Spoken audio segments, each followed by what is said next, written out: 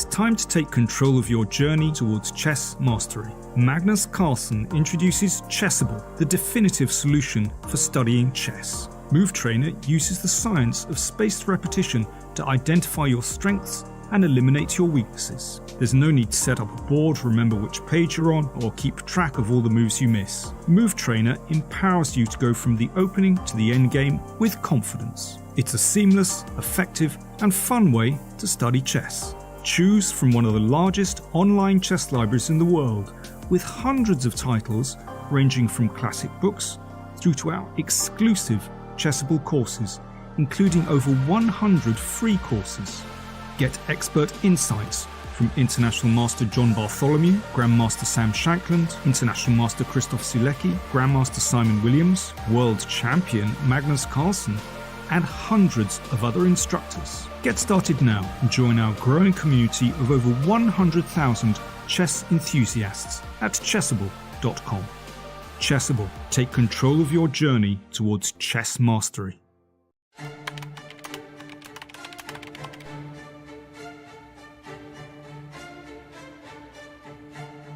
Hi everyone, welcome to our new video series. My name is Jan Gustafsson and I'm thrilled to be reunited with fellow Magnus Carlsen's trainers, seconds, Peter Heine Nielsen, Magnus Carlsen's head coach, and Laurent Fressinet, Magnus Carlsen's French coach, are both here, and we will be going through the World Championship match 2021.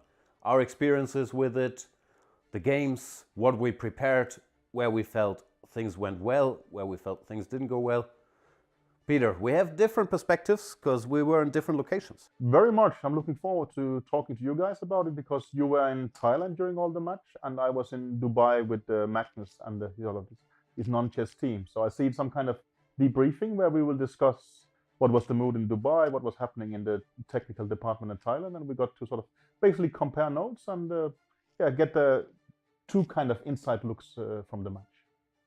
Very much so. And Laurent, we are actually in your private home. Thanks for having us. It's a big pleasure to welcome both of you, and I'm sure it will be interesting to talk to you guys about the match. Likewise. So we hope you guys enjoy the series with our behind the scenes insights. See you then.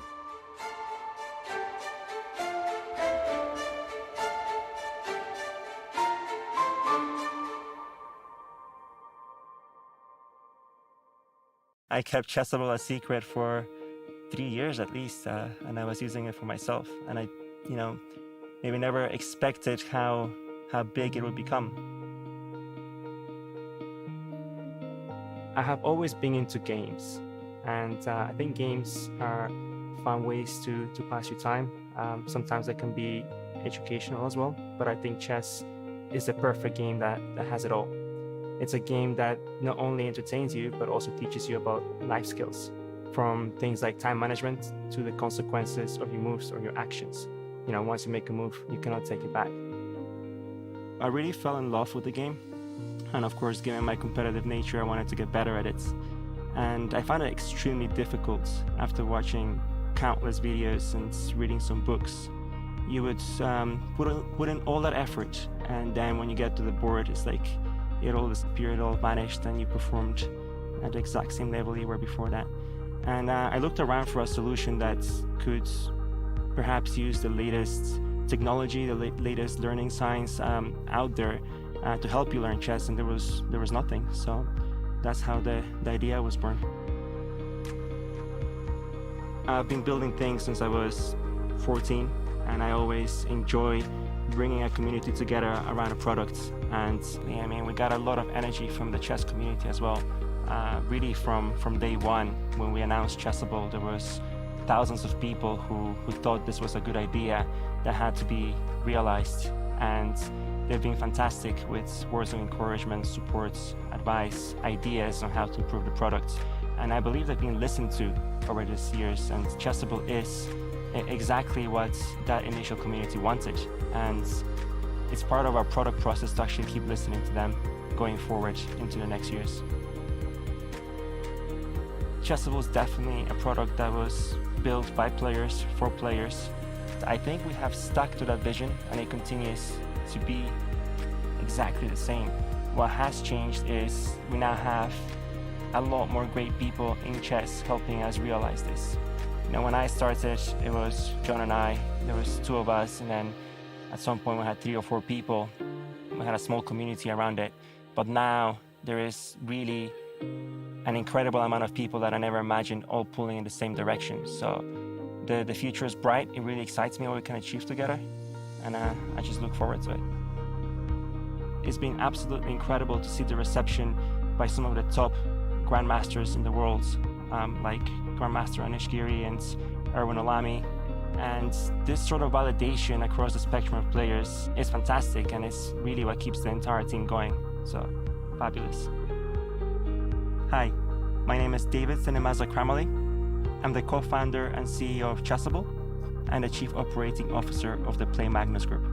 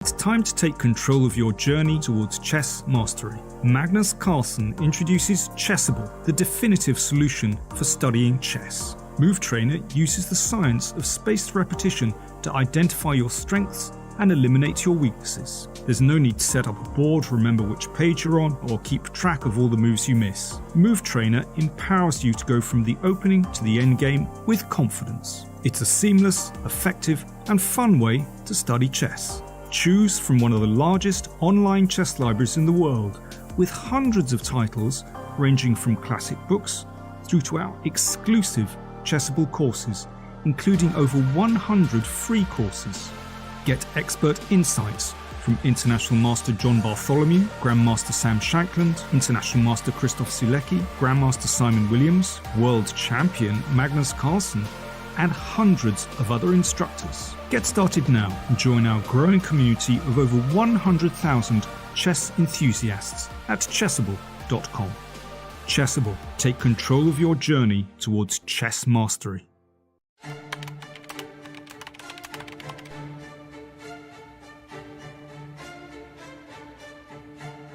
Hi everyone, welcome to our new video series. My name is Jan Gustafsson and I'm thrilled to be reunited with fellow Magnus Carlsen's trainers, seconds, Peter Heine Nielsen, Magnus Carlsen's head coach, and Laurent Fressinet, Magnus Carlsen's French coach, are both here, and we will be going through the World Championship match 2021. Our experiences with it, the games, what we prepared, where we felt things went well, where we felt things didn't go well. Peter, we have different perspectives because we were in different locations. Very much. I'm looking forward to talking to you guys about it because you were in Thailand during all the match, and I was in Dubai with Magnus and his non-chess team. So I see some kind of debriefing where we will discuss what was the mood in Dubai, what was happening in the technical department in Thailand, and we got to sort of basically compare notes and get the two kind of inside looks from the match. Very much so. And Laurent, we are actually in your private home. Thanks for having us. It's a big pleasure to welcome both of you, and I'm sure it will be interesting to talk to you guys about the match. Likewise. So we hope you guys enjoy the series with our behind the scenes insights. See you then.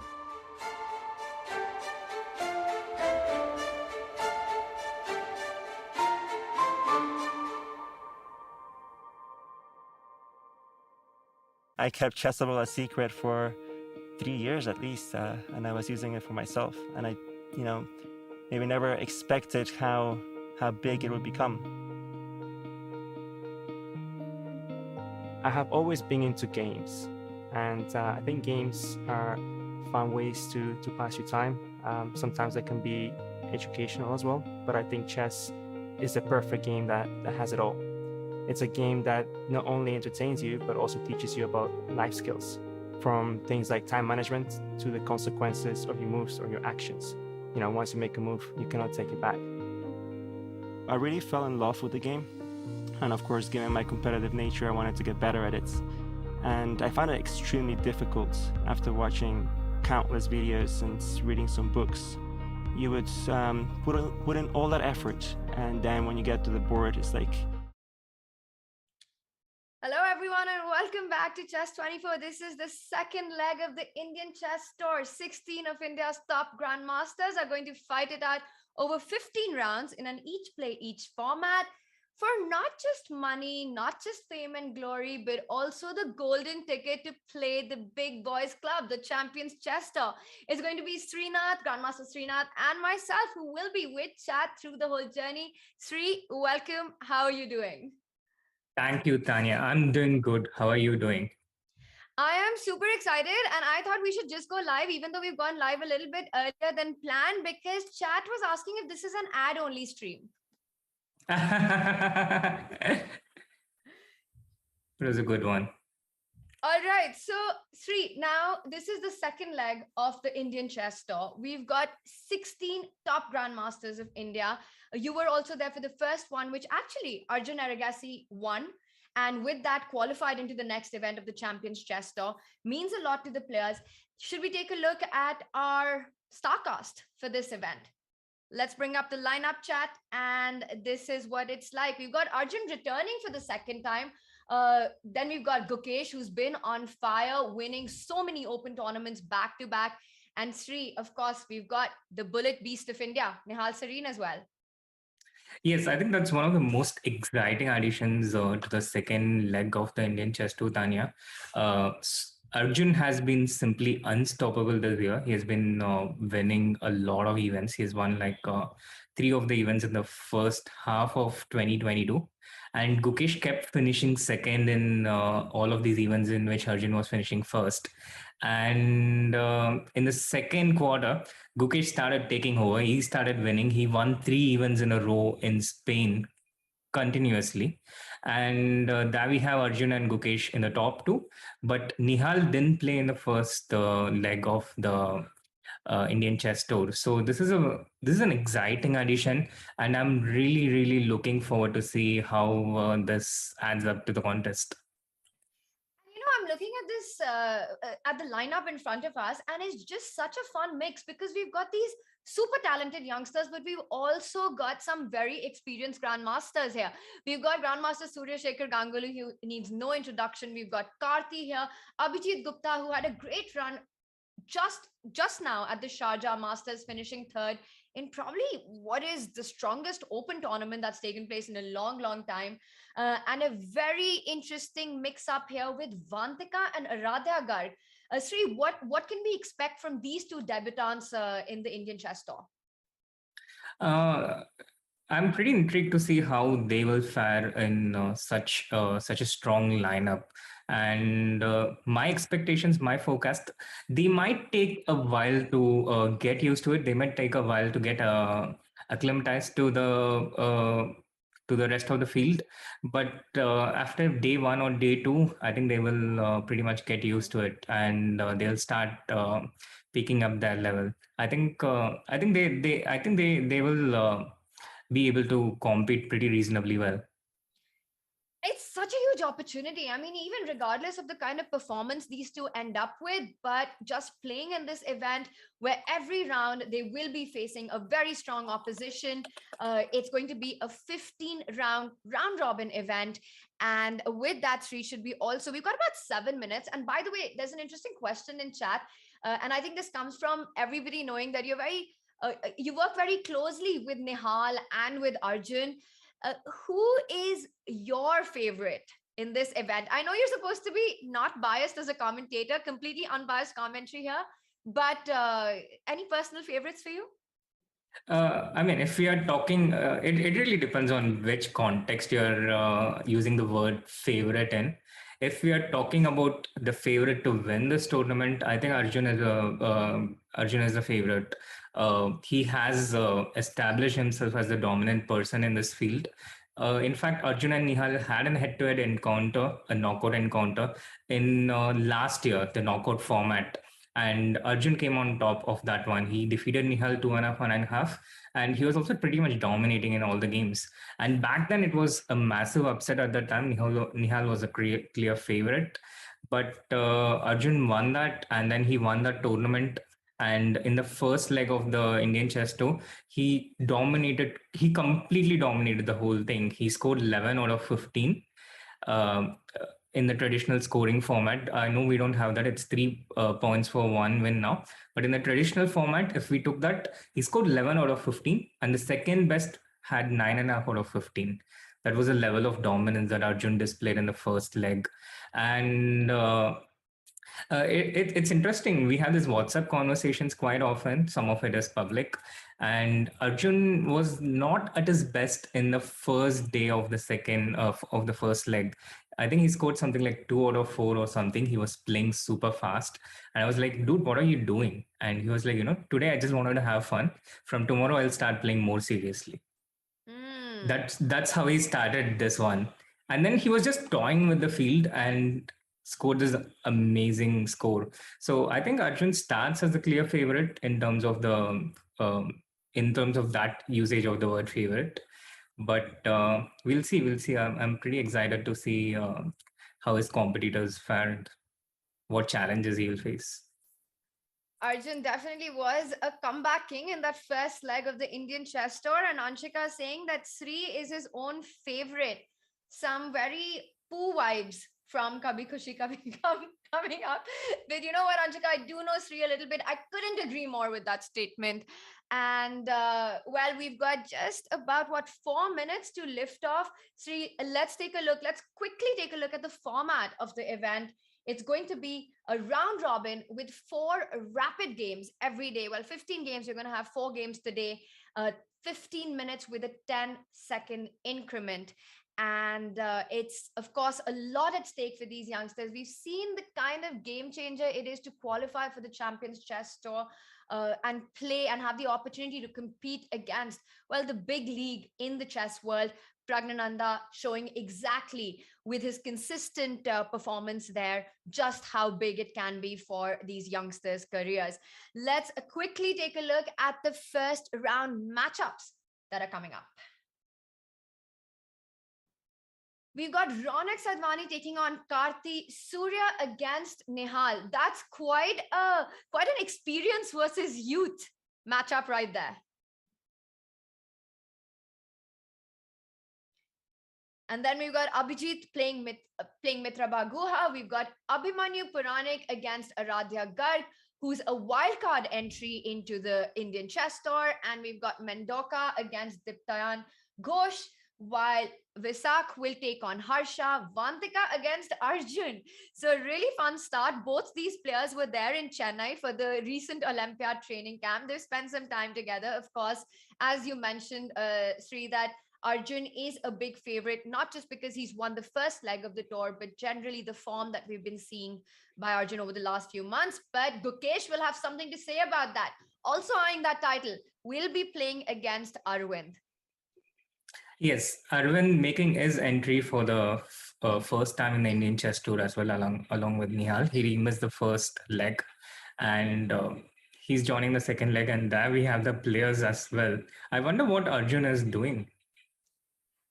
I am not really sure, but it almost feels like he's barely waking up right now. I wish I can contradict, but you know his routines in the camp. Arjun was one of the most, famously one of the players who was always just waking up around the time the camp would start. So I think he's being an early riser is not his thing, but Sri, it's 3:30 in the afternoon. Tania, it's only 3:30 in the afternoon. That's how some people look at it. You're right. It's all about the perspective. Vantaka looking a little stressed there. And I think that also comes from, well, there's so many, tech checks and things to be in place to be able to play in this format. And it's her first time here. So I think that slight stress that we see on her is just her setting up her screen, setting up her monitor, getting ready to play. But she definitely looks a little bit more awake than Arjun. I think anyone would look more awake than Arjun unless we bring in Nihal or Gukesh here.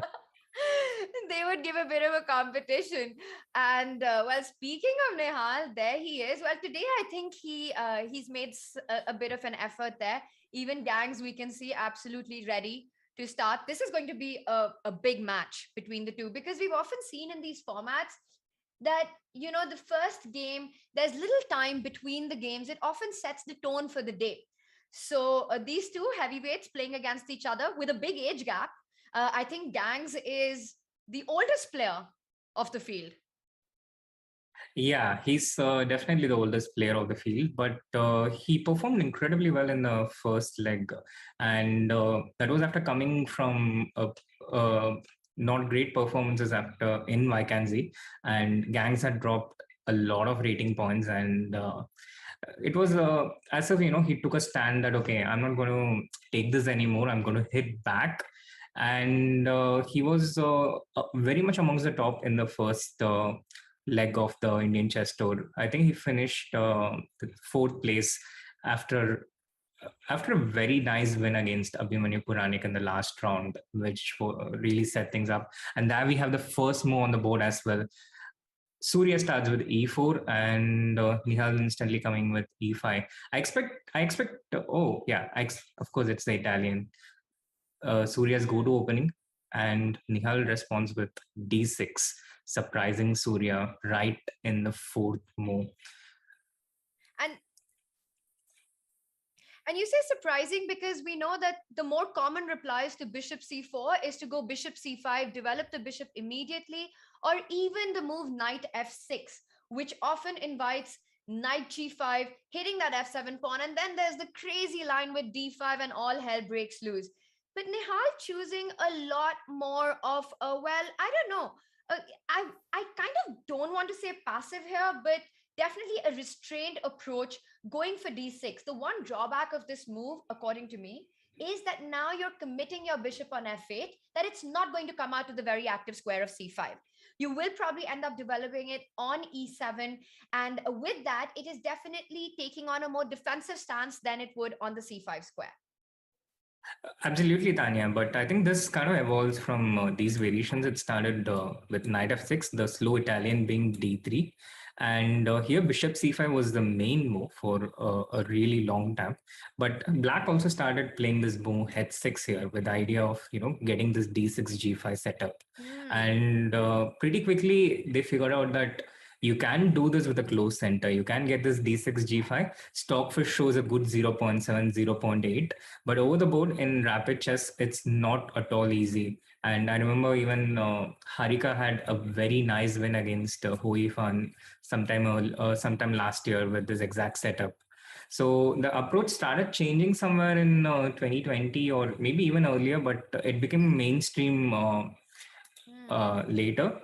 And I think that has been one of the changes in approach with the younger crowd, that they are not going to go and follow things that has been done for the last 20 years with extensive theory and people crunching it with stockfish, but they are trying to deviate as early as possible and bring their more experienced opponents into situations where, you know, the juniors are more experienced, a new territory. And I think it makes a lot of sense. When my generation was growing up, Vidit, Adiban, Setu, we did exactly the same thing. We would try to deviate as early as possible instead of following what has been the established theory, what has been the established openings. And it gives a massive advantage because now you take experience out of the equation. That's a very cool insight, actually, that very often just deviating from main theory just means about, okay, we've got this position, let's play chess on the board. And especially with a short time format, a short time control, it can often just throw your opponent off balance. We see a very interesting development here with Surya not backing down. He's saying, you know what, you've gone for this slightly unorthodox approach with d6, bishop e7. I'm going to play directly with h3, g4. Now, very often, the idea of h3, g4 is not just to attack, but also to gain control over the f5 square and kill that light squared bishop. With the last move, d5, he's completely blocked the center. We know that if you want to advance on the flank side, you've got to keep the center closed. So d5, yes, it might seem that, wait a second, what happens to that bishop on c4? But Surya making his intentions clear. He wants to storm down the board on the king side. Yes, Tania, absolutely. He wants to close things down. And as you mentioned, this really kind of kills this g6 bishop. And we see a very nice evaluation for white here on the live board. It goes beyond the 5th rank, which means it's at least +1. But in a practical game, it totally doesn't matter because people are not going to play the best moves of stockfish. And I think there's also another small change in approach with the newest generation. When engines emerged for the first time, we were fascinated by it in such a way that we just didn't want to do what the engine didn't recommend. We were pretty afraid of going into these types of positions where it would give a big evaluation. But now we understand clearly that human chess is different, what computer says is different. And what matters is your opponent has this position practically and how it is perceived practically. And here in a closed position like this, it can go out of control pretty quickly for white if he makes a slight inaccuracy. And you saw Surya play this move queen d2 and instantly the evaluation bar going down because after knight f6, I don't instantly understand why it's such a bad move, but I do understand that perhaps it was better to have this knight on d2 and the pawn on f3. Maybe this was a better setup. Maybe the d2 square wasn't the best for the queen. Maybe he should have done something like queen e2 and reserved the d2 square for the knight. And I think Neha's last move explains that a lot because after knight f6, it's just not very comfortable. How are you going to protect that e4 pawn? Yes, you can step back from that bishop to c4, bring it down to d3 to defend it. I actually don't see another way to keep that pawn protected. But bishop d3 is not a happy move that you make on the board. I think Surya wanted to play fast. He wanted to keep up the tempo, just showing that he's not surprised. He's ready to take it on. But queen d2, a slight inaccuracy. We will come back to this board. Sri, let's do a quick opening tour because there's a lot of action all around. And I want to go to Arjun versus Vantaka because we've got a Benoni there. Whenever we've got a Benoni, we know that there's going to be fire on the board. And Vantaka playing with the white pieces. How has she handled the opening? I look at the position and I just had a look at the eval bar, and the eval bar seems to say that Arjun needs to wake up. Yes, there was a big jump at the evaluation bar just as he played queen b6. It was pretty peaceful till before he played queen b6, but there was a massive spike. Again, I don't instantly understand why this is such a bad move for black, because you're attacking the b2 pawn, you're forcing some rook a2, rook b1, and at some point you want to try and get this knight to e5. So when you do this with the queen on d8, then at d7, when the knight reaches d7, the d6 pawn is undefended. So having this queen on b6, the knight coming on to e5, this facilitates it faster, and Arjun is able to do this without tempo. He plays queen b6, attacking the pawn. White has to defend it White probably has to defend it from what I can see, something like rook a2, and it looks pretty normal for yeah, queen Oof, e2 on the queen board. e2. I think normal move, natural move, but it really restricts the development of the king side pieces. Yeah, not what I first thought, and it's very slow because at some point she will move queen c2, get the bishop out, but this costs white a lot of time, and black has all the time to get this knight to e5. After which I think black is totally okay. Black will equalize and get a break with f5. Yeah, F5 is a very big plan in these openings for black to just neutralize all of white's center. I kind of am not a fan of queen e2 because it comes in the way of the bishop, and then you just have to waste a few more tempos to get that development going. But then again, I think it's so important that Vantaka doesn't take too much time contemplating because it is a rapid format with 15 minutes and a 10-second increment. We already see Arjun ahead on the clock. She had to defend the b2 pawn. And I think with the move rook a2, you're always sort of worried about bishop c3, queen b1. So, that's something that you just don't want on the board. And with that, if you have to defend b2, I think you just take the call to go queen e2, and she's gone for it. Let's continue our opening tour and take a look at the other hot favorite of the event, Gukesh. How is he doing? Gukesh seems to have a pretty standard opening. He started with d4, knight f3, and g3.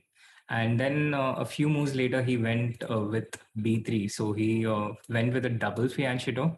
And in the present position that we have right now, I think it's very equal, very, very equal. And um, black is quite comfortable here. White can break with something like e4 in these types of positions, or c4 to try and open some files and get some things going. But in these situations, if white gets the pawn to c4, then black gets his knight to b4, and that wouldn't be desirable for white. And if white breaks with e4, then black will end up with a pretty solid pawn structure. So I think it's quite symmetrical, quite equal, and yeah, I think Arvind is quite safe here. Arvind is a very tough player. So definitely Gukesh, I think he's been on form, but we all know just how strong Arvind is. So this is going to be quite a close fight. And it does feel, regardless of what the eval bar says, that black should be quite happy with the outcome of the opening. And this is going to be a slow one. So we'll see how it develops. Let's jump back to the action that we had on the Surya board against Nihal. I think that's one board we're all very excited to see how it develops, especially seeing the opening that we had. And let's back up to that moment where we left it, Sri, when Surya had made the move queen to d2, and Nihal immediately pouncing on the opportunity to go knight f6, hitting that pawn on e4. And then we see how the game developed, that Surya immediately started regrouping the pieces. So take us from here. Yes, Tania. Surya played the queen to d2 here, which we felt was not the best square for the queen. And after knight f6, Surya made this decision to accept that he probably didn't make the best decision. He immediately moved the queen to d3. It's usually psychologically not easy to do this, to play something and then realize, okay, I made a mistake, I'm going to go back and do it again. But white has so much space here, and time is not such an important factor on the board because of the close nature of the position. This allowed him to play the queen to d3. And now Nihal started to break in the center. He played the pawn to c6, and this creates pressure on the d5 point. This bishop on g6 also having this pin on the queen on d3. So d5 is under pressure, and Surya responding with a4 because b5 and b4 was a threat. Attacking the c3 knight, which was defending the d5 point, and right now white had enough pieces controlling the d5 square. So a4, queen to a5, reinforcing the threat of b5, as well as creating options to play the knight to c5 so that black can recapture with the queen. And knight to d2, knight c5, bishop to c5, queen into c5, and f3. So white has fortified his center completely, and black, on the other hand, got some kind of an advantage on the dark squares. No dark square bishop for white. This diagonal is open, and exchanging pieces is a good thing for black because he had less space and less space means less space for his pieces in general. So eliminating one of the pieces off the board, and a5, a move that gains a lot of control on the dark squares, a strategically strong move. And the position remains wild, it continues to remain wild. Yeah, rook to e3, because you don't really need to castle the king anywhere. The king is quite safe on e1. There's no black piece which is going to be able to create threats against the white king on the e file. So he's happy to keep his king on e1 for the moment and bring in other pieces into the game. So rook to a3, and Nihal plays the knight to d7, opening up this bishop and also improving his knight, trying to get it to c5 in the future perhaps. h4, taking control of the dark squares a bit more. This takes away the h4 and the g5 square from the dark square bishop of black, and also threatens h5, trapping the bishop. So black has to either play h6 or h5. And now bishop a2, short castle, and queen c4, taking the game into the endgame. And in the future, perhaps creating pressure on the c6 and d6 pawns. And I don't think queen e3 check is anything to bother here, because if black plays queen to e3, white can just respond with knight e2, blocking the check and also attacking the queen. So the position still remains crazy complex. It still remains very complex, but I think black is not black is not really worse because of this dark square bishop advantage, the pair of bishops and the dark square bishop advantage. So this, for example, if there is, let's say, a pressure on the d6 pawn in the future, white cannot attack it with a dark square bishop. Black has this extra defender in all these situations, and he can always improve this g6 bishop with something like f6 and bishop f7 when it's possible, when this diagonal is no longer vulnerable. Very nicely explained and broken down all the dynamics in the position. The big question, of course, for Nihal is, does he decide to trade queens or not? He says no, he's giving a check on e3, queen e3 on the board, and after knight e2, he probably wants to just step back with the queen to, let's say, b6 or to a7, and then bring the knight to c5. What he's done is he's moved white's knight from c3 down to e2, and we have that on the board.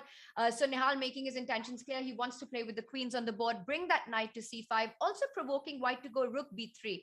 After rook b3, the queen will lose one more tempo, but then once black's knight comes to c5, that rook gets under fire. So there's a lot of threat and counter threats. Very interesting approach.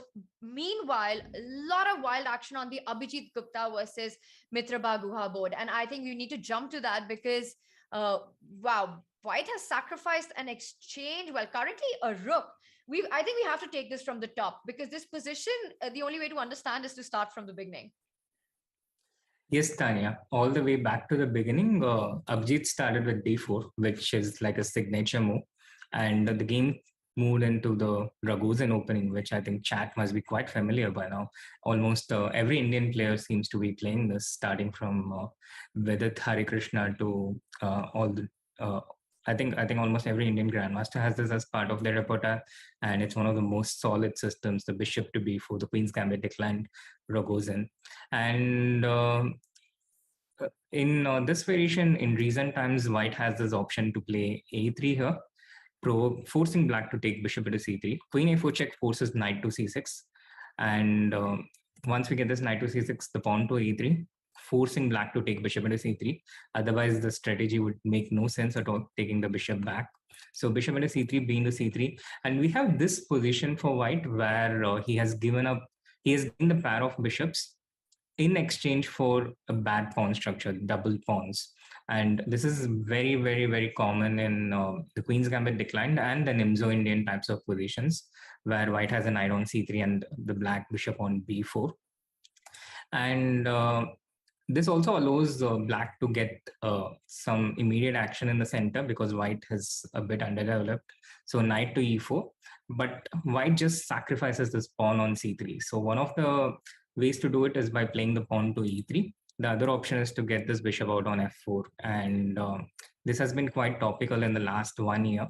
In this game, Abhijit decided to go with the pawn on e3, but knight into c3, queen c2, knight e4. Black has won this pawn, but white doesn't mind that too much, because that was a double pawn in any case. And he has a lot of strategical compensation on the dark squares and against black's king in general. Also, this bishop on c8 has been logged out. So he starts with bishop d3, and here knight d6 is a very useful and important move. There was an old game of Topalo Anand, and Vishy pretty much shows the way of how to play with black here. And there was also a recent game between Gukesh and Aronian in the Champion Chess Tour. Gukesh having the white pieces. It was a crazy game. But having this knight to d6 and even sacrificing it with knight c4 in certain situations to open up the light squares, this is one of black strategies. But black goes with the knight to d6, knight d2, h6, bishop b2, and short castle. I think till now it's pretty much known stuff. And here Abhijit starts with g4, which always makes sense. Yeah. Especially when there's a pawn on h6, right? You know you've got a hook. You want to break rook g1, g5 coming in. This is what you want to do. This is why you want to give up that pawn on c3. You've gained these tempos, developing your pieces, and now you just want to break through to the king side.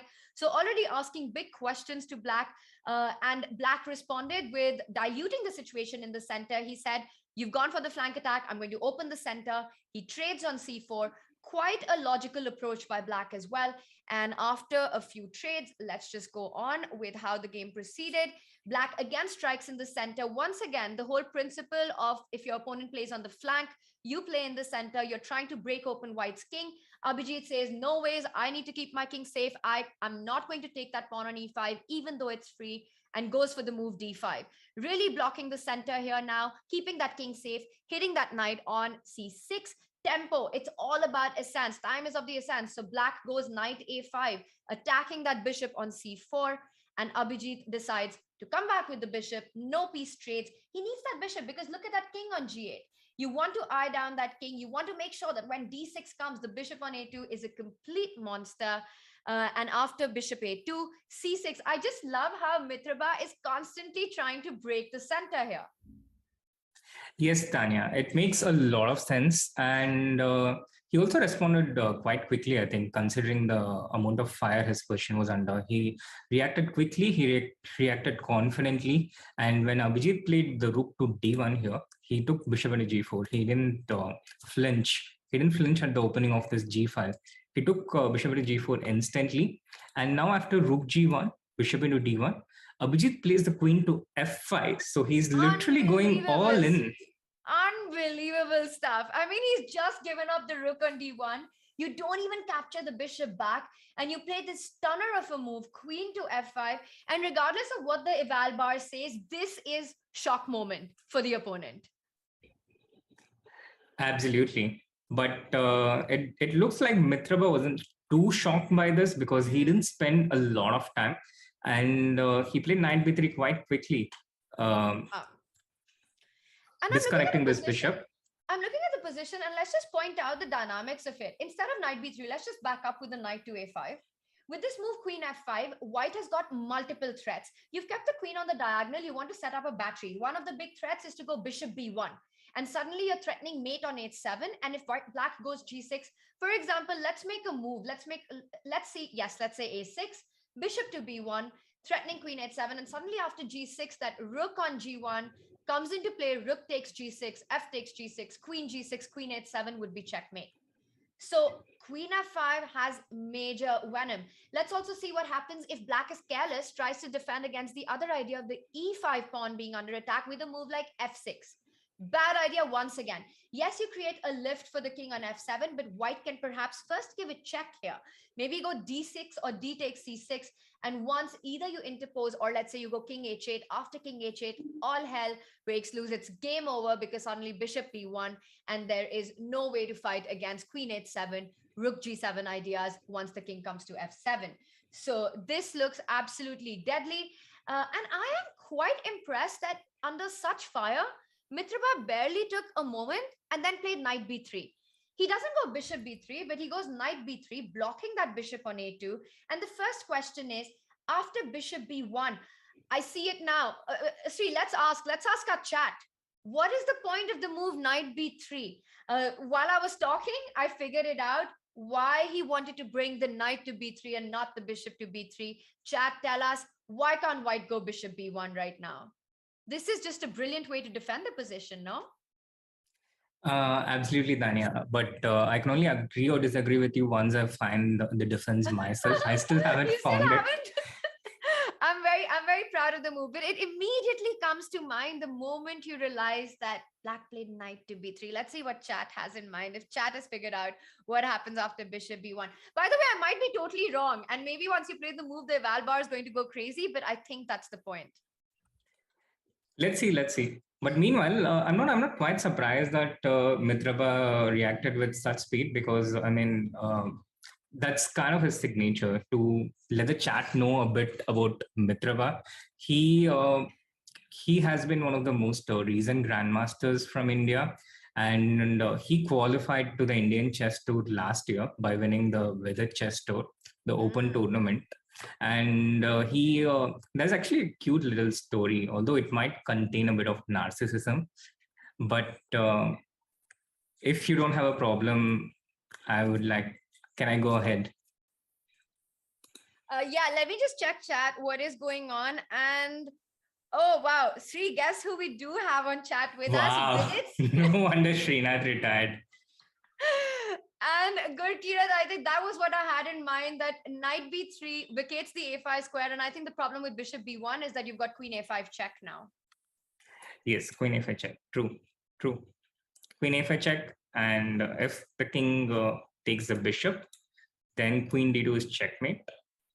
And if the king goes to f1, then black is in time to play the knight to d2, giving a check and also attacking the b1 bishop in the process. So black can just capture it over the next move, and white doesn't have the same menacing attack that he has.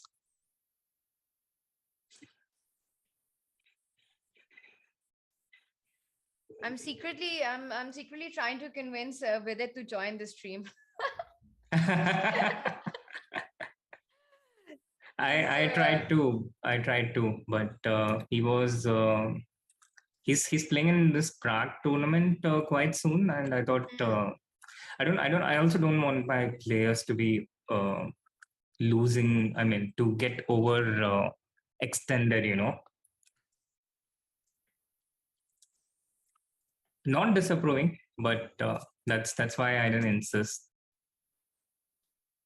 That's why I didn't insist.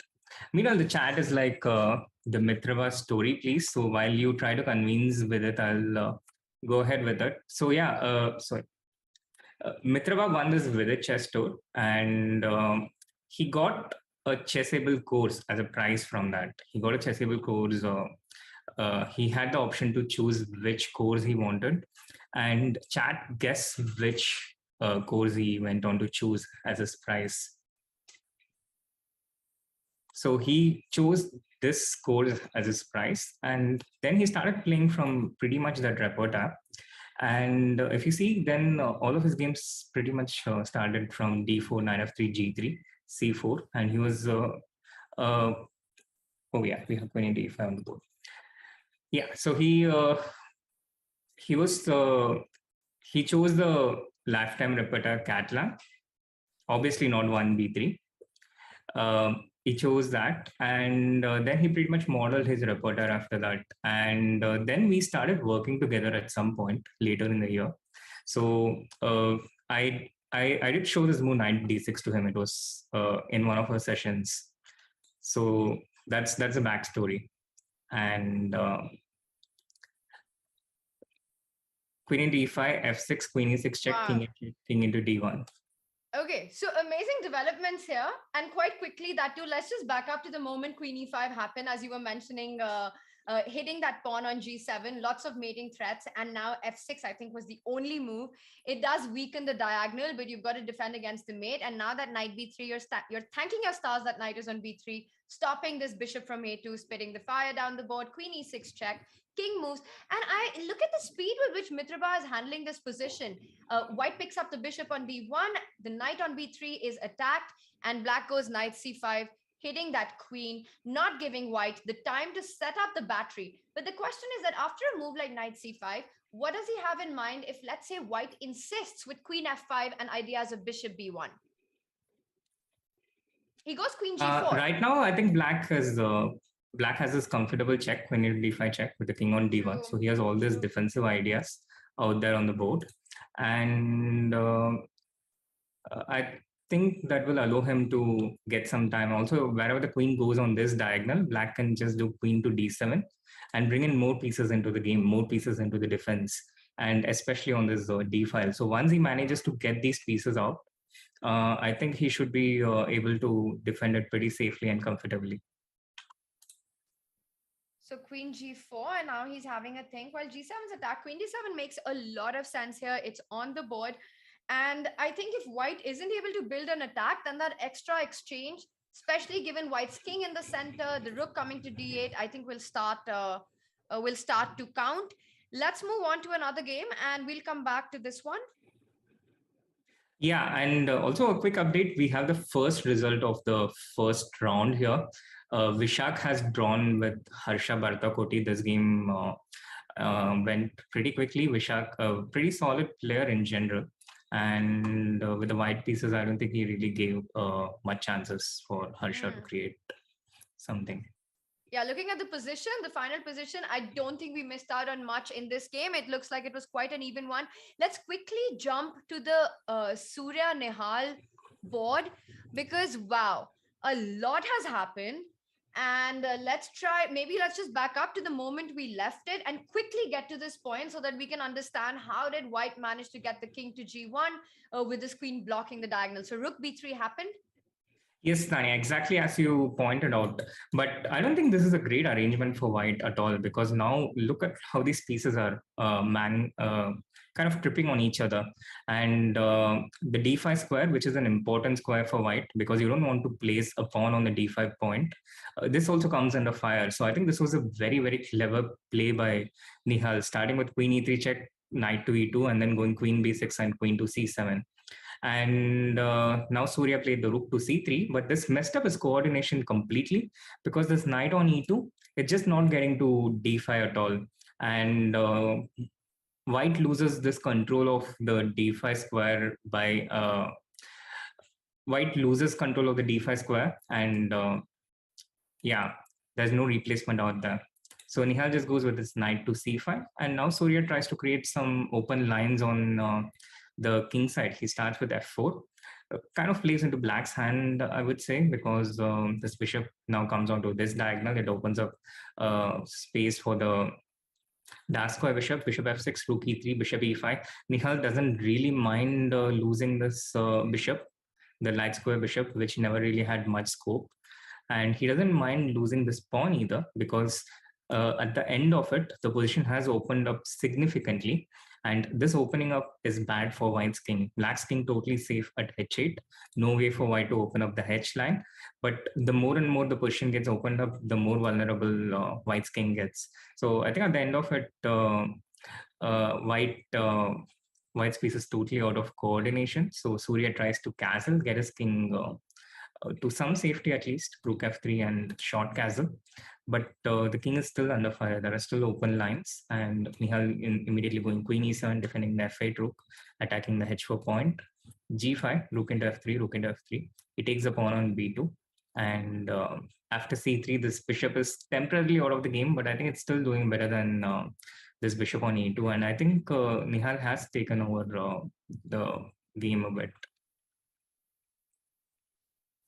No, this is an absolutely, I mean, it's a wild position for white. The king on g1 has got no cover at all. And bishop c1 coming in, freeing that bishop from b2. Moves like rook f8, trading the rook also comes to mind. You trade the rooks after queen f8, queen f4 will come in, hitting that knight on d2, as well as all kinds of checks. I have to say that it looks like it's going to be Surya in trouble, but Nehal has to watch out. He's got 2 minutes on the clock. But as we all know that it's only when the clock comes down to 1 minute that Nehal really starts to play. Before that, it's just too much time for him. Absolutely. That's totally how Nehal plays. And I think it's quite the contrast to how Arjun plays, who usually has his time above 15 minutes. But talking about Arjun, it seems like Arjun is in quite a bit of trouble, Tania. Look at this position we have in the game right now, Vantika against Arjun. And I was following this from the corner of my eye for a while. And Vantika has been outplaying Arjun right from the beginning. And I just don't see how White cannot win from this position. White is an exchange up. Black's king is vulnerable. And she can go rook e7 here, force the exchange of the rooks. And after this, White's pieces are just getting into Black's camp. She's gone for it. She's gone for rook e7, rook f2, the only way to win a pawn, give back the rook, but then at least have a pawn for it. While Arjun is relying on that bishop on d4. It does have some activity, and White's king slightly unsafe, but of course, White is the one who's going to be pushing this rook e2. I love it, taking control of the e file. She can even go queen e4 and just try and trade off the queens on the next move. A double up on the e file. Let's say a move like queen g5 and you go queen e4, defend the d5 pawn, threaten queen e7.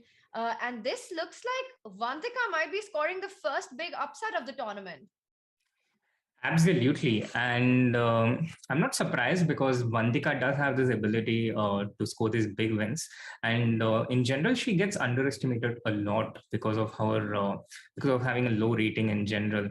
But I think she's clearly underrated and she's strategically very strong. She has a very good repertoire with 1d4. Again, a Catalan based repertoire. And she also plays quite well with less time. So she does take a lot of time in the beginning, but she catches up in the end. Okay, this is really turning around. I mean, queen g5 on the board. I don't see a way for Black to keep up any compensation after a move like queen e4, targeting a queen trade. And meanwhile, Joel in chat, shout out to Joel in chat, what's up? And yes, this position does look like it's big trouble for Arjun. Wow. And so many of us just thought that Arjun is such a big favorite.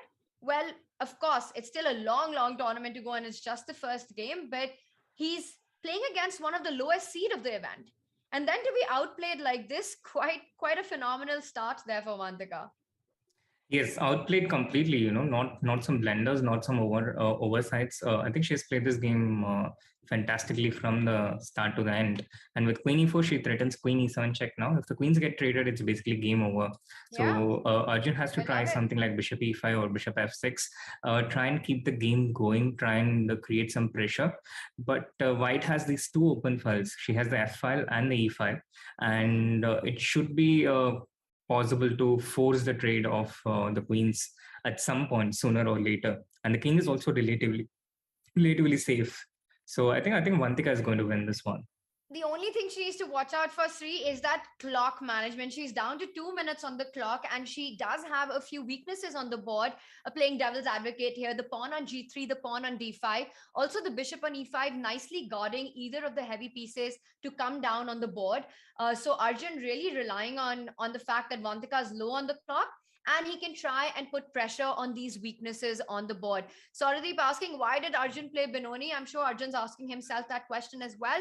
But this is not about the Benoni. I think this was just a little bit of a rash play in the middle game by Arjun. Benoni is, of course, one of the most dynamic openings. And with the black pieces, when you want to try to score a full point, it's often the choice of many players. And look at that. Vantika goes queen b3. And immediately Eval Bar seems to say that, I don't like this move.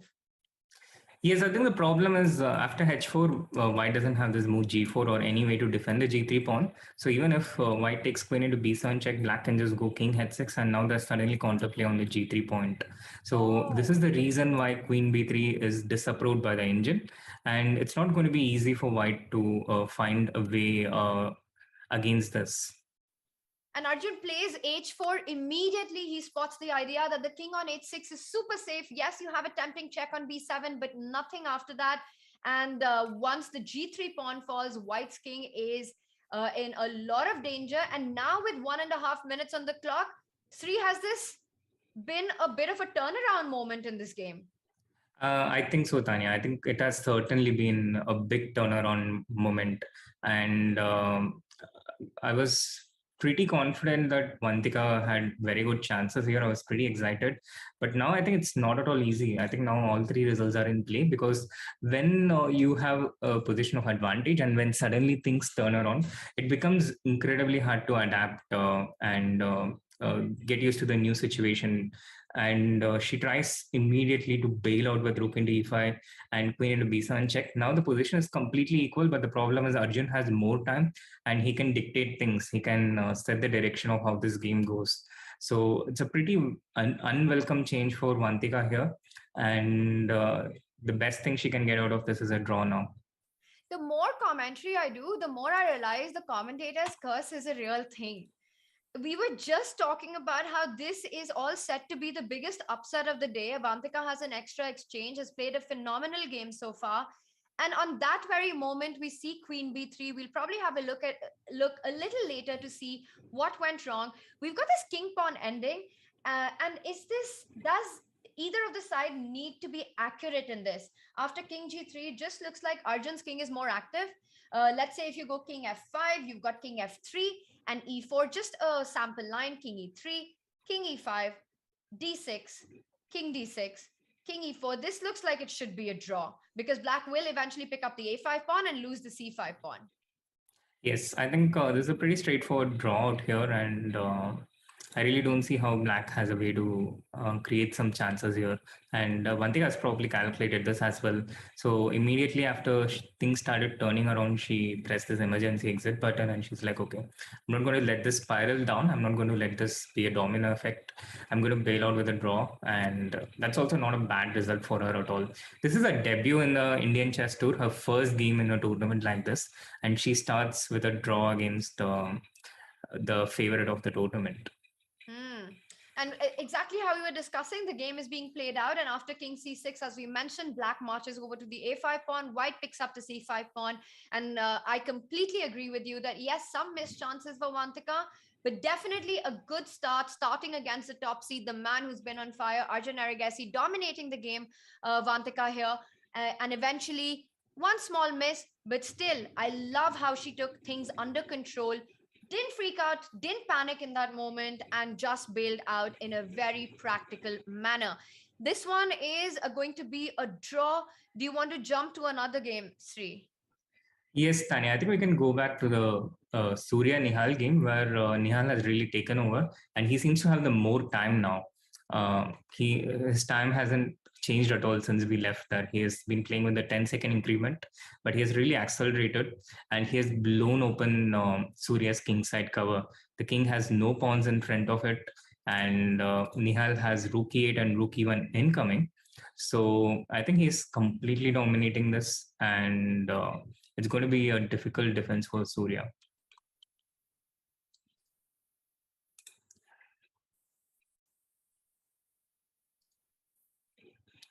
Rook e8 with the idea of rook e1 here, and I actually don't even see how I can find a defense. Yeah. So white has a piece for a few pawns here, but black's queen and rook activity against the exposed king on g1, the g5 pawn falling, not even talking about the million pawns that black has for the piece. It just looks like, well, it's not even about compensation anymore. Nihal's position is just crushing through. Rook e1, a big threat, either targeting the queen or the bishop. So this looks like it's going to be Nihal's game. Meanwhile, we do have a result on the Abhijit versus Mitraba board. Abhijit versus Mitraba Guha. And there, it seems that Mitraba managed to win. Yes, Abhijit resigned after queen into b2. I think it was a great defensive game by Mitraba.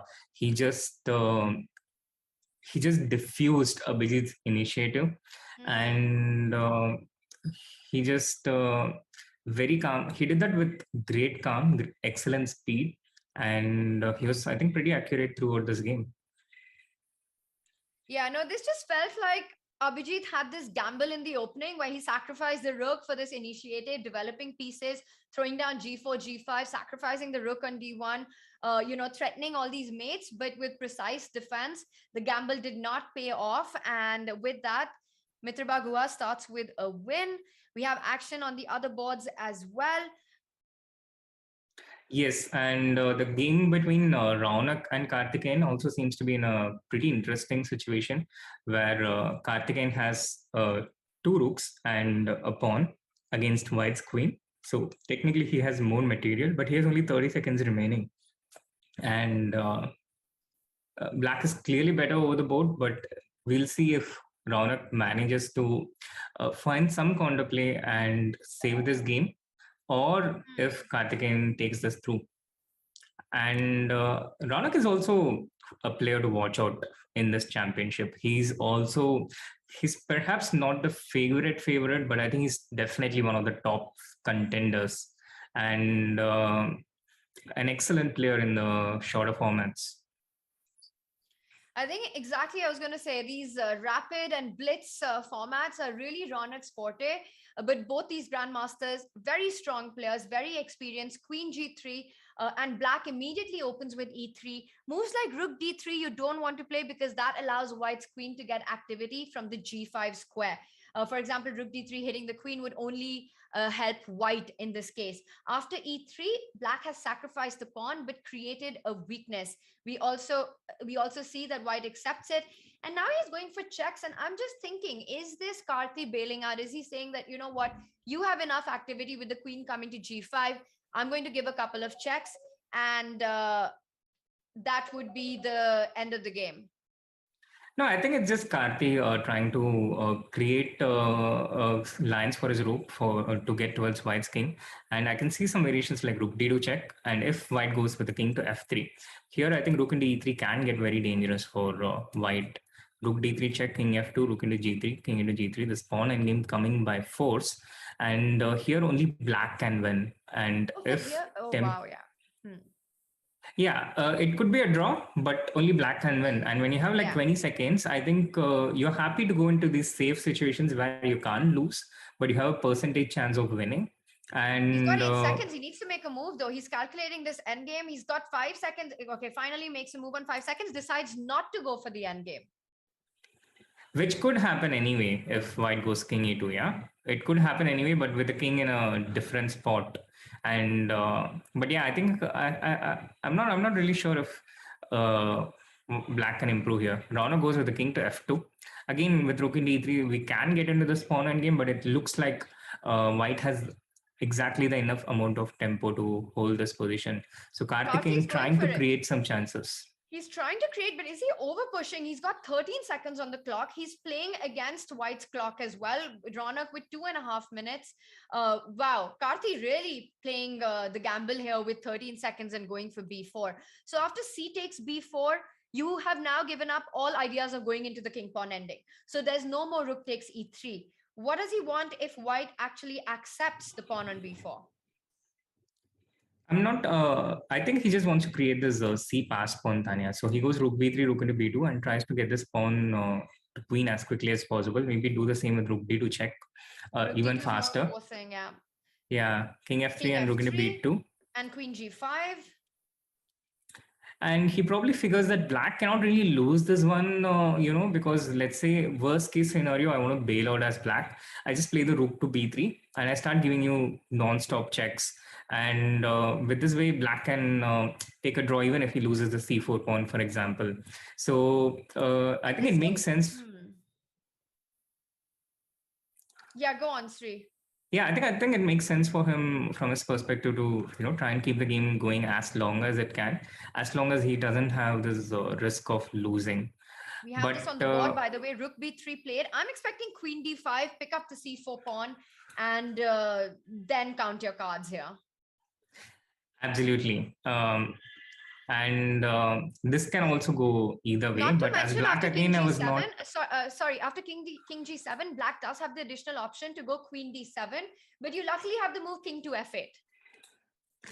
Yes, Tania.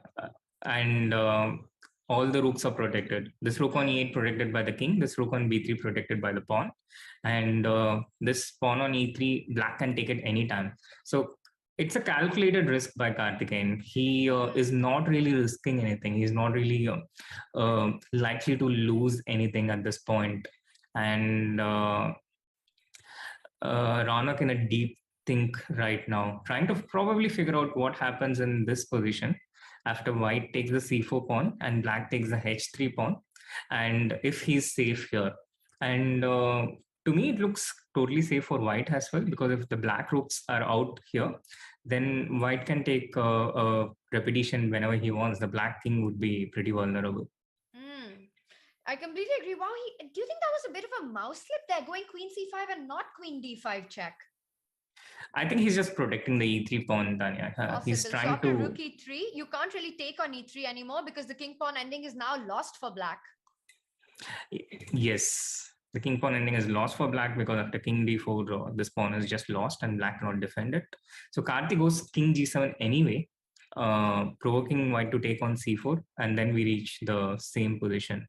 But maybe he won't take on c4. And I have a feeling that Karthi actually missed this resource of queen c5, and white just wants to advance down the board with the b pawn. And watch out, you can't go rook b8 anymore, targeting the b5 pawn, because after queen c7 check, you end up losing the rook. Absolutely, Tania. So he cannot go rook to b8. For black, the defensive resource is to distract this queen away from c5 and take the e3 pawn, which he can do by force. He just needs to push this pawn to c2, distract this queen on c5 by force. The queen has to go somewhere else. And then white takes on e3.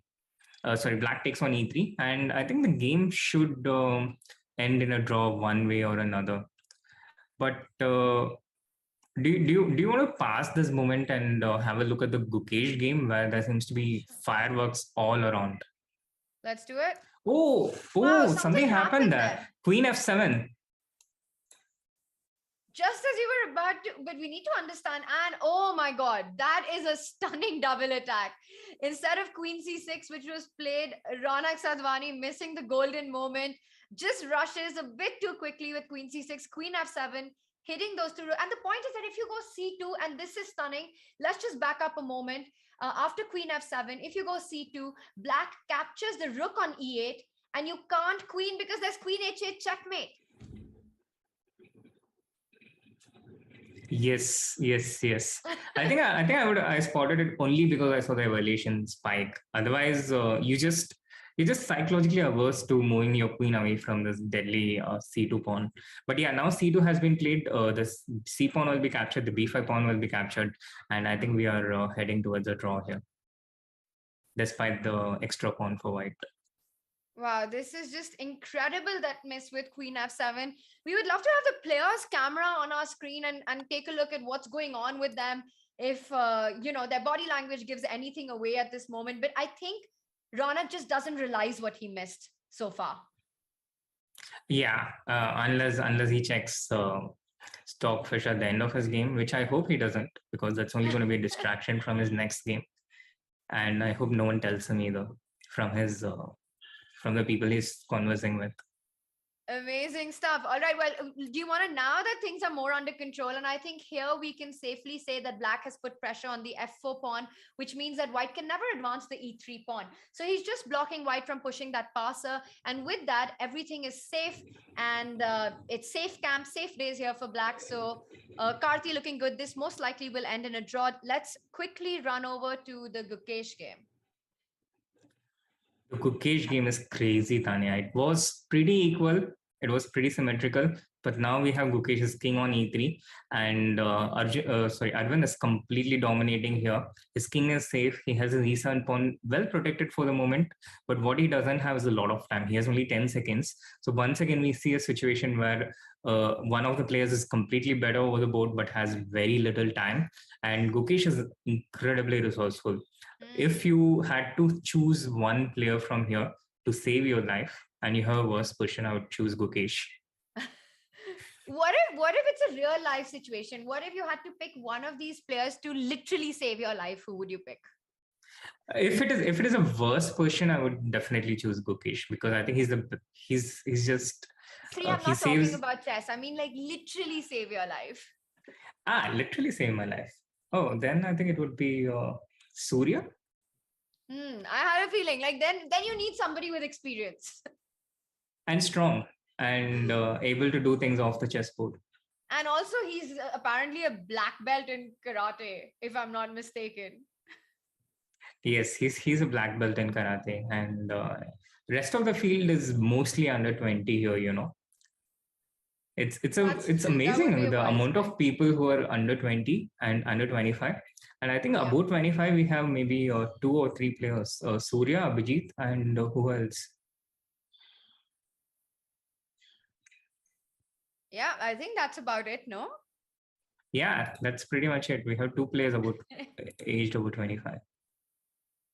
It's a very young field and a very strong one at that as well. Well, this one, there was a repetition and then Black decided to not repeat anymore, goes for h5. So Arvind saying to Gukesh, I still want a game because the h pawn is much stronger than your d pawn, which is not a passer, while the h pawn is rolling down the board.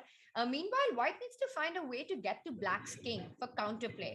How is White doing that? Because otherwise, Black just needs 3 more moves and it's game over. I think the e7 point is the entry point for White.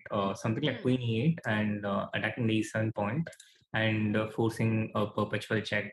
This looks like the most vulnerable point for White to be able to exploit in Black's camp. And aside from that, I don't see a way to get directly. Yeah, he goes for Queen e8, but the bar disagrees. I don't know whether I should be happy with being able to predict what Gukesh is playing or be sad that Stockfish is completely unhappy with that suggestion. I think if Gukesh plays any of the moves we predict, we should be happy, good or bad. Just on Yeah, principle. I completely agree. But also, Tania, it's not clear to me why this is such a bad move, because if you do play something like h4, then after bishop at e7, the counterplay is real, and I think it works. And if you don't play h4, then how are you making any improvement in Black's camp? I think once again, this goes to this disconnect between practical human play and what the engine shows. There is a massive irrelevance between what the computer shows and what happens in a human game. Well, he goes Queen b2, and this is definitely not what the engine or the computer wanted to say, because after Queen b2, we suddenly see that White is fine again. And it comes down to, can you take on e2? Well, it does have a clear repetition. For example, if you take bishop e7, then after, let's say, bishop e7, rook e7, there's queen a3 check, winning that rook on e7. So queen b2, I see the eval bar disapproves, but it's just such a human move to make to fight against bishop e7. Yes, Arvind repeated twice to gain about 30 seconds, and then he makes a move which keeps the game alive, which doesn't end the game immediately in a draw. And that's a fight they're having right now, these players. Arvind wants to just have enough time to get his pawn to queen. He just wants enough time to prevent any repetition attempts from White. On the other hand, Gukesh has to try. He has to somehow try and find a way to get towards Black's king. Not so apparent with the king on e3 here, but I guess Gukesh is going to show us exactly why he's such a resourceful defender. He needs to be a resourceful defender here. I mean, if you just look at the position and forget that who's playing White, let's say that, you don't know that it's Gukesh, who is one of the best defensive players, who knows how to find these resources on the board. Look at White's king on e3, absolutely in the open, down to many, many checks. You're still not winning the e7 pawn. The h5 pawn looks super dangerous. And this is what I mean. White goes wrong by one move, and then suddenly it's again Black who's got a massive upper hand. I think practically one wants to be Black in this position. He goes d6 after picking up that pawn, queen to e6. But this feels like a bit of waste of time. Can Black Are you losing immediately? Is White losing immediately? Oh no, I was wondering if White lost immediately with rook e7 and some queen d6. Rook e4, fe4. Yeah, it just feels like there has to be some tactic here, but maybe you go h4. Sorry, after queen e6, you simply go h4. Yeah, maybe that's better. On the board, you just don't go rook e7. You just stick to plan here, and White's still not picking up that pawn because he doesn't have enough time. He goes bishop to d2, and at least the queen on e6 is stopping the Black pawn from advancing further. And but you are getting that, Tania. Queen. I think the queen next. No, your idea. Oh yeah, rook e7. Rook e7 also makes sense. He goes queen b5 instead. Another plan. It's very natural to give checks in this types of situations because you gain an extra 10 seconds. And your plan with rook e7, simplifying by trading a rook, or at least, having this option to trade a rook, makes a lot of sense. But he goes d5, he dislodges this rook from e4. And I think I love it. I love it because look at the rook, Sri. It barely has any squares. And now when you play rook e7 next, the f3 pawn won't be guarding that rook. It will come with so much more power on the board. Very precise play by black. Absolutely. The rook has no square. The rook goes to e2, then there's rook e7. The rook goes to e3, then there's bishop to d4. Bishop d4. And bishop c3, the idea to pin doesn't work because black can take and then give a queen b2 check. So he goes rook e1. By the process of elimination, the only move that survives. But here also rook e7 looks extremely strong. And now I think Arvind is just taking over, Tania. I think he's just taking over, and maybe rook e7 was simpler because now after bishop d4, still some more things. Oh yeah, that's just queen d4 check. So queen d3 with the idea of rook e7. This is very nice play by Arvind and played on seconds. And now Gukesh is down to 20 seconds. Black has got an extra pawn. The F pawns doubled up for white are absolutely useless. Black is the one with all the initiative in the play. And Arvind making the, Gukesh making the move queen e2 because Black's queen is just too powerful. And this endgame, how easy is it? Because you still can't go h3. There's king g3, which would pick up the pawn and immediately trades off the rook. That's some nice technique. Yes, immediately trades at the rook. And to answer your question, Tanya, I think it's very easy because of how white's pawn structure is. You just take this king to f5 and take the bishop to d6, and the pawn falls, and then you'll be up by 2 pawns. And you have 2 pass pawns on with a good amount of distance. So it really stretches the white's forces thin. He has two people at his disposal, the king and the bishop. And there's no way they can stop both these pawns together. So it's a pretty straightforward win for Arvind here. Very nicely explained. And as we can see, Arvind is executing that exact idea. Now you don't want to rush with the H or the D pawn. You simply want to advance your king and pick up the F pawn. And with that, Gukesh resigns after king F5. Nothing to fight over after bishop D6, bishop F4 coming on the board next. Too many pawns down. Big win for Arvind with the black pieces. Absolutely. What a way to announce your arrival in the Indian Chess Tour. Arvind was like he was like this beloved junior of the Indian chess for a long time before the next generation came in. And it's quite interesting to see that he's the older player in these duels. On our Chess24 chat, I'm seeing Symphonic Knight saying, I think Puranik and Arvind might be considered dark horses too. Well, I think we haven't seen them in the Champions Chess Tour, the Indian Chess Tour so far. It is their debut, but both these players are extremely strong grandmasters and very, very talented players. So I wouldn't really call them the underdogs, but yes, they're not the favorites to win the event. Absolutely, completely agree with you there. We have quite a few of these players rated above 2600, Tanya, and each one of them cannot be ruled out as a contender. I think we have about half of the field rated above 2600, and with different age groups, we have these juniors, Nihal, Arjun, and Ronak. 2600s above, below the age of 18. And then we have this next generation, Arvind, Karthikeyan, and Abhimanyu Puranik. They are not so old. They're just in their early 20s, but still older than the juniors, under 18 kids. And they're also about 2600. And then we have Abhijit and Ganguly, above 25.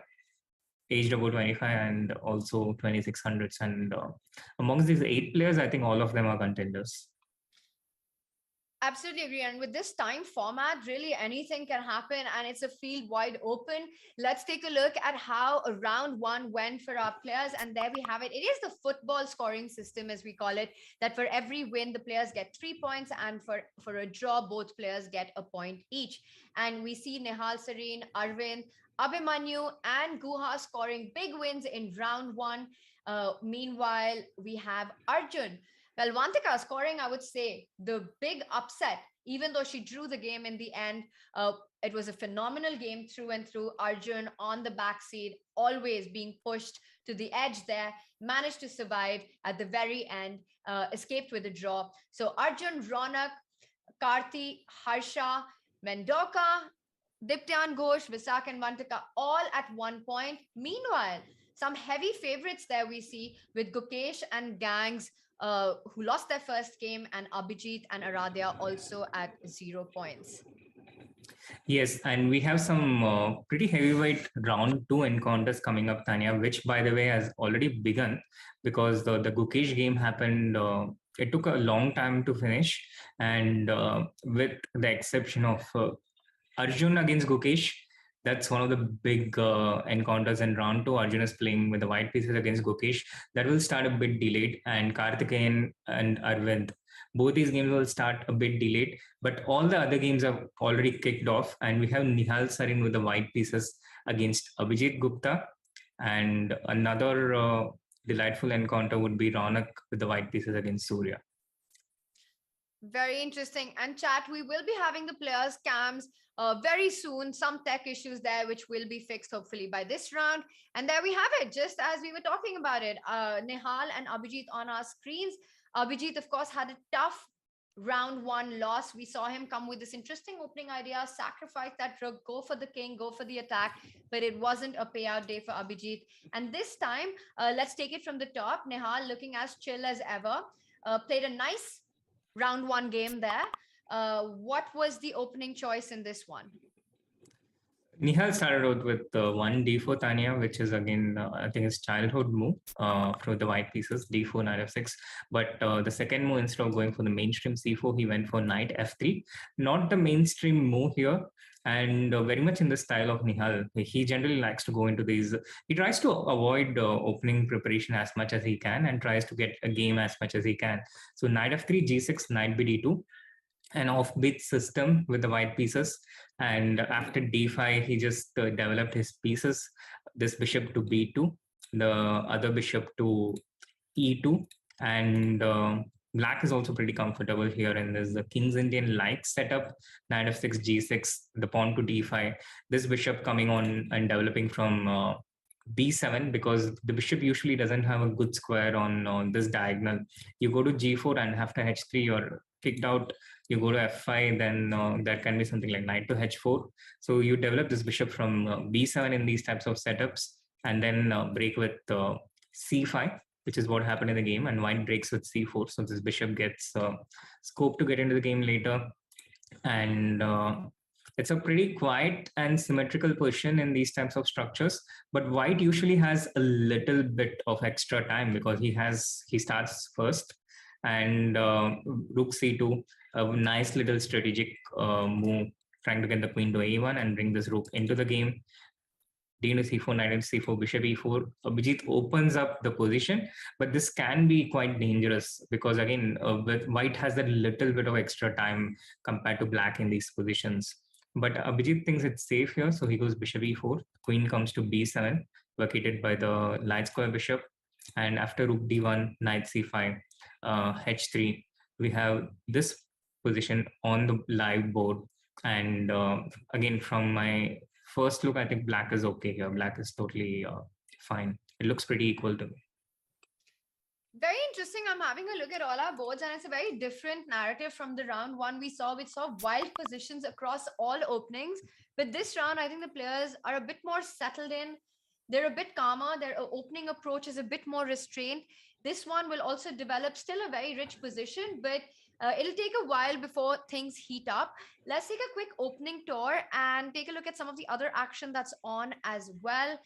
Let's see the Ronak Sadhwani versus Ganguly board. And wait, is that a Berlin? Yes, it is indeed a Berlin, but not the kind of Berlins that we have grown to hate. It's a fighting Berlin. So it's an anti-Berlin.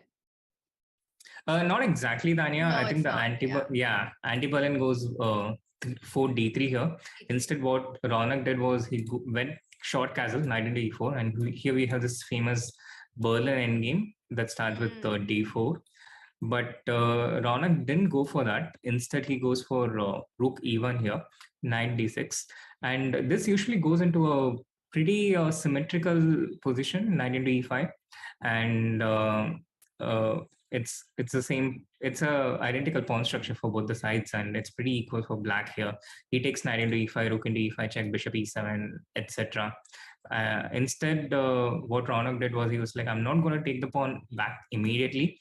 I'm just going to support my bishop for the moment with a4. I'm going to let you have the pawn for the moment, but I'm going to take it at a time of my moment and my choosing. So he just goes a4, and this kind of makes things a bit complex for Surya, because he has this knight on d6 and he has this bishop on c8, which is blocked by the pawn on d7. So he has to move that knight to get this bishop into the game. And bishop e7, knight c3, yes, he can develop his kingside pieces first, but then white gets into the game very quickly. He brings out all his pieces. So Surya defends with f6, d4, knight f7, and now knight to d5. I think this is one of the central ideas of Ronak's opening. Knight to d5, short castle. And what white has done is he has sacrificed a pawn for initiative. He's completed his development. He has all his pieces out in into the game. And Surya still has to develop his queenside pieces. So I think there is quite a bit of initiative and compensation for the pawn. And now that Ronak is having a think after sacrificing this pawn, Surya's last move, short castle, very natural move. But very often in these kind of opening preparation, it almost feels like probably short castle was not the engine's top move, which is why Ronak is having a think now, as this is where his preparation probably deviates. So it's going to be interesting to see how and why is it that the most natural looking move for black is not the ideal one. Ronak having a think and finally goes down below 15 minutes on the clock. I'm still trying to understand that, because you can't give black all the time, right? Once the light squared bishop comes out, or even a move like d6 next, bishop coming to e6. I'm not really sure actually how you want to develop, but it just feels like white needs to play a little fast. White can't take all the time to find the initiative here. True, Tania, absolutely true. White needs to play a little bit fast. Either that or he has to,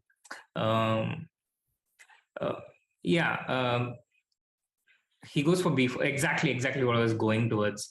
I was thinking either he has to play very fast, but I was not sure whether he has to do it on the king side with something like bishop to d3, or to just harass this knight on the queen side with bishop c4 and b5 and create more pressure on the e5 point. And what I imagine happened here is Ronak knows the move after d6. He knows what to play, but it was probably b4 here. But he was not sure what to do against short castle. But it is likely to transpose because black plays either short castle and d6 or starts with d6 and short castle. Wow. Very nice point. Also, let's point out that after b4, if black goes knight takes b4 because white is sacrificing a pawn, it could lead to a lot of trouble after a move like you can even start with knight e7, queen e7, bishop a3, pinning that knight on b4, and with a deadly threat of c3, I don't see a good way for black to step out of this pin. Yeah, completely true, Tania. Which is why he didn't take knight into b4 here. Decides to go with d6, the c4 move. And after bishop c4, I think we are back into Ronak's opening preparation. And black still doesn't have time to develop with bishop e6 because I'm guessing there's going to be a cruel knight jump, or at least knight f6 if nothing else. Absolutely. Knight into f6, and you don't want to give up this light square bishop. But perhaps something even stronger here after bishop e6. Perhaps, maybe start with b5. But this is definitely bishop on e6 looks a bit loose, which is why Gangs chooses, well, what seems to be a natural approach, bishop g4, pinning that knight on f3, putting pressure on the d4 pawn. So coming out with his own threats in the position. Yes, and bringing his last piece into the game, so to speak. But although this looks totally logical from a human's perspective, I'm still a bit I'm still a bit apprehensive for black, because the evaluation bar seems to like white a bit more, which is it's a situation where as a human you don't understand exactly what's happening over the board, but your opponent knows. Your opponent has seen this. Is likely to have seen this question in his computer, and in these types of question situations, you're literally playing against stockfish. Yeah, your opponent knows what exactly the computer wants here, but you have to figure this out all over the board, and you have very limited time to do it. Very interesting stuff. Also, I'm just looking at our players' chemistry, and we don't very often get to see, the kind of setup and the precautions, the anti-cheating measures, and how the demands of such tournaments are. And we can see on Ronak's screen actually that there is a dual camera setup. So the players are required to have a camera behind them, as well as, of course, the front camera and screen sharing and all these precautions in place. Yes, it's a pretty pretty much every precaution is taken to ensure there's fair play. The fair play regulations are observed, and the players are all too happy to observe it as well. And also, Surya has worked with Ronak in the past, and they have Surya has coached Ronak for a short while. So this matchup is interesting from that perspective as well, the student versus the coach. Very interesting stuff. And as we can see, he decides to go, very interesting that he didn't pick up the d4 pawn.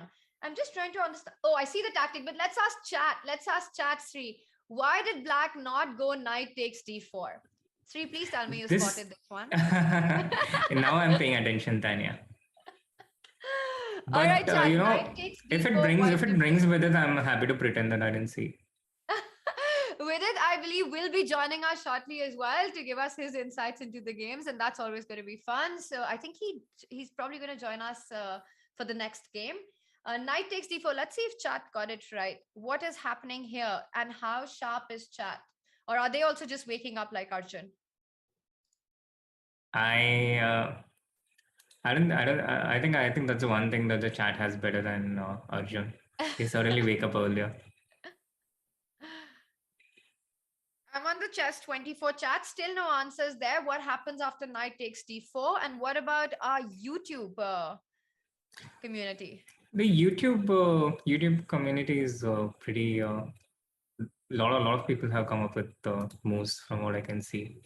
I am Solanki, KR Alok, Safal Fazal, Prachi Jain, Kushi Gupta, and KR Alok and Safal even go on to point out the continuation. Show us what they found. Well done, chat. A nice little trick there set up by Ronak. You can't pick up the pawn because of knight e7. You're absolutely on point. Queen e7. Suddenly the queen on e7 is pinned, and you pick up the piece with queen d4. Yes, it's a very, very nice combination, and big shout out to the chat for spotting it. I think it was not easy at all. It was a complex tactic, but they found it. They found it, Gangs found it, and he decides to go knight a5 instead, hitting that bishop on c4. I still like the idea of keeping the bishop on the diagonal, I was just about to say, and Ronak goes for the move bishop a2. Makes a lot of sense because it's really this a2 to g8 diagonal that causes a lot of, problems for black. So this is where you want to retreat.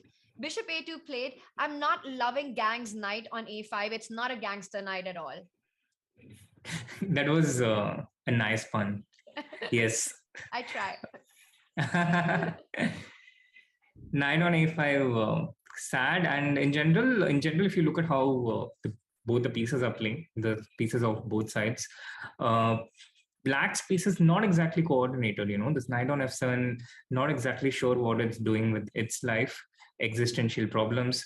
Bishop on e7 blocked by its own colleagues, and only this bishop on g4 is out there and looking useful. All other pieces kind of stymied there.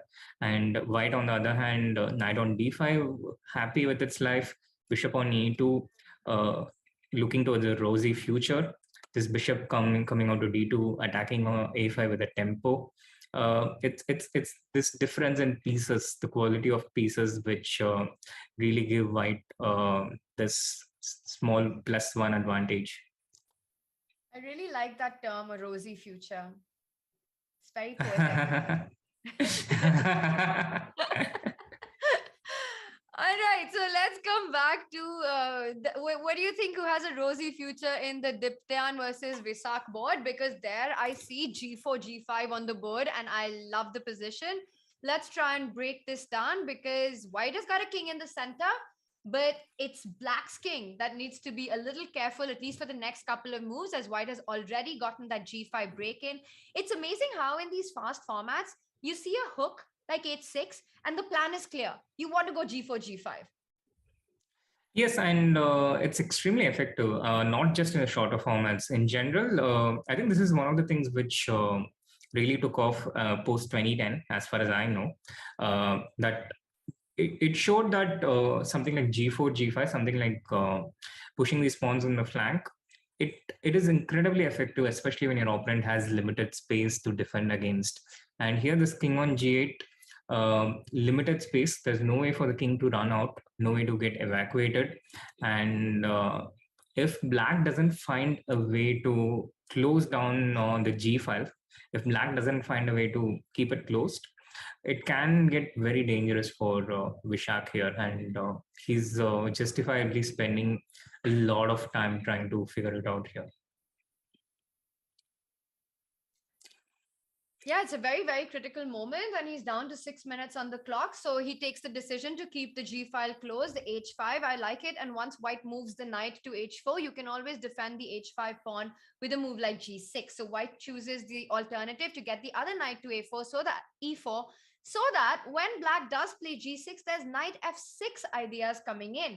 And wow, black voluntarily makes the move G6 because I think if we just back up, see, if we just put the pawn on G7, knight f6 was actually a threat regardless. For example, a move like bishop c7 or bishop c6, just moving away. And now suddenly knight f6 check comes on the board. You're hitting that pawn on h5, and after g takes f6 is a check, winning the queen. Yes, it's absolutely deadly, Tania. There's also the queen h7 checkmate threat after king h8. So black would lose if he doesn't play g6. And therefore he went g6. It protects him in the short term, but now you have ideas consisting of hitting on the h5 pawn and sacrificing the g6 and the h5 spots, very vulnerable. So something like knight h4 is still pretty effective. And the question for white is whether he wants to start with this, whether he wants to start with the knight to f6 check. But sooner or later, there is bishop into h5 or knight into g6 threats. I'm not liking black's position one bit. Just looks extremely loose and weak on the king side with this f6 square, a big hole in black's position. There's been so much action on that we've forgotten about our big matchup in game 2. Sri, we've got Arjun taking on Gukesh, the two big favorites. And of course, the two will also be playing for the Indian team at the Olympiad, for the B team at the Olympiad together. So they'll be teammates there. Right now, they're facing each other. And actually, no, Arjun is playing for team A. Yeah, Arjun is in the A team, yes. Right. I'm sorry. I stand corrected on that. But both will be playing in the Olympiad for the Indian team. And let's take it from the top and see how it got here and then evaluate the position we have. Yes, Tania. The game started with d4, knight f6, knight c3, d5, bishop f4, the Jobawa London. And it feels like Arjun has really started taking a liking for this opening. We spent quite a bit of time looking at this when we were preparing against Hans Niemann. Arjun was black against him, and Hans has this course, a lifetime repertoire on Jobawa London on Chessable. And looking at it from black side, you can quite often appreciate how things work from the opposite side from white. And I think that's what happened here. And Hans didn't play the Jobawa London, but since then Arjun played it against Adams in classical chess. Then he played against Surya in Sharjah. And then we have this, I think he's played some 4 games since. And Bishop f4, bishop f5, e3, e6. Bishop f5 is one of the most solid ways to face the Joao London. And I don't think Arjun got a lot out of this opening. Bishop d3, bishop at d3, c into d3. A slight deviation in pawn structure, which can give you some pressure on the c7 and b7 pawns. But Gukesh diffuses it with bishop d6, trading the dark square bishops here. And after knight f3 short castle, we have this slightly strange pawn structure, which is nice for white here because it gives them a bit more control towards the center, and it has opened up the c file. Bishops have been traded completely symmetrical, not completely symmetrical position, symmetrical, but we have this pawn anomaly. And e4 with the idea of e5. Queen d8, short castle, knight c6. Arjun has this very small hook in this position. And he just develops his pieces normally. Rook d1, rook c1. Entire focus is on the center and the c file. So queen to c2, then this pawn to b4, controlling the c5 square and preparing for a later potential b5. And Gukesh countering in the center. He goes for the e5 break. He prepares it with knight g6, queen e7. If white plays e5 himself, he loses all the pressure he has. So it's not really an option. And he chooses to allow e5, choosing to trade everything on e5 and then get this pawn to f4, get some control here. Knight to g3. Now the action has shifted a bit towards the center and the king side because of this e5 break by Gukesh, kind of like how geological formations change after a landslide, the pawn structure changing completely, and therefore the play also going towards the king side. Takes, g6, and e5 taking control of the f6 square for a future king side attack. Knight d5, queen e4. Now Arjun has more pawns on the king side and he's threatening something like f5, f6 and some initiative on this side, but black should be able to neutralize this with f6 whenever he can. f6 should be the idea. I love how you equated this position to a geological change after a landslide. That was deep.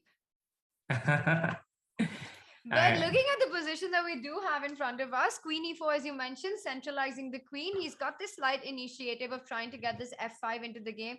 I do really like black's knight on d5. I think both players, there's nothing that either of the side needs to be too worried about. Looks pretty even so far. Sri, you know both Gukesh and Arjun really well. And while we were at the camp in Chennai, the training camp, these two are always together. They're always hanging out together. So they also sort of are very good friends off the board and understand each other's style of play. What is it like to face against each other then? Yes, they are very good friends, Tania, but they're not as close to the level that they spend a lot of time preparing together. So I think that takes out a lot of that difficulties, because when you're preparing together with someone, you know so much of their openings, you know so much of their preparation, and there is so much confidential information that you're holding that it feels there are a lot of awkward things that you have to think about. Oh, we prepared this together. Do I use this information against him?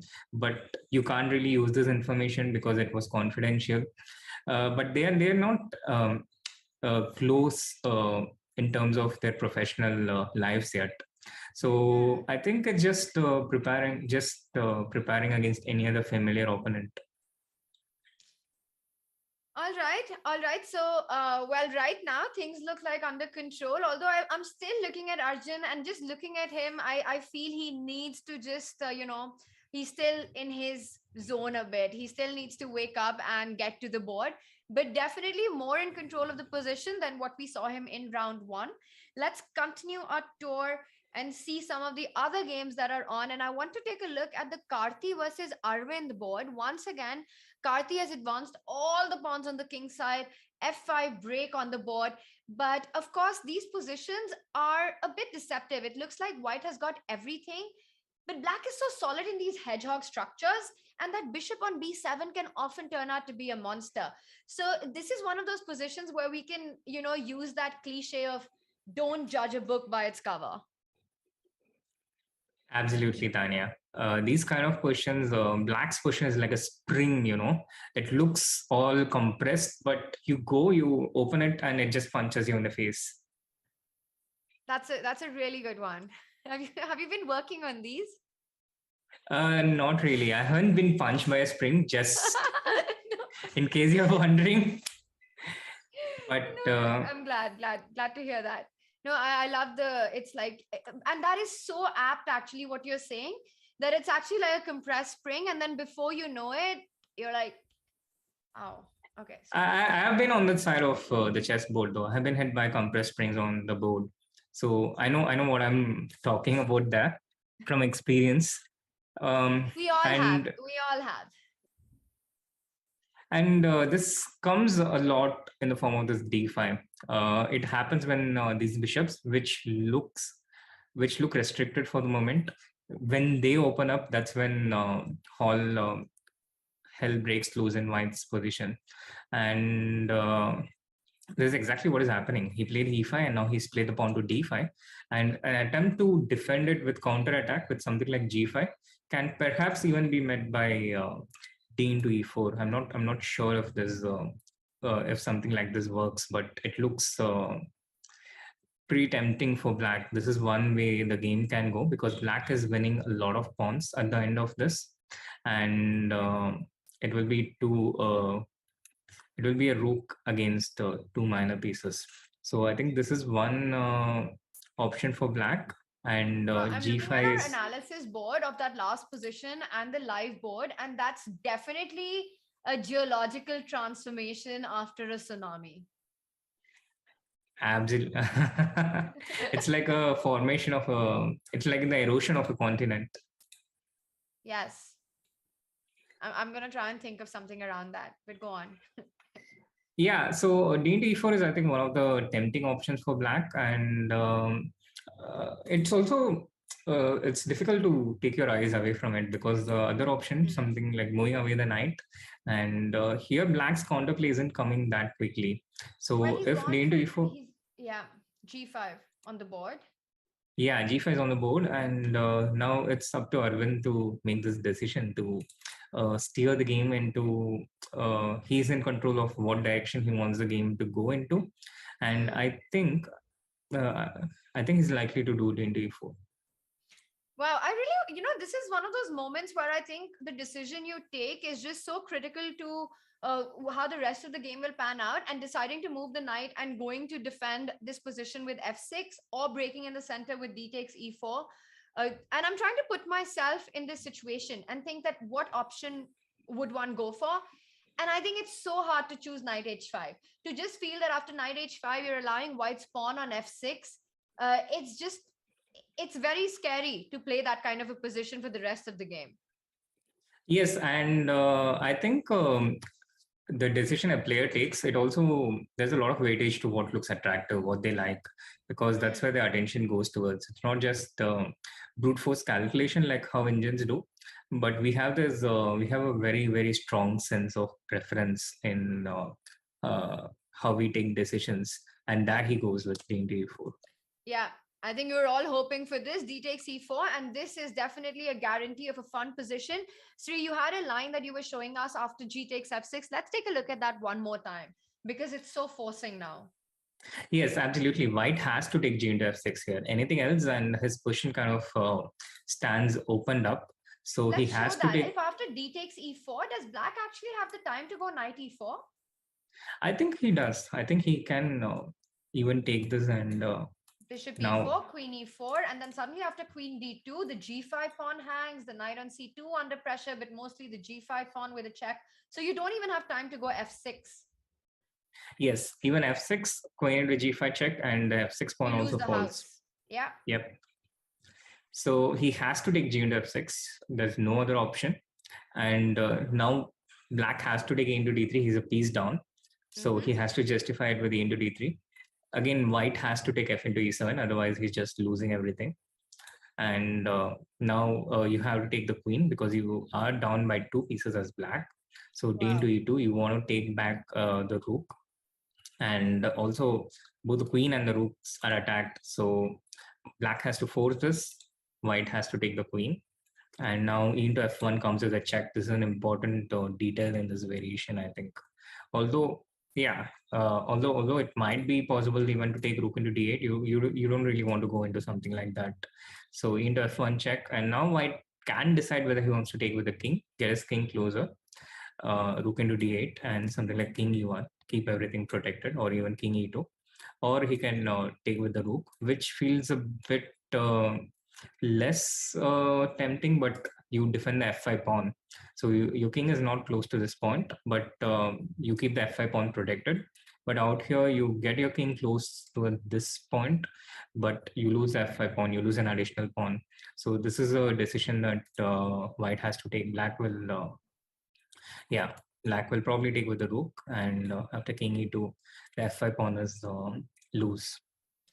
And it looks like we're going to be seeing this line happen. I think it's going to be played out, as we can see on our live board. E takes d3 already on the board.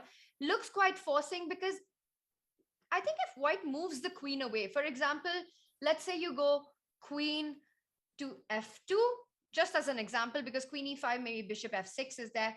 But let's say queen f2, black could perhaps just take on c2. And after d takes c2, give up the bishop on e7, queen e7, and you do have quite a few pawns. Absolutely, Tanya. And I think black is likely to take. He would probably want to keep this dark square bishop, just in case of any attacks and threats. But it's still 3 pawns, and not just 3 pawns, but 2 very powerful bishops, and one of them in the long diagonal. He goes for queen g4. So he goes for the option of moving the queen away. And after queen g4, now black has to decide whether you take on c2 or bishop f6. I like your idea of keeping that dark square bishop alive with bishop f6. Yes, unless you're considering something like sacrificing the rook like this, and creating some queen e3 check, queen into c3, this pawn on c2. You lose the queen here as black. It's a full rook. Yes, it's a full rook, but also not easy for white to defend here, I think. D takes c2 on the board, we might be seeing it. I mean, in this position, can black go knight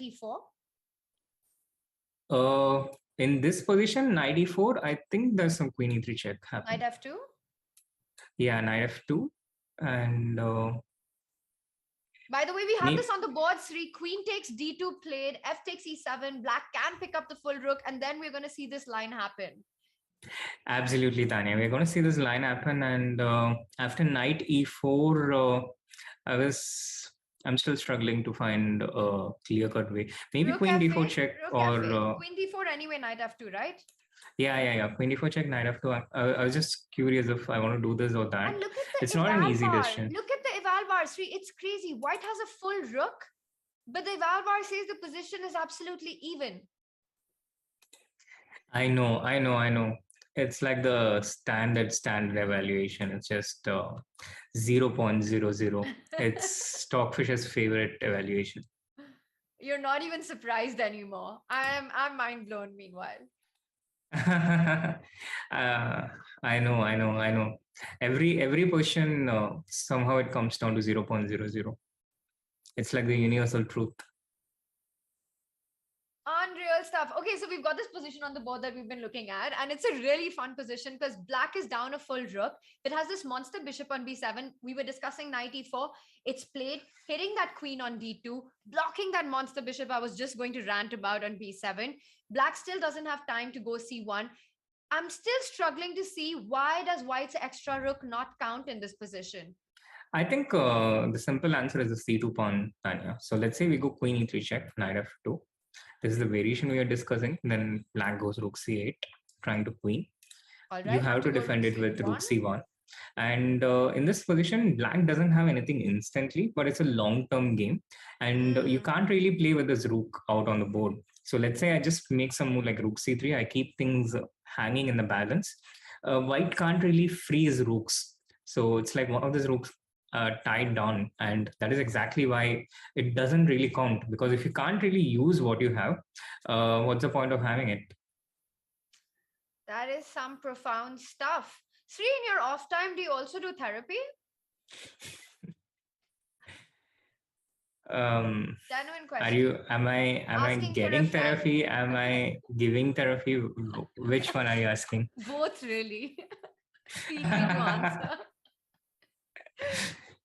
Okay, so rook c3 on the board. not on the board, but on our analysis board. And Yeah. there we have it. We've got Arvind on the cam, a happy looking Karthi. Well, I'm not sure what Karthi is really feeling. That's, of course, a photo of him. But in this position, Sri, you know Karthi really well. How do you think he's feeling right now? Is the photo a precise and accurate sort of description of what is going on in his mind right now? I mean, Karthikeyan does smile a lot, regardless of the situation. So it's quite possible that if he had to express his feelings in this position, it would come out as a smile. And he loves complexities. He loves dealing with complications. So I think he wouldn't be too perturbed by what's on the board. But on the other hand, the difficult part for him is it's a passive sort of complication. So it's not the kind of complication where he's sacrificing. His pieces are restricted, and that makes things a bit uncomfortable. All right, so it's good. I mean, Karthi, I completely agree with you. He's always a very pleasant person, regardless of what goes on in the game and over the board. So a pretty accurate depiction, that one with the photograph. Meanwhile, we do have a result on the Mitraba Puranik Abhimanyu board, and it looks like Abhimanyu won his game. What is happening here? And Abhimanyu goes 6 out of 6, 2 wins in a row. And I'm not surprised, Tania. In the first leg as well, Abhimanyu was literally on fire, and he had this amazing streak. He was leading for a considerable part of the tournament, although he slowed down a bit towards the end. And here he's had a fabulous start. He had a very powerful win against Aradhya Garg in the first round. And here it looks like something went majorly wrong in Mitraba's play as white. Yeah. Well, we look at the final position. He's down a rook. Maybe we'll have a look at this game later. Speaking about something wrong with white's position, let's just go to the Arjun Gukesh board, because it looks like it's black who's suffering right now. And let's have the live board up. I think Gukesh has just made the move c5, trying to break open the c file, get some activity, but this just allows white to penetrate into black's position with rook d7 and queen b7 coming in. I mean, this is the first idea that comes to mind. He starts with queen b7. I also really like this because you're hitting the pawns on a6, b6, rook d7 to follow up. And does black have time to take on c4? That was on b4, sorry, after c takes b4. I think the tactical problem here is something like knight d5 incoming, because the c8 rook is dependent on the e7 knight. So if you hit the e7 knight, you also create deadly threats like knight f6 in case black defends with rook e8. So Right. I think this is what queen b7 creates. And going back to the point, Tania, where we left, it was, I think, around this point where we felt that black had to play f6 here. It was after knight d5, queen e4. And the one thing I wanted to warn black about to not do was to play f5. And that's kind of what Gukesh did at this point. He went with this pawn to f5, which in the short run, it looks like you're preventing white's attack. But in the long run, this really empowers this e5 pawn. And that's what happened in the game. It empowered this b5, the e5 pawn. And I think Arjun was better right from that point. I think this was the major critical moment, the change in the strategic aspect of this game.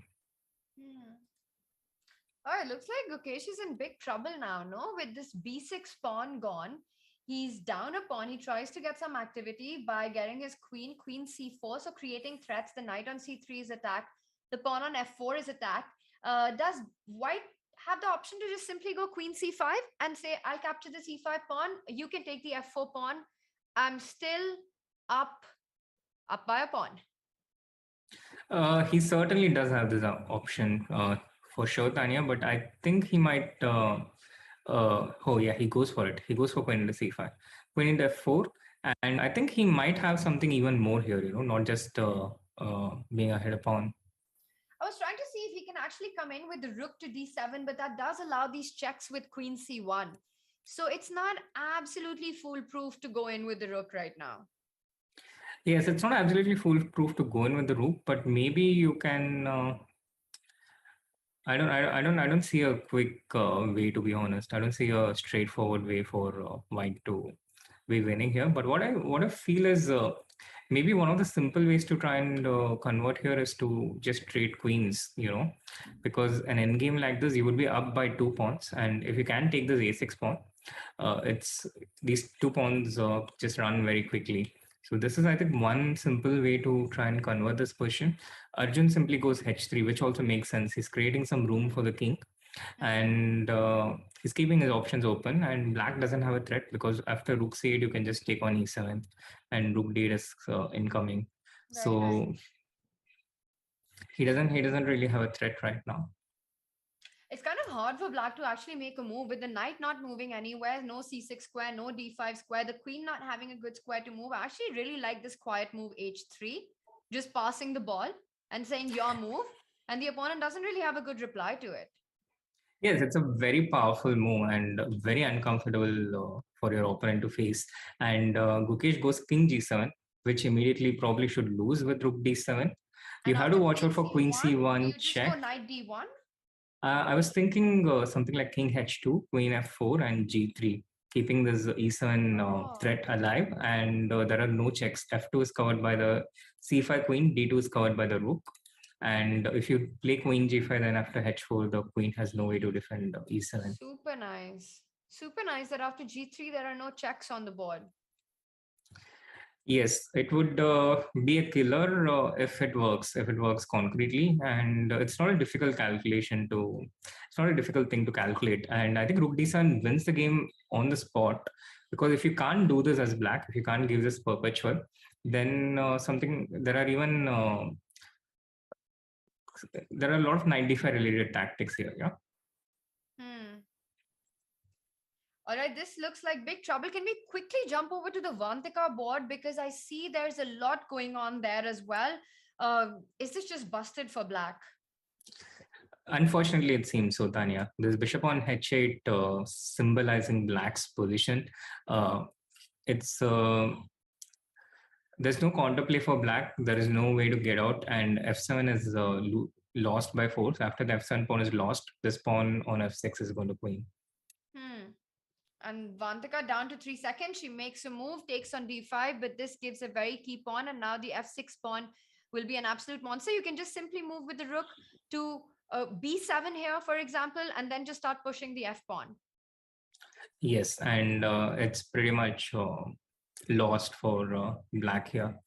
So right. She can give up the bishop and keep the game going, but that should be a checkmate in a few moves.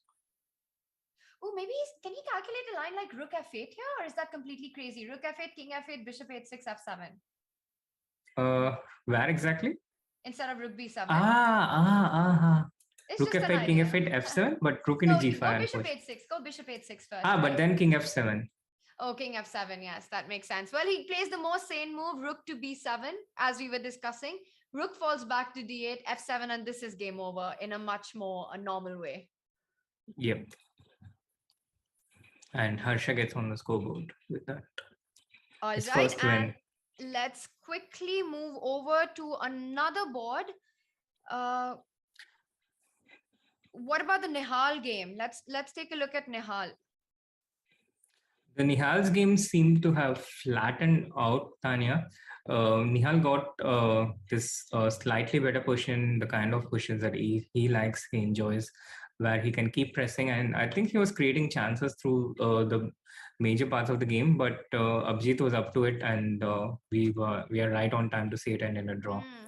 All right, this one ends in a draw. So let's go back to the Arjun Gukesh board. The fight is still on, but things looking very bleak for Gukesh in this one. Yes, he did play rook d7, but Gukesh resisted with king at 6. He finds a way to keep the game going in the bleakest of circumstances. Knight e2, queen g5. But Arjun's king side is completely safe from repetition.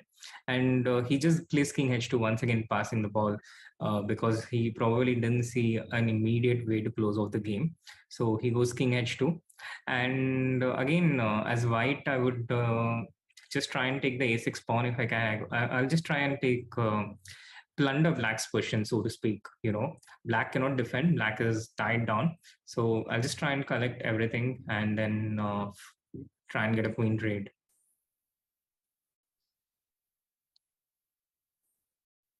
The only danger for white here in a position like this is some kind of a repetition. Black's completely restricted. So if you can force a queen trade, it would be game over. But it would be nice to be as many pawns ahead as possible before you enter into the queen trade. Well, this one looks like Arjun has got this in the bag, and unless something goes drastically wrong, it should be an easy conversion. Do you want to jump to another board? I think Karthi versus Arvind is a position we need to look at this moment. We had a look at it earlier when we felt that, white has got this extra rook, but you can't do much with it. But look at this now. It says black is completely winning. Not surprised at all. I was loving black's position. And F5 and the eval bar says not winning anymore. Apparently, Arvind missed a key moment.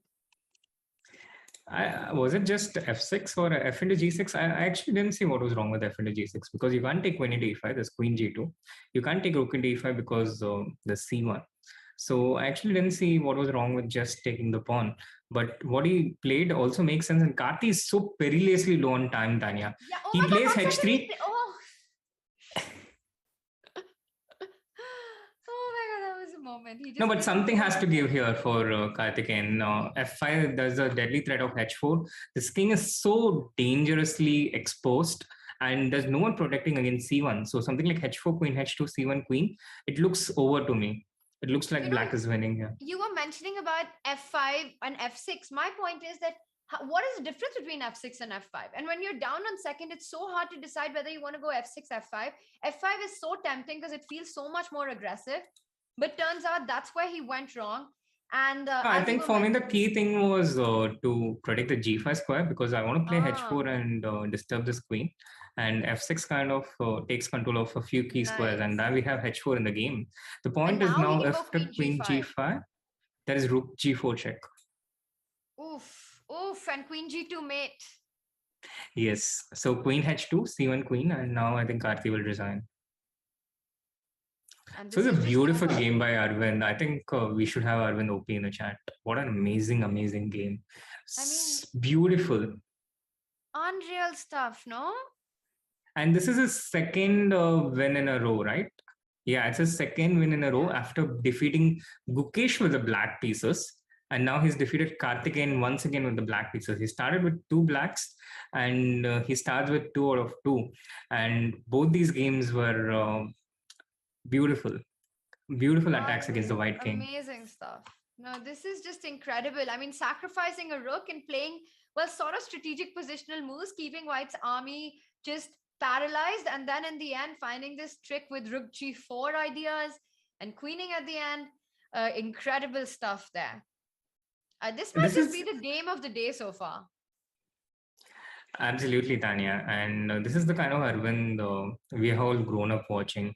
Meanwhile, a couple of live games still going on. And I think Raunak and against Surya is something we should have a look at, where Raunak seems to be winning against Surya. So what's happening here? These 2 bishops just look so powerful on the board. I mean, white has got an extra pawn, has got these 2 monster bishops. It's as if white has the extra material and all the compensation in the position. Yes, and this king on G8 looks set to get checkmated almost anytime soon. So Raunak just has to find the knockout blow here and just be sure that he doesn't repeat by mistake. He brings his rook to H5 so that there's no knight E3 related counterplay for black. This rook was on H3 earlier. He repeats a couple of times, gains a good 20 seconds, gets his bishop to E6, this rook to H5. And black white can potentially have a very interesting idea here to go rook F2 and rook H2. The king on H8, as you pointed out, is in a bit of a kill zone here. So imagine if you're able to trade off the H-file rook, then it's all game over. That is brilliant, Tania. I mean, maybe even king F. Okay, king F2 I don't like because F6 is weak. So maybe rook F2, rook H2 is more precise. Yeah, rook f2, rook h2 is a killer, and I think that's a brilliant idea, brilliant concept. So King h7. Surya tries to escape with his king. He tries to get his king to h7 and potentially to g6, but maybe you can go ahead with it anyway. So rook f2, I don't believe that you can go. So king g6 somehow doesn't feel right. He goes rook f5. So he had something completely different in mind.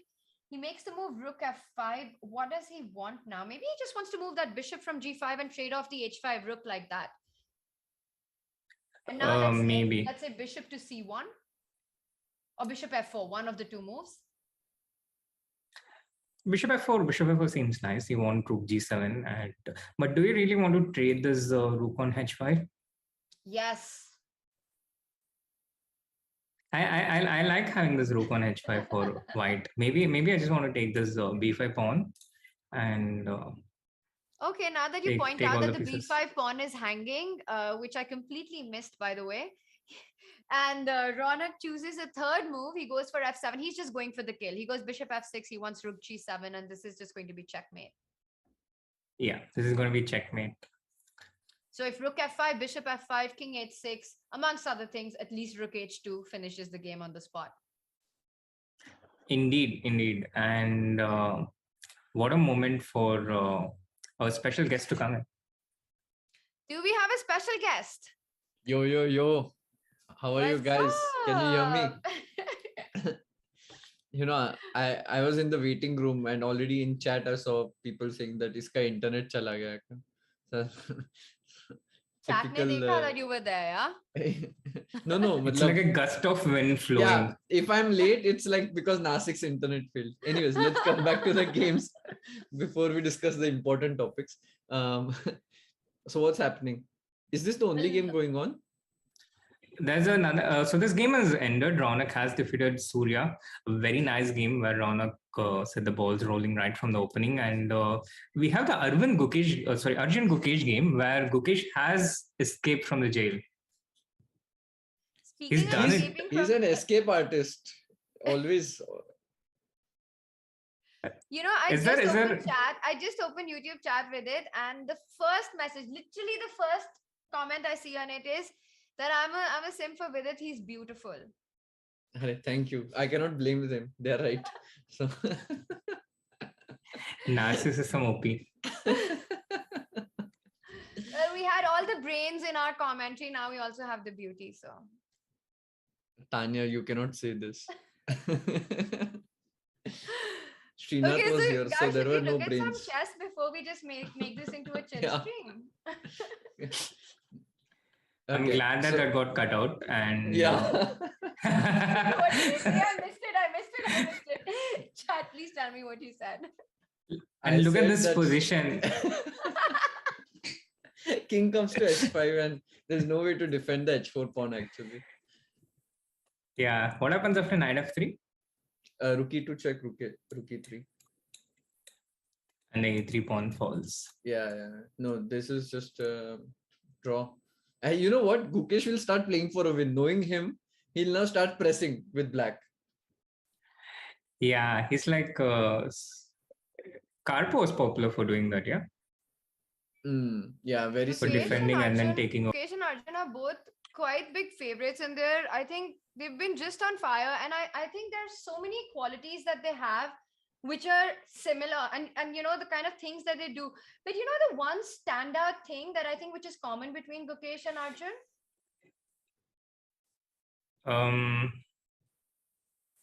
They skip breakfast and lunch in camps. And they also don't follow Vidit on YouTube. I think that's really the reason here. Yeah, otherwise. Oh, that says a lot. I think now I've found. Well. Yeah, a lot of time, a lot of mental decluttering. So basically, Tania, I was correcting you the other time.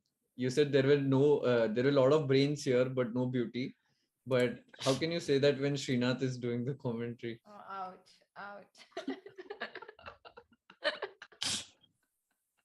That's it. I'm unsubscribing to Vidit's channel as well. Me That's too. what's Me been too. missing from my career so far. Exactly the same. I think I know how to get to 2600 now. Get past India number 20. By the way, one question I had: why did Gukesh think for half a minute to play King H5? Wasn't it like the only move? I think it just got updated late. Oh, okay. Yeah, got updated late. But I'm amazed. I'm amazed at how things turned around. Gukesh was So down and out, you know. Can you show what happened, like, actually? Because the real-time game, it's drawing. What was the turning point? Yes, the real-time game is drawing, and you can follow the action on the live board. But with it, this was the position. Yeah, this was the position.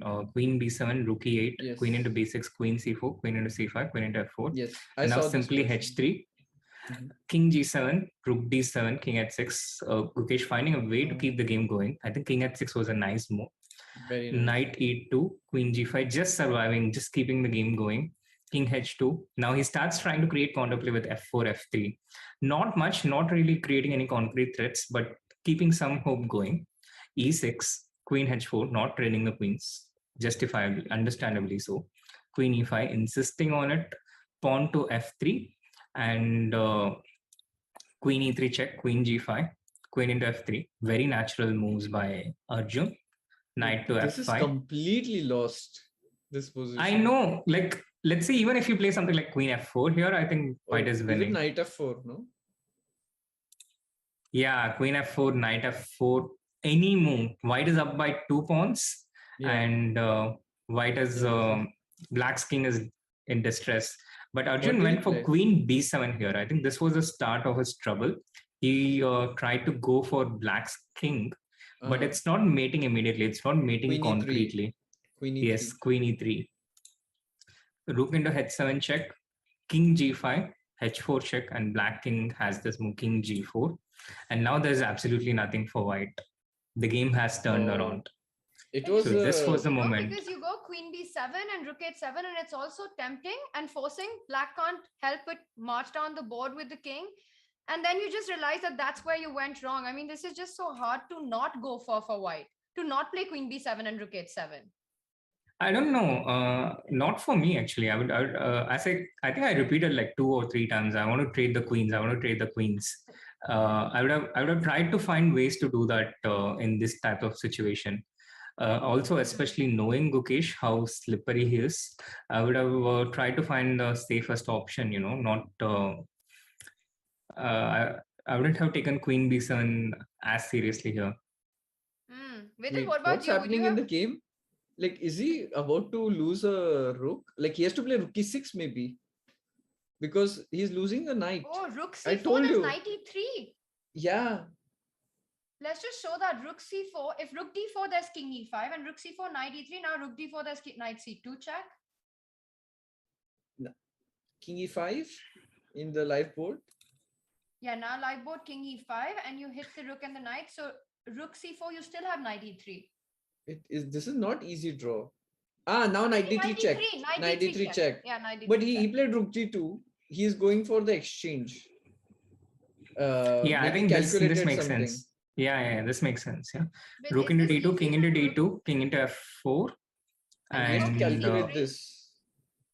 No, king d3, king d3, king d4. Why can't you go king c3, b5? That's also possible. But yeah, I would be a bit worried. Because b5 can be met with a5, and sometimes you just can't get the a5 pawn. Yeah. No. So Arjun you want to try and losing stay in control of the game, actually. Also, can he go rook a1 check and take the knight on f4? But then you've got rook d4, king e3, yeah? Yeah. Still there's king e5, king into e3, rook e1 check, and there's king d2. Yeah. So this is always funny when the king is on f2 and black king is on d4. I have this instinct of playing king e3. Unfortunately, the computer won't let me do this.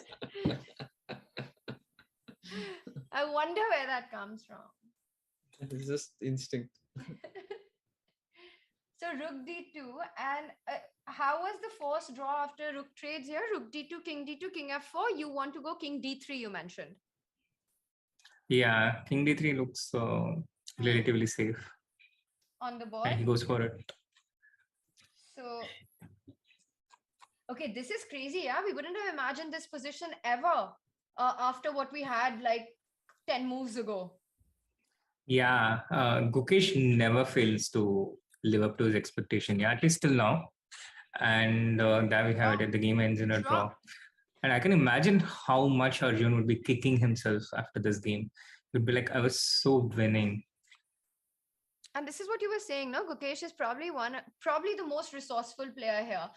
Vidit, you were having this discussion that if you had to bet on one of the players here to save your life, not chess life, not like a position, because there Sri said he'd pick Gukesh because he's so resourceful, but like an actual, like literally your life situation, who would you pick? What would your answer be to that? From the players list? Yeah. Okay, let me see the players list. Vidit clearly very prepared for this day of commentary. No, because I know Srinath picked Gangs, which is the obvious choice. Yeah. Because he is black belt in karate and Yeah, I thought that was actually a smart choice. Yeah, makes sense. So, but now I have to pick someone else for content. Bye. Bye, Vantika. Okay.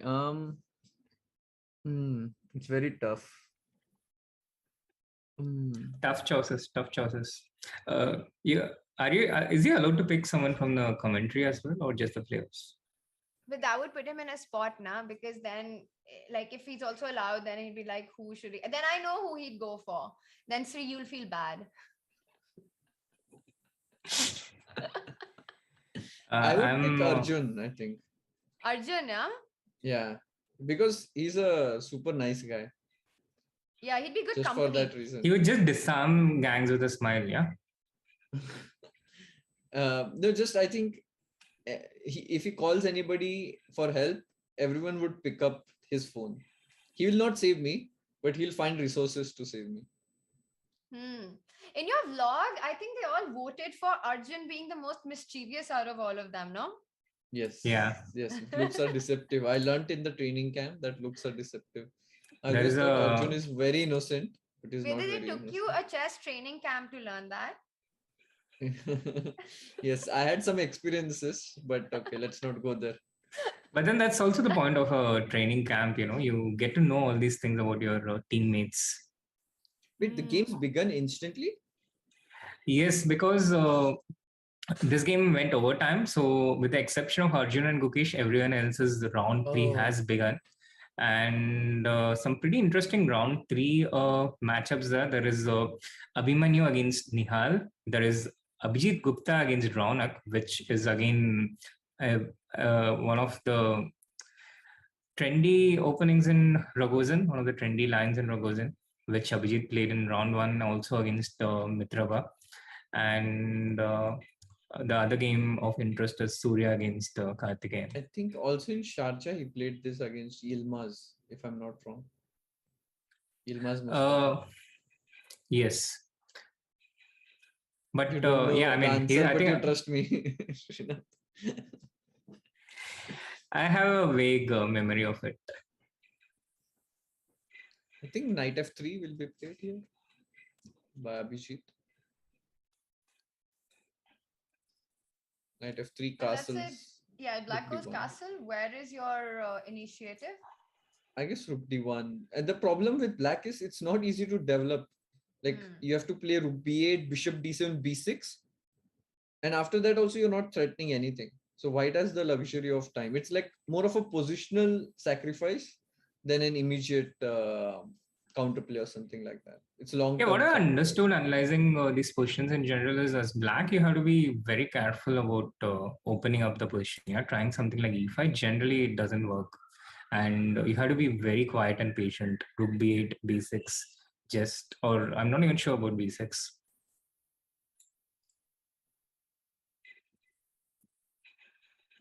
But then how do you wait? Wow. f6. He's gone for f6. Okay, guys, we'll come back to this board, but can we just quickly switch over to the Gangs board, because we've already got an exchange sack in the position. Rook h5, gh5, queen h5 happens somewhere. Can we take this from the top?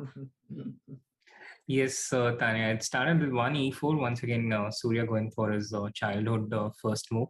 But Karthikeyan surprised him probably with the modern defense. I don't really think Surya would have expected this. D4, bishop g7, knight c3.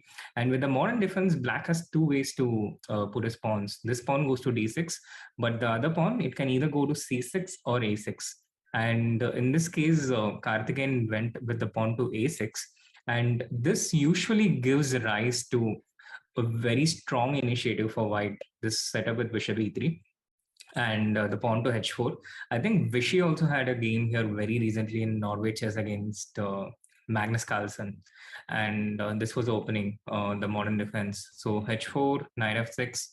And here Surya goes straight for it with h5 and sacrificing this rook. What this does is it really opens up black's king to potential attacks by white, knight f3, knight g5, and f4, e5, f5, all these moves, dangerous moves coming in. And it also gives a launch for the white's pieces to move in quickly against black's defensive setup.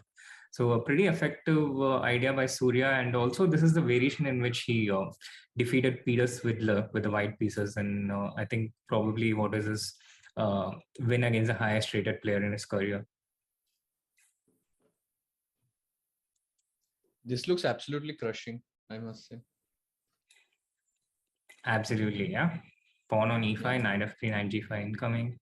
And I don't even understand the rationale behind Karthikeyan going for this opening against Surya.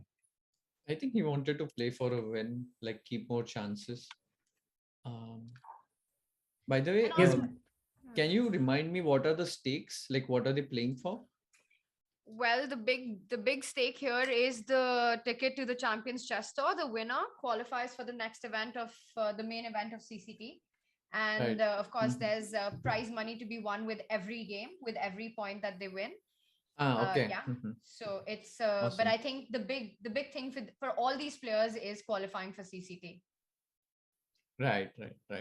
Arjun already qualified for one CCT, so I think this because is he won now the first leg of the Indian tour. He won. Yeah. He won by a big margin. I think he scored 30 points, if I remember correctly. And the Ronak was second best with 26. Yeah. And he had a slow start. Arjun had a really slow start, and then he went all wild at the end and won all the points and won the event. And even in this tournament, well, the first two rounds have been a bit shaky for Arjun. So it's going to be interesting to see if he does a bit of an encore of what happened in the first one. So every day 4 rounds, right? 3 days event. No. Last day we'll have 3 rounds. It's a 15-round event. And if you win, you qualify to the Champions Chess Tour. But it's also useful for you if you can get into the top 8, because that ensures that you qualify to the next iteration of this tour and gives you another shot at qualifying. Got it. By the way, I just realized that Abhimanyu Puranik has also won 2 games apart from Arvind. So they both are currently leading.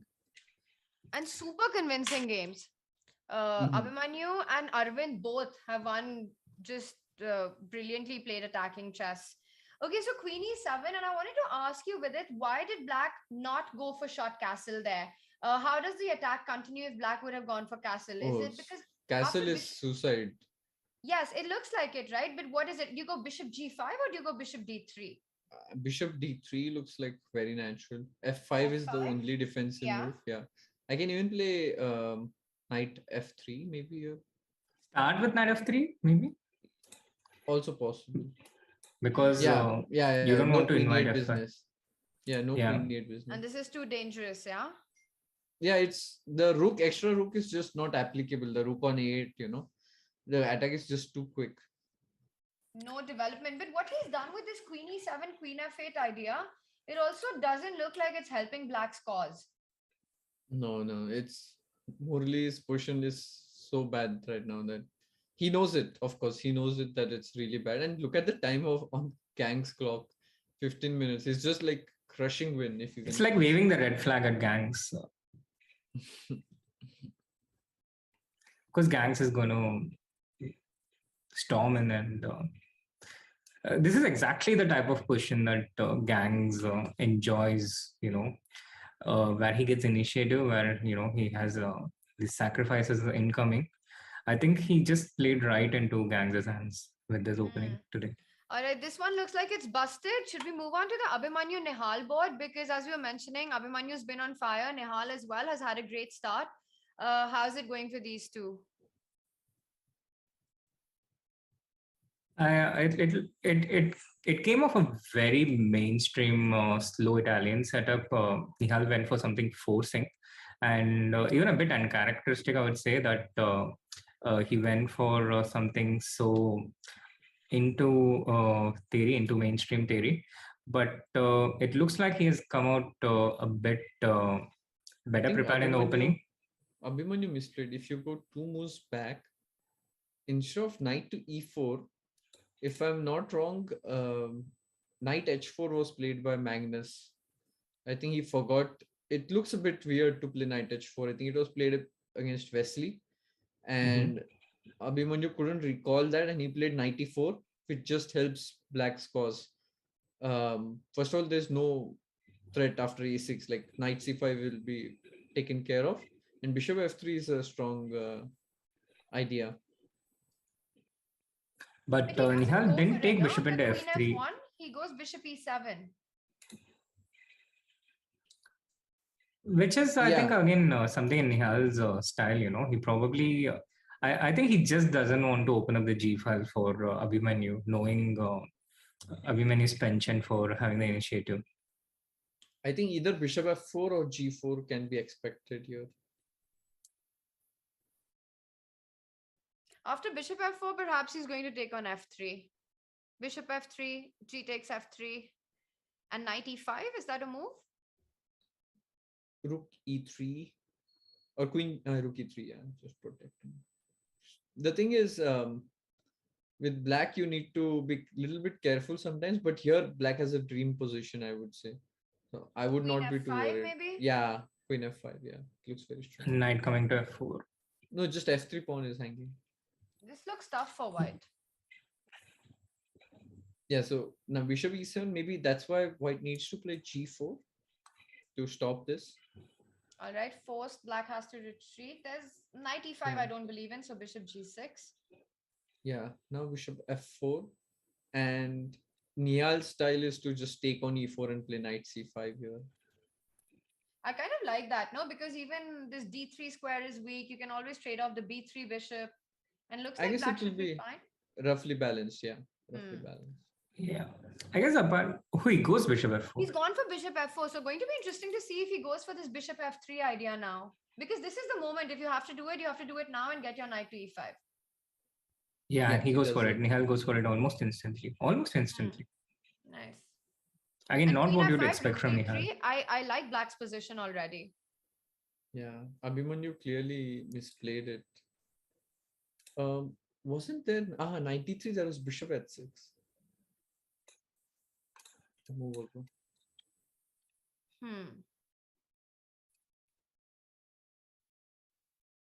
So queen f5 played now, and Indian did not like queen f5, right? Or it's maybe yeah, it doesn't like queen f5, but such why? a natural move. Yeah, exactly. Queen g3 probably. No, but queen g3, knight d3 looks. Yeah, now knight d3 because after bishop h6 there's queen g6. Queen g6, yeah.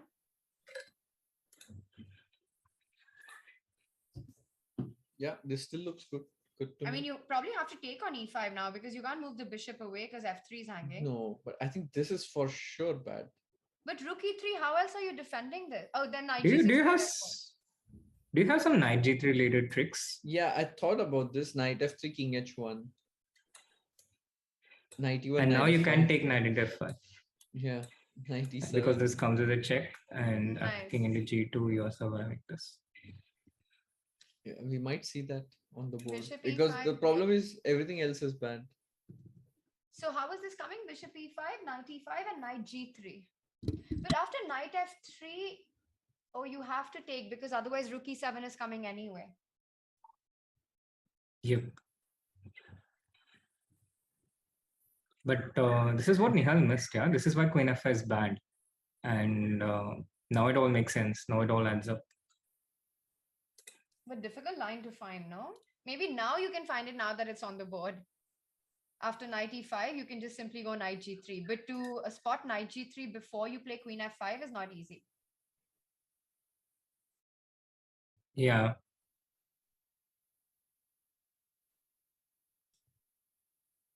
Wow, can we just quickly go over to the Ganguly Karti board also? Because I have a feeling this is going to end any moment. Vidit, what do you make of this one right now?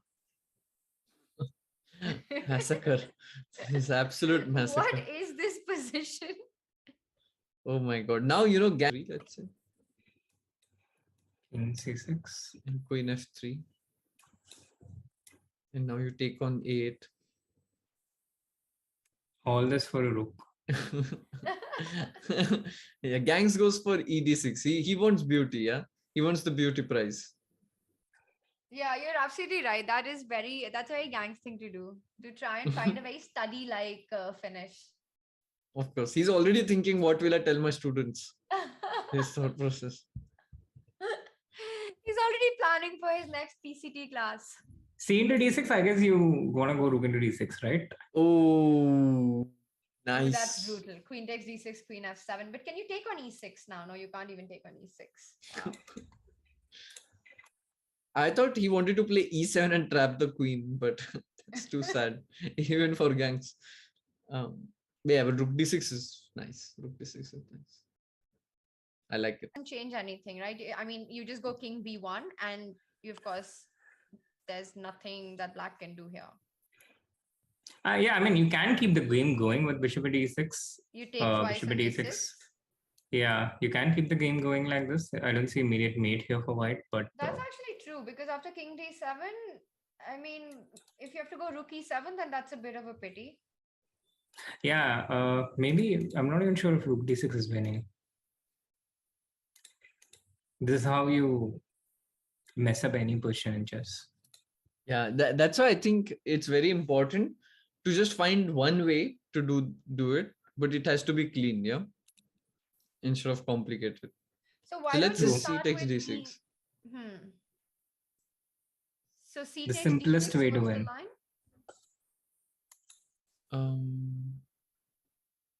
Maybe what Vidit suggested, just Queen e7 and d8? rook into d6. Okay, But I was you're not sure technically about rook this. d8, right? But bishop Yeah. d7? Yeah, exactly. I was not sure about this. Can you go back to c takes d6 position? Yeah, maybe here there something. has to be something here. Winning a chess game is not that easy. Huh? You're asking me? Yes, I'm asking you, Vidit. Okay, but this I can write position an has to entire be- book about it.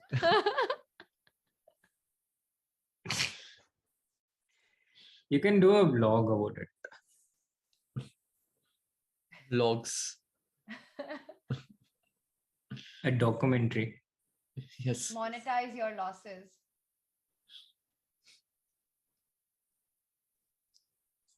No, My 60 memorable not wins. complete. This can be a contest for the chat, yeah?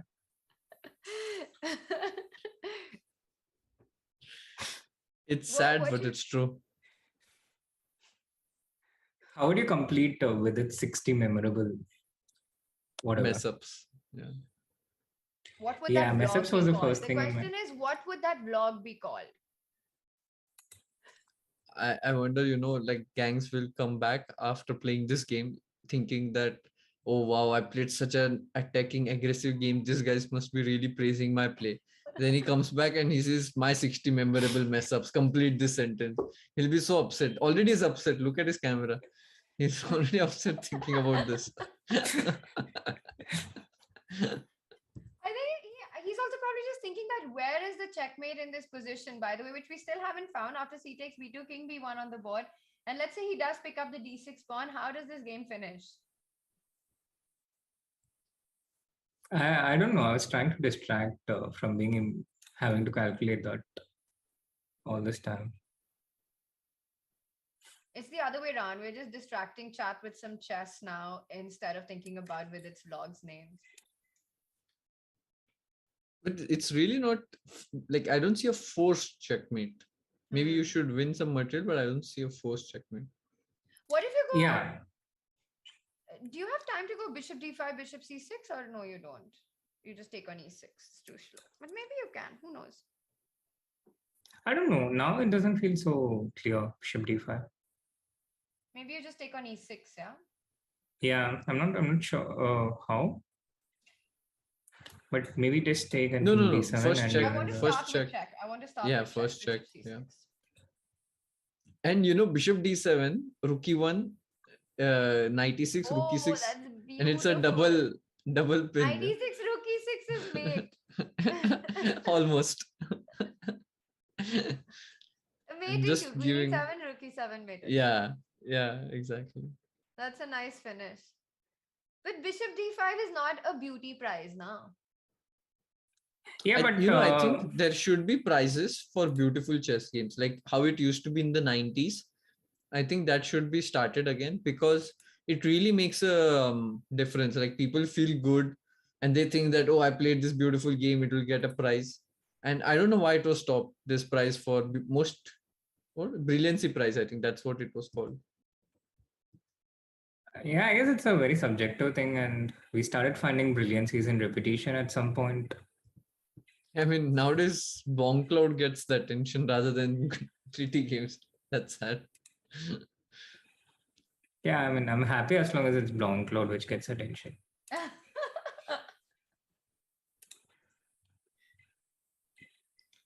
Okay, Karthi is just frozen. He's not taking on d6. No, that's a photo with it. I know, but over the board also he has frozen. I'm not so dumb. He's taken it finally. He's taken on d6 finally. Let's see what Surya has in mind here. Okay, I think he might. Guys. Meanwhile, we have this question, and there's also this game between Arvind and Arjun, where it's like that sort of question where you say white to play and win in a classroom. Wait, knight e6 is begging to be played, though.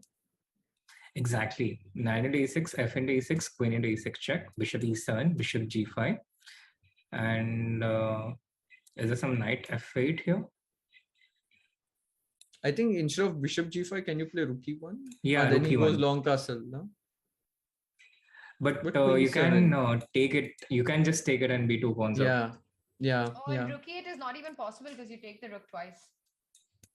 Yep. The knight e6 is begging to be played. How did Arjun land up in such a miserable position? It started with this tough 3 games, no? So far, every game he's been struggling and then somehow surviving. Arjun did. He was in the driver's seat against Gukesh. Yeah. But it looks like he's being a bit adventurous with the black pieces. Starting with this Baroni kind of stuff, and his opponents are catching on. And here, this setup of Torre with knight f3, e3, how did this happen? E3, okay, yeah. And then it started with this Torre. Sorry, it's Cole, right? Or is it Torre? I think it's Cole. This variation can get very dangerous for black with this e6 c5 setup, and I think the safest setup here is to do something with d5. But this setup with b6 short castle bishop b7, it invites these variations with c4 and d5. Black can prevent it by playing d5 himself, but this variation with c into d5, knight into d5, knight c3 takes. This position is very, very dangerous. Knight g5, knight d5, rook e1. And it's not so easy for black to complete his development here. So I think white is already significantly better. I think Arjun's gone off to sleep. I think he heard Srinath talk. Thank you. Okay, in the live board, I think queen f6 makes sense. Arjun's just kind of given up here, yeah? I mean, there's just no defense, yeah? Even Gukesh cannot save this. So after rook g8, he goes long castle. Is he just going to take rook e7? But then there's queen c6. So maybe that's the point, that after rook e7, at least there's queen c6. No, I think he wants to play just knight d7, not queen c6. He wants to keep the No? queens. Because queen c6 is just okay, delaying the misery. But okay, this But is you can very take on lost. h8, yeah? But you know, let's think like gangs. After knight d7, bishop f4. After Queen c6. Now you're forcing to. Oh, yeah, go but queen then you c6. take and d5. You're like 2 pawns up, 2 bishops, and 7th rank on the rook. This is my system. All chapters in one.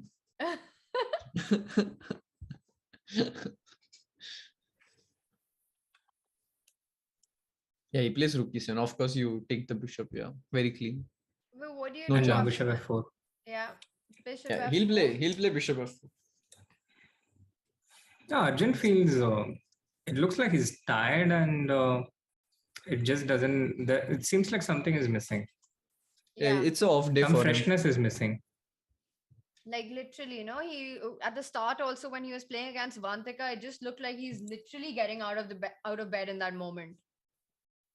Yeah, I guess even these guys get tired once in a while. Even they have limits on their energy. Okay, this one looks like it's going to be tough. Has Ganguly wrapped up his game meanwhile? No, it's still on, by the way, and there have been some drastic changes or not so much? What? Yes, there are some drastic changes and it's 0.00 Tania. Oh my God. What on? What happened? Let's back up. Let's just back up to that point, d6. Okay. Oh my God. So c into d6 happened. E7. Don't listen to Vidit, but he did. I didn't say e7, man. It was one of my instincts earlier. Imagine my situation. Arjun is going off to sleep listening to Srinath's commentary with its move with e7 just to 0.0. What am I supposed to do here? I think you have to take over, Tania. You have to start suggesting the moves. E7. But what happened after e7? Rook he d6? went queen g8 only move. Rook, yeah, he could have taken rook d6, but isn't this just crushing? Bishop d7, he did not like maybe, yeah? Yeah. Only move. It is crushing if not for bishop d7. But yeah, so he played queen f3. He missed f6. He went for the prettiest mate. He went for the prettiest mate with rook d8, queen sacrifice, but he missed f6. Oh, damn. But what is f6? Oh, queen h5, you just take on e7. Yeah. Oh, gangs complicating things. And after really. bishop takes g8, 1 second, it's not over. So can we just queen h5, e7? This is insane. And bishop takes g8, you just pick up the rook on d6. Yeah, yeah. And now both the bishops are hanging.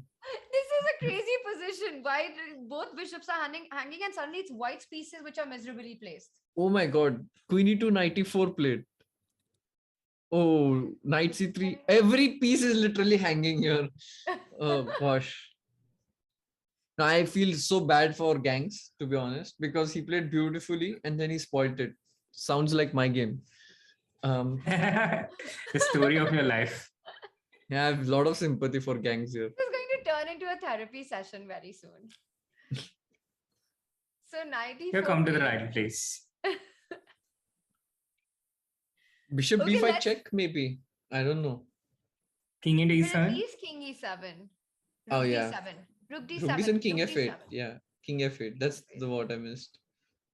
Now knight c3 check is coming. Yeah, so annoying. Oh God.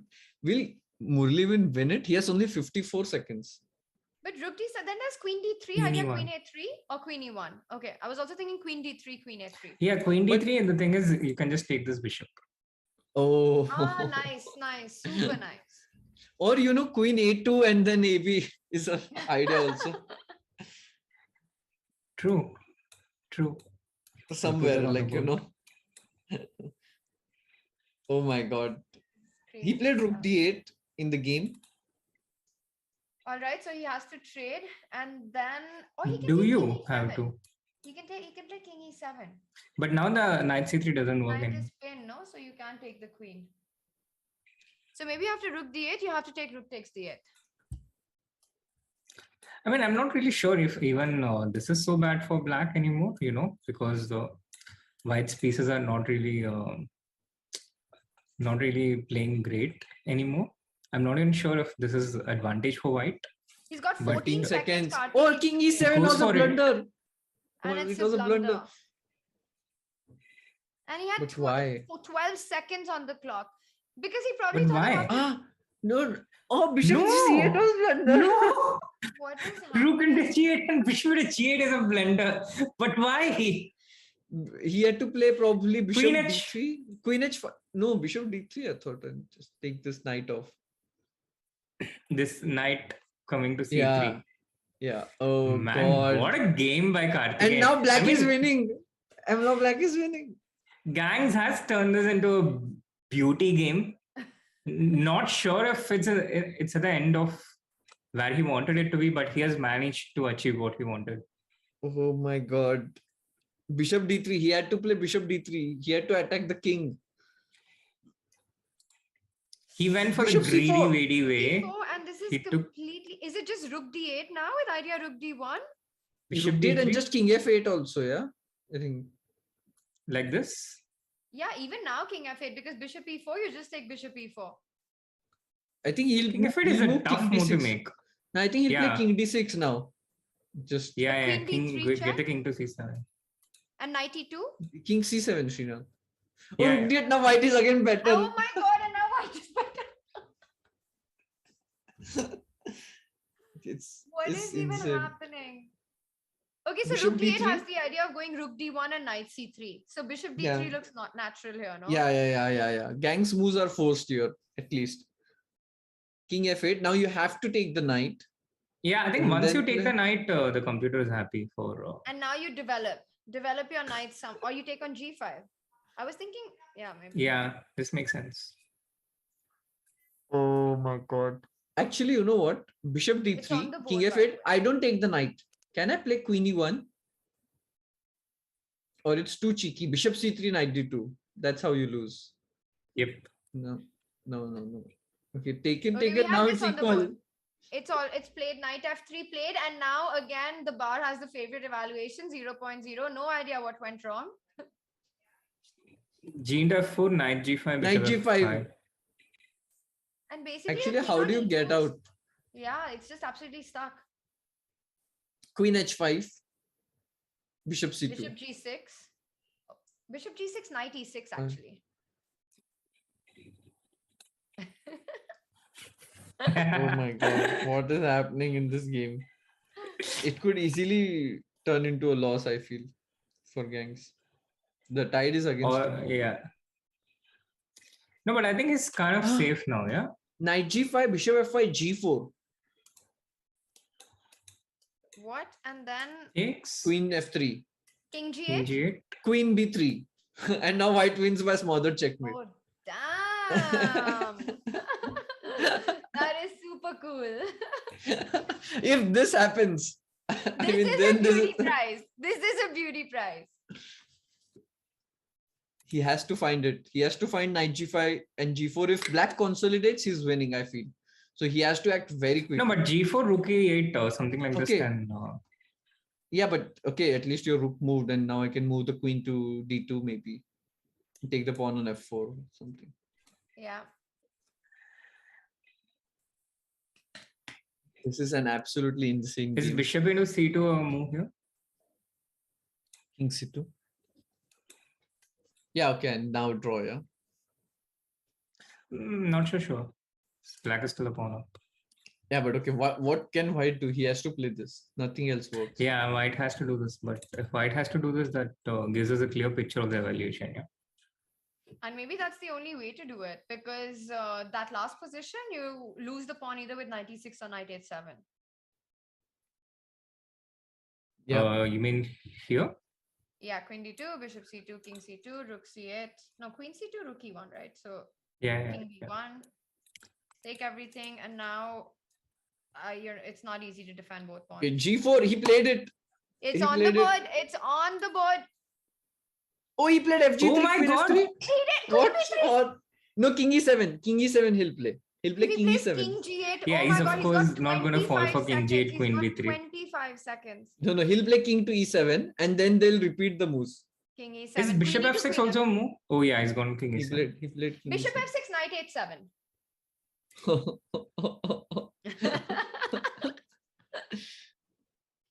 Yeah, He or said, knight now, e6. now queen, where check? Queen to check somewhere, but where? Go queen e2, no. Oh, but queen e2, maybe king f6. King f6, yeah. Queen e3 played.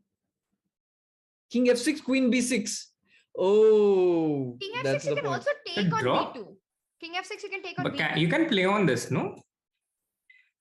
Oh, Yeah, you can play this on.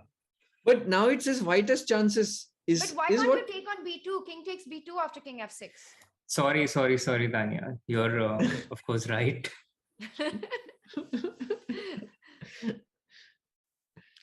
No, queen b6 is No. very tempting also. I don't think king b2 will be played. It feels But too much, you know. I No, don't I think think- so. I I think think it's I the would most, play king b2. I would 100% play king b2 in this position. Really? Yeah, you just want to get rid of this pawn and all these rook d1 check ideas, no?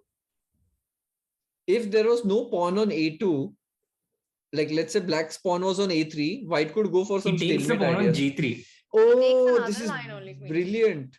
Rook d1, king b2. The g3 pawn was very dangerous actually. Maybe more dangerous than Excellent the move. b2 pawn. Excellent move, queen g3. And the eval bar approves. This was the way to go, queen g3. You had 14 to take one of the seconds. pawns. He'll play h6. He'll play h6. Rook c8. Rook c8. And Gangs is back in the game. I don't know. How? I'm We not don't so know. sure. Yeah, It's how a we don't draw, know. no? It feels like a draw because you can't win with white here. Wait, knight h7. Knight h7 and queen h4. Knight h7, bishop h7, queen h4. Oh, king g6, that's queen g4. So you can't. And I take the rook. Yeah, you take the rook. So you've got to go king. Oof. So knight Maybe h7 knight has to be played. Knight He has to h7. be- And then after king f7, you take on h7. But maybe that's fine. King f7. No, bishop h7 first. And go king f7, queen. And now let's Yeah. get our rook into the game somewhere. Rook. Okay, Yeah, I was but thinking- now, yeah, something like this could happen. Yeah, and this is also kind of hard to lose with black, yeah? Yeah. In if the this game, B2 I think pawn- anyone can lose. And Gangs is in serious gangster mode. Full Yeah. focus on. This is a full-on OTB chess pose. Yeah, amazing. By the way, Abhijit is losing to Ronak. He just made a blunder, apparently. Oh, wow. I'm just bringing you guys up to date. We don't need to move. And Arvind has won against Arjun, yeah? Arjun resigned immediately after bishop f4. I think that had to be one of the quickest losses in Arjun's career. right. Luke against Mitraba is pushing a little bit, nothing clear. Abhimanyu, Nihal. Nihal is better, but still close to draw. Okay, so we have to stick with this game. It's too beautiful to... Yeah, Chat knight and is son taken. hilarious. Chat is hilarious. Knight and because son of all taken. because of the evaluation bar jumping up and down, chat wants to give this the bar dancer award. Oh, king e6. He blundered. Queen takes g7. And He then blundered. b2. He blundered bishop. Oh my god. He blundered a bishop. And look at Gangs. He knows that this is the blunder he's been waiting for, and that is it. Finally, a sigh of relief from Gangs. I don't think this is a game Gangs will show. Oh my god. What a tragic game. Yeah. After playing such a brilliant defense actually by Karthi, this slight miss is a bit heartbreaking, no? Because the last few moves, it was amazing to see how resourceful Black was. So I'll tell you, I was checking now with engine. So in that position, at one point after move 15, White had +10. Wow. And which moment was this? Just when he took yes on d6. Mm. In that position, any move was literally very good. He could have, the engine says EF, King D7, B4 as the top choice. I don't get it. But, and at one point, Karthi had -8. when he played rook d8. So this game was really the bad answer award. King d6 is just finished. Knight c3 check is coming. You cannot avoid it. King c7. Yeah, just busted. Yeah. Okay, we can move to other game now, but And this I was a think crazy game. it also comes down to Karti's time, right? If you see, he's got 10 seconds on the clock, which means he Yeah. made the last move literally on a second. Yeah, yeah. A very tough one, but now it seems it's all over. And after Queen G7, the point is that you take on C2 and there's Queen F6 winning the bishop on F5. So Yeah, let's move exactly. on. Should we take a look at some other board? But Gangs is taking a lot of time here. Yeah? If Gangs doesn't take on G7. No, I think it's done. No, the game is done, I think. Gang switched off his camera. It's just the result is not updated, I feel. Okay, possible. That's what I think. Okay, meanwhile, Arjun did lose to Arvind, so that game has wrapped up and we still have some live action on. So let's Abhijit is losing. Abhijit is losing against Ronak. We can catch the finishing moments there. Let's do it. Let's jump to Abhijit's game. But meanwhile, chat, what an amazing performance by Arvind. His first tournament in the Indian Chess Tour. He starts with 3 wins out of 3. He takes out Gukesh with the black pieces in the first round. A very clean game, a very nice game. He wins the second round. And then in the third round, he faces the defending champion. And he has the quickest win in the tournament so far. 3 out of 3. What a way to make your entry. And also very convincing games. Yes, very convincing, very clean. And very clean games, yeah. Okay, so what's happening here? Abhijit in trouble one more time? Yeah, just a rook down actually. A queen down. Can't do much. Black is spoiled for choice. Some hope, yeah. Some hope with the rook and the mana piece. Bishop coming to e5, something like this. But also Abhijit very low on time, and he's not someone who enjoys being in that kind of situation, unlike Nihal. But also it's not just the clock situation, no? Even the position, I'm sure Abhijit isn't loving being in this situation. So h4 you're mentioning here. But yeah, after I think he'll play h4, are you not afraid of that rook on... Okay, there's no way to attack it. h4 or knight f4, I think either of these moves. He goes rook h5. But that just allows f4 for black. Rook g5. Rook g5? No, there's knight f4. I could just move my king here.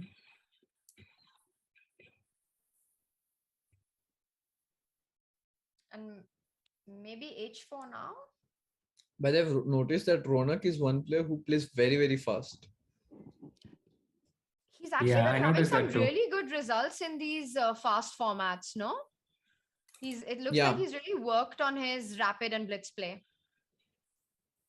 Yeah. And I think it's also his style to play very fast in general. He's one of these players. Yeah. He uses it as kind of weapon. And even in classical chess, when things went bad, he just started playing fast, and that worked well for him. Okay, so king f7, you don't have knight g3 because the d4 pawn is hanging now, so kind of hard for white to break free from all these threats. And bishop e3 runs into f4. He goes rook g1. That's I think that just shows that okay, Abhijit is struggling to find any ideas. He's also down to 10 seconds on the clock. Yeah, and now black can just take the e3 pawn. Yeah, or the h2 pawn. I think we can move on from this game. I feel this is just. Let's take a look at the Gukesh board. It's still on. It's a rook pawn ending with 2 rooks, and Gukesh has got an extra pawn. How winning is this? Oh, Gukesh is winning. And look at the clock as well. He's got 6 minutes up on the clock. Yeah, only person who could save this position, perhaps not even Gukesh. No? Okay, there is a trick, like rook takes e7, rook b2, and try to give some kind of a perpetual here. So there are tricks.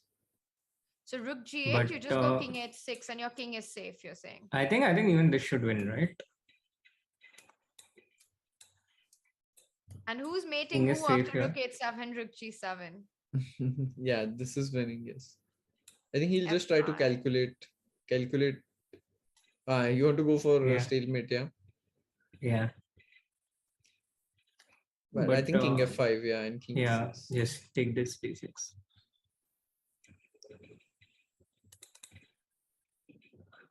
Who is mating whom?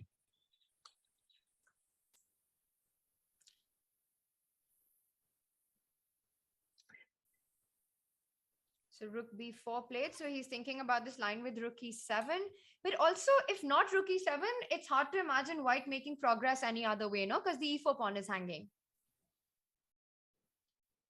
Yeah, I think what we saw looks like the best. But of course, you have to double check, and he has 5 minutes, so he'll make Yeah, sure. he has to do it all in his mind. He cannot make the moves. Meanwhile, guys, I think we should take a moment and pan out to the Aradhya game. The MPL wildcard. Yeah, okay. The MPL wildcard Aradhya, who seems set to get his first win in the Indian Chess Tour against Enna Vishak. Is it winning? Yeah, well, yeah. I looked at the bar before the question, so I think bishop c4, I think, is the cleanest. You can just take this also, yeah? Yeah. Of course, that is the cleanest. Sorry, bishop c4 also wins, but yeah. This would be such a massive upset if Aradhya wins this, because he's rated 2275 and he's rated at least 125 points below the 15th seed, and I think more than 200 points below the 14th seed. But he's quite a strong player. I think his real strength is 2450, I feel. Okay, but this is also completely winning. Yeah, you just take and there's rook g1 check. Yeah, so, and there's bishop h7, bishop c4, bishop stopping c4. the Yep. So if bishop g4, for example, you've got bishop c4, bishop h7. Wow, like you were saying, big win for Aradhya. Absolutely, big win for Aradhya, and kudos to MPL for helping him get this opportunity. So Arvind, clear leader now. Second position is Ronak on 7 points. Arvind on 9 out of 9. And I think Abhimanyu's game is heading towards a draw, but it's heading towards a draw. We should go there. Yeah. Let's just have that on the board. Yeah. Oh, this is very famous draw where even if there is no f pawn, this is a draw. So you can't take on h5 at least because of b2. Vidit, what were you saying? Yeah, so let's imagine that eventually if black plays pawn on b2, then I mean, to demonstrate, Srinath, can we do that? Like remove the f pawn? Yeah, just king h2, let's say. b2, okay. f5, king f6. Oh, you just wanted to get rid of the sure. And rook b8. And the thing is, white, it just puts the king on g2 h2, and there is no way to kick it. When the king tries to come, black king, then just checks from the behind. And h and g pawn, this is a draw. Because if black had an f pawn, then black would be winning, because then it had a potential to become another passer. But the h pawn is just blocked. Let's just show that with arrows that the f pawn would actually come to f2. And then when you... King f2, and now there is this trick, rook h1. Which doesn't work with the h and the g pawn, only with the f pawn. Exactly. Very nice. Exactly. But what we have on our live board, I think, is just simpler now for white, no? Yeah, he even has the h pawn taken off. This is an instant draw, I think. Yeah, different ways of making a draw, I imagine. But here does he? Yeah, he goes rook b5. Just king h2, king g2. He just waits with the king.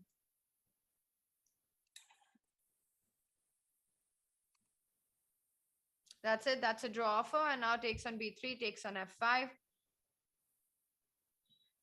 A good save there by Nihal. Save? He was pressing actually. By Abhimanyu. Right. And we have one more game going on between Leon against Mitrava, where Leon seems to be completely winning. And this is a very different scenario from Nihal's rook pawn ending, right? Because here white's king is supporting the b pawn. So it's very difficult for black to fight against it. Oh, by the way, there have been some updates in Gukesh game. So after this, maybe we can go there. And, you know, typical Gukesh, yeah, the move he played, I would love to show you afterwards. Okay, but this I'm one's all curious over, to no? see. I mean, white is just queening now. Yeah, queen. White is Queen queening, is black is first. queening, and then white checkmates black. Yeah. Somehow. So usually in queen and rook versus queen and rook, the side that is moving first and gets to give a check first wins. Yes, it's like content. The person who puts it out first wins. Vidit It knows doesn't all matter. about it. I know. Been there.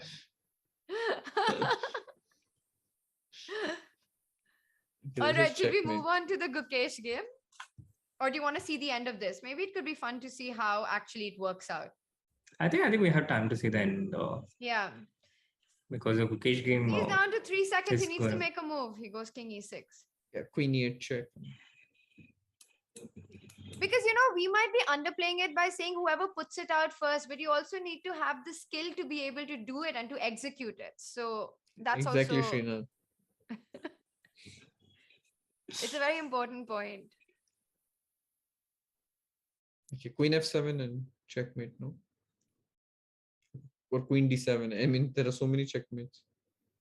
Oh yeah, and then this is that nice pattern with the king and... No, I no, don't it's think not a this nice is the pattern. pattern. I was going to say rook f3 and then queen f3.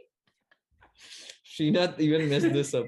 Amazing. It's not happening. Queen d7. It might happen, no, but queen f5. No, he'll go queen d4. Queen d4, No, rook no. f6, queen d6. Yeah. That's how you do it, yeah. That's how you do it, but he hasn't done it like that.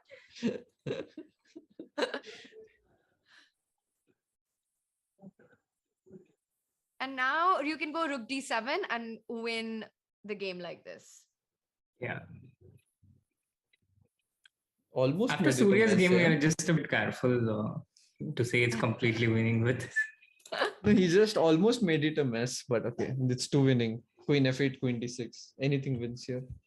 Maybe, yeah. No, Yep. queen e5 and queen e8 is just so over.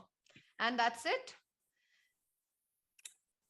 So with that, Vantaka wins. And what happened here now?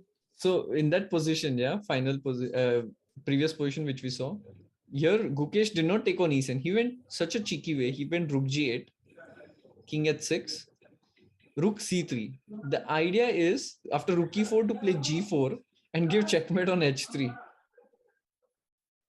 And this is very beautiful attempt. That's why Harsha played rook a4 instead of taking on e4 after rook c3. So that so g4 can be met with rook to a3. But Gukesh then played rook f3 and then okay, game goes on, as you can see on the board. So Gukesh did not find the most convincing way, although he's completely winning still. But the game goes on, yeah, now. Yes, the game goes on, and the longer you have something going, the more chances you have to spoil it. Yeah. You're talking about your YouTube channel, or? I think that was the last thing on my mind when I mentioned that.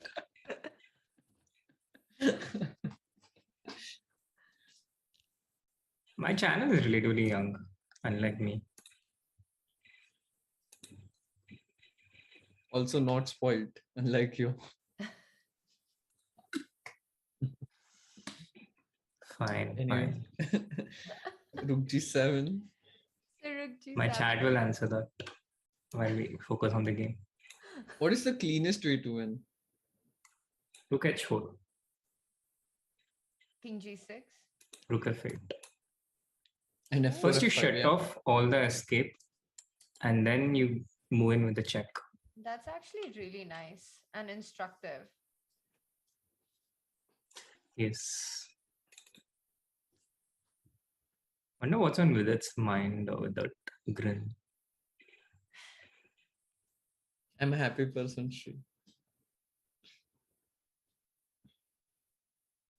So rook f8 here is actually a really nice move. I really like it. It's really well spotted. And then f4, f5. Thank you, Tania.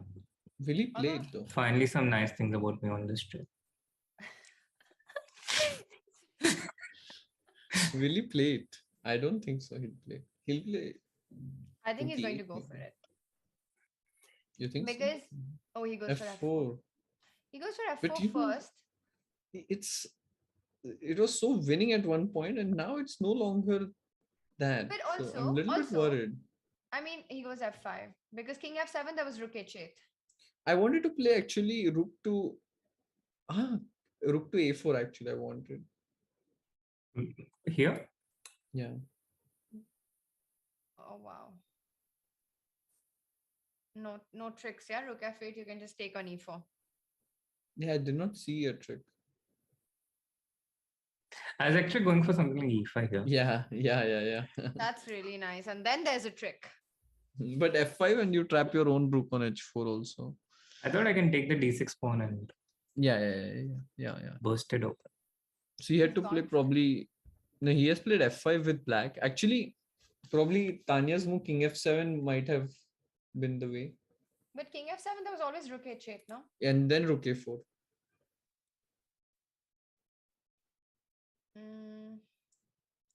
The point is, even if you take on H7, I'll go King F8 and you cannot defend E4.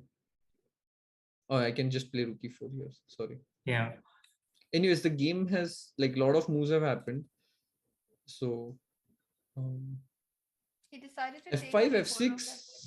So No, F5 is so tempting here. And if you go King G5, there's Rook G4.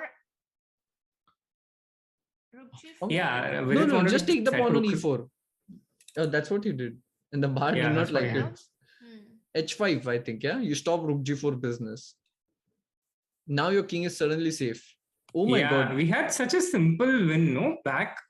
And these guys were so good at... He should have started with Rook G4, move the king and then take on E4. Yeah. Tania is very sharp. Yeah, listen to Tania, not with it. Note it's to the because players. I don't have a YouTube channel distracting me.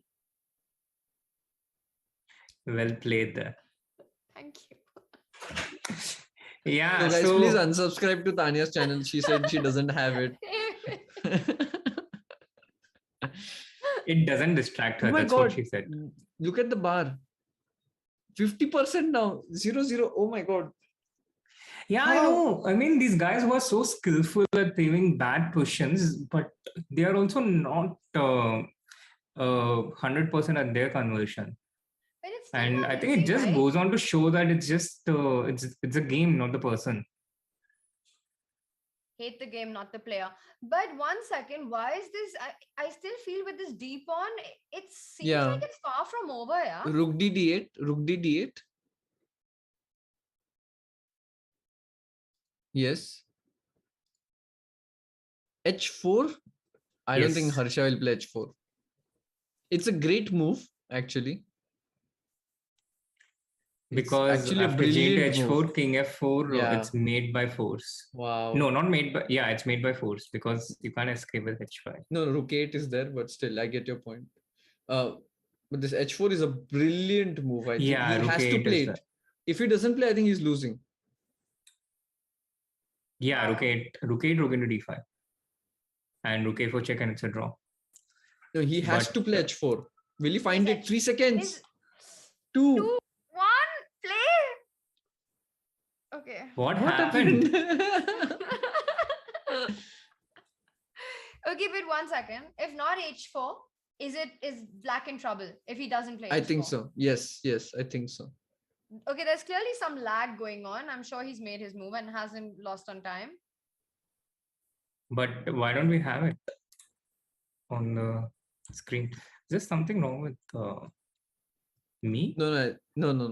I mean, there is, but that's not the point. That's a whole different question. Let's not go there right now. We can discuss it in the stream after this one. But actually, now I saw it that even without H4, it's a draw. Like, even if he just keeps the rook on B5 or C5, it's a draw.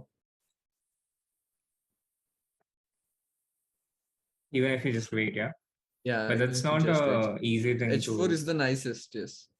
But H4 is kind of hard to play, no? In 10 seconds, we still don't know what he's actually gone for. Let's try and get an update from our producer, Manu, if he can help us. What happened here? And meanwhile, the round 4 has begun. Some of the round 4 games have begun. While this is the last game in round 3 going overtime. Gukesh loves to go overtime in his games. He's not OP or OG, he's OT. OTT. Oh, that was so bad.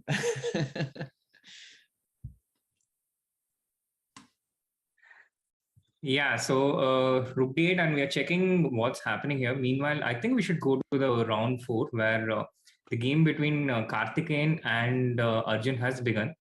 And I think I have an idea of what move might come here, but let's watch it happen. Some G5? And there Yeah, I it. expected it. You said it. Okay, 1 second. So what made you think that Arjun's going to go for G5? We discussed it. Oh. No, but I guessed it because it's a typical idea. But I think it should not be that good, D4. I mean, that's my feeling, that it can be that good. Even D4 without taking on C6, Yeah. or after taking? Without taking, I was thinking. But what if B5? Bishop B3. G4. Knight G5.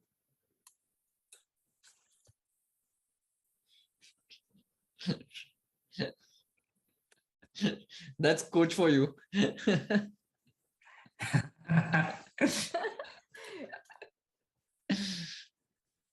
Yeah, that flex didn't work out well. I think Bishop G4 here is the move. I just know that this is not the best for white. Oh, by the way, we can go back to Gukesh game. There have been updates. They're in time pressure. Let's go. Let's go. So we have the rook pawn ending still on. And did he go H4? In the game, I see he did go H4.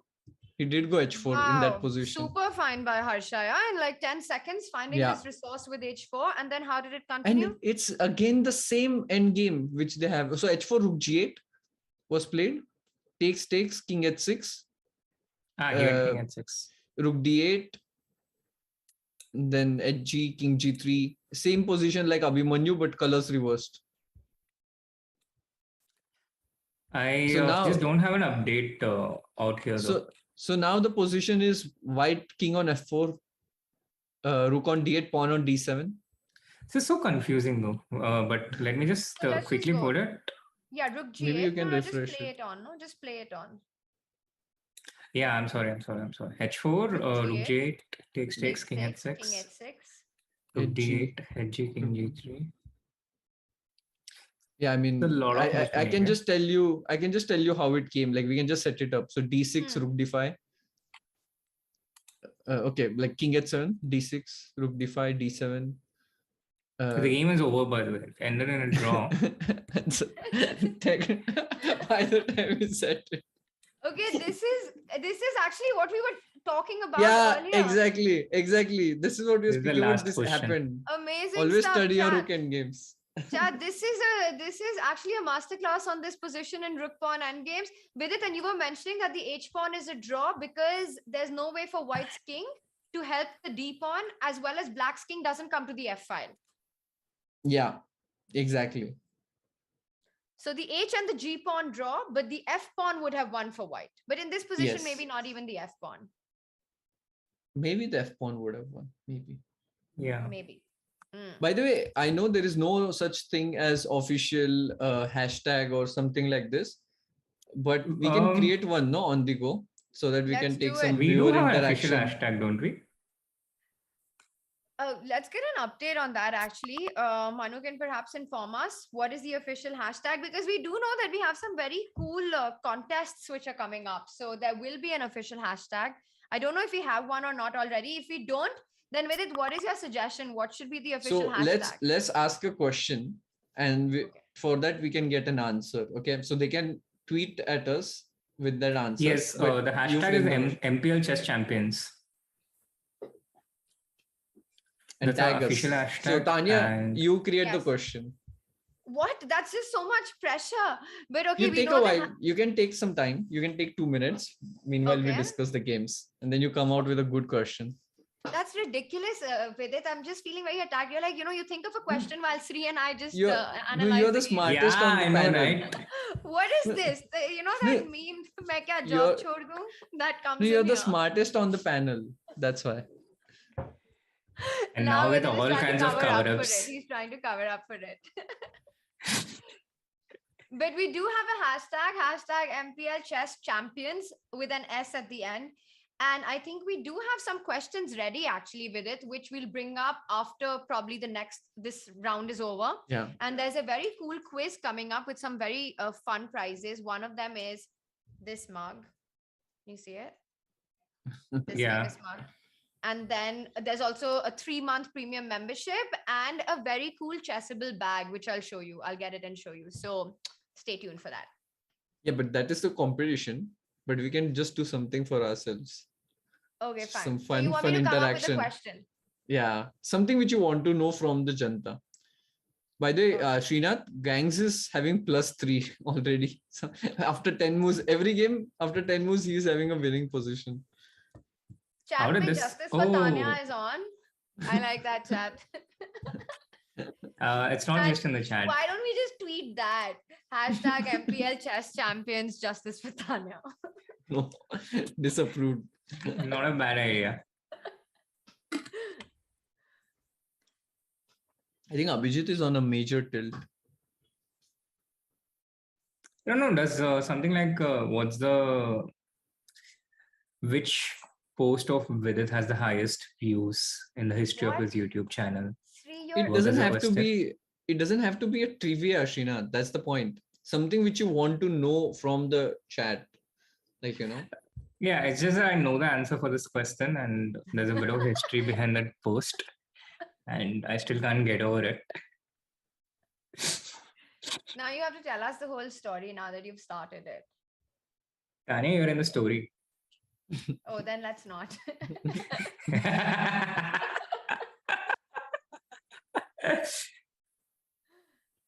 Okay, so what is the position while I'm thinking of the question? Oh, he's just a pawn up. Like after the opening, he played this move e5. Srinath, if you can show it. So this is well-known kind of. It's well-known sacrifice. Knight e5 was played. I think castle. Now Gangs played what? D3 played. Yeah. Now I think knight e4 maybe. Just d4, and you can take the pawn back, but it's not so clear. No, pawn takes. I think I would take with the pawn. Really? Yeah, and then just bishop h6, queen d2. Very nice position. So that's why he did not want to do this. But what he played was not very convincing. He played rook e8, knight f3, and I think now d5 is the move. F4 is probably new because knight f3, d5. I remember. Right. This is the way you kind of get counterplay. So Gangs played f4 and then, yeah, it's probably a new move. And then Abhijit did not react correctly. That's what happened. Yeah, and after c6, c5 is also, I think, super strong. Yeah.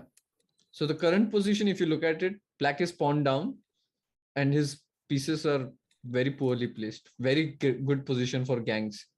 Although after the last game, No, but I think this time Gangs will be like, okay, I'm just going to win. I'm not just going to show off. Okay, I have my question ready, by the way. I thought about it. Awesome. So Go for it. I was thinking with it because you're our guest for the day. So I was thinking it should revolve around you and to, of course, honor your presence and everything. So then I was thinking that we should ask chat that if they could ask you any one question, what would it be? And the question I know. The question that gets asked maximum times, with it, you'll just have to answer it then. You know what question will get asked the maximum I have number no of idea. times. I think people will ask you about how to improve chess, how can they get better at it, where you're playing next, about the Chessbase India originals that you and Anish are playing. There are so many important questions that people have in their mind about the Olympiad. Awesome. Okay, let's go. Okay, so I think we're going to do this. Chat, you have to tweet with your question using hashtag MPL Chess Champions. This is your one chance. But with it, how many of the same question should you get to be forced to answer it? I think a minimum of only if chat 10 asks questions. 10 times. Should we do 10 times or maybe 50? Let's see if we can Okay, get it up. they can shoot their questions. I'll try to answer as many as, like, even if it's not the top question. Okay, that is actually amazing, chat. So tweet using That's a way of getting out, no? No, that's a way of Vidit getting engagement on Twitter, but let's just leave that aside. Okay, so ask your question, hashtag MPL Chess Champions and hashtag Ask Vidit. That works. Sure. Okay, chat, let's go. And the question that gets asked most, Vidit is obliged to answer it. He's under a contract with us, so yeah. Awesome. The good thing is I only have to stay for a few minutes more. Chat, you have only like a couple of minutes, so do this fast. Or should we leave it open to YouTube? No, only on Twitter, right? Yeah, only on Twitter. Got it.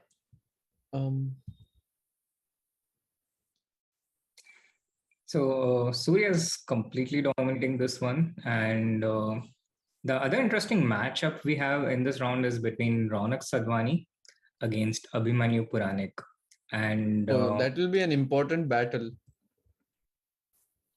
for the standings. Yeah. And what's your initial impression of this position? Looks roughly equal, because it looks like it came from some Spanish opening, and okay, white has good pieces. Yeah, it was from Spanish. Yeah. G6, interesting move. Actually, I would prefer black. Because I like the C3 pawn, the A2 bishop. Yeah, and how nice the pieces look in general. Yeah. Yeah. Queen h4. Now, can you play f5? Ronak is playing a bit too fast. Why is comp saying it's equal? Like, I would really prefer black here. After f5. Yeah, I was wondering exactly that too. Can white try to target the c pawn? Go knight f1, knight d2. Yeah. Maybe that's how he has to do it. Right. Kind of don't see any other plan for white, no? If black's pawn was on b5, it would be better for black. Yeah. But that's the only problem in the position. Right. That's actually quite nice and quite interesting that if the pawn is on b5, then black is better because black doesn't have any weaknesses. But here white can target the c4 pawn. Also a very interesting position in the Karthi Arjun game. Should we just quickly take a look at that? Yeah, crazy position. And this time Karti's played a lot faster than he played in his game against Gangs. And I think he also has a very nice position as white. If he can exchange queens, he'll be very comfortable. But can he? Because now black's idea, from what I see, is to play bishop to e6, f6, and then rook to g8. So he has 3 moves to consolidate. King f1. King to f1. Okay, but at least it sidesteps from all this G file stuff. Right. That's what makes sense. Now, will he play bishop g4, attack the rook, or he'll play bishop e6? Bishop g4 certainly looks more forcing, with rook g8 incoming up next immediately. He played bishop g4, right? Bishop g4, maybe you go rook d3, trying to control bishop h3 stuff. Yeah, but rook g8 in any case. And queen e3. F3. I want to go queen c5. No.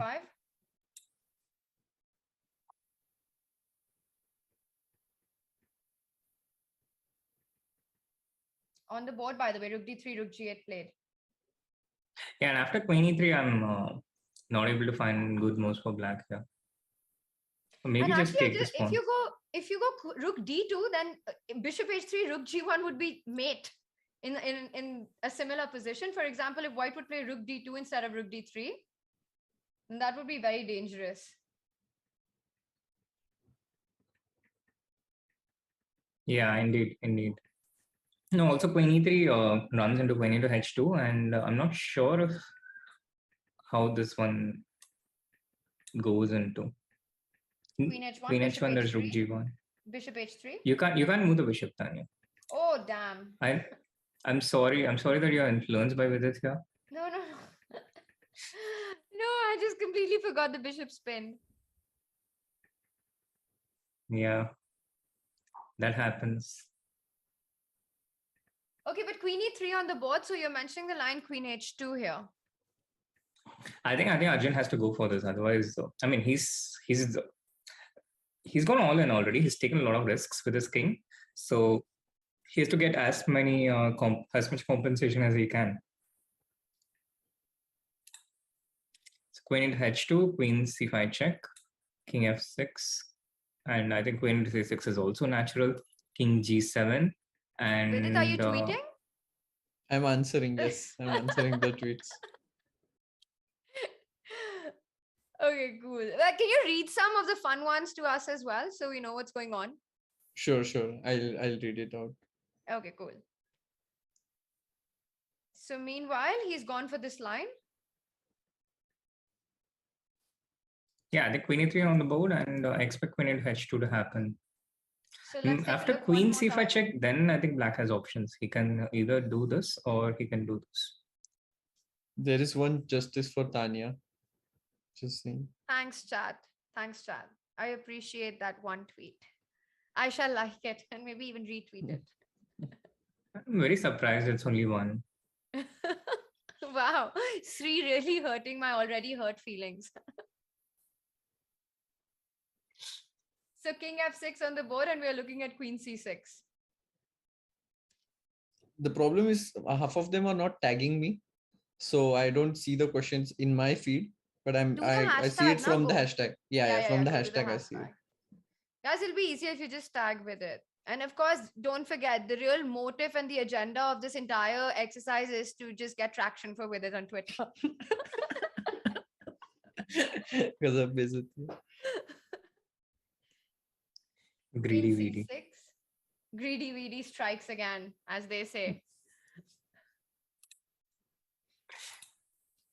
What a game. King on G5. King G5. Oh, finally, Vidit remembered there's chess going on.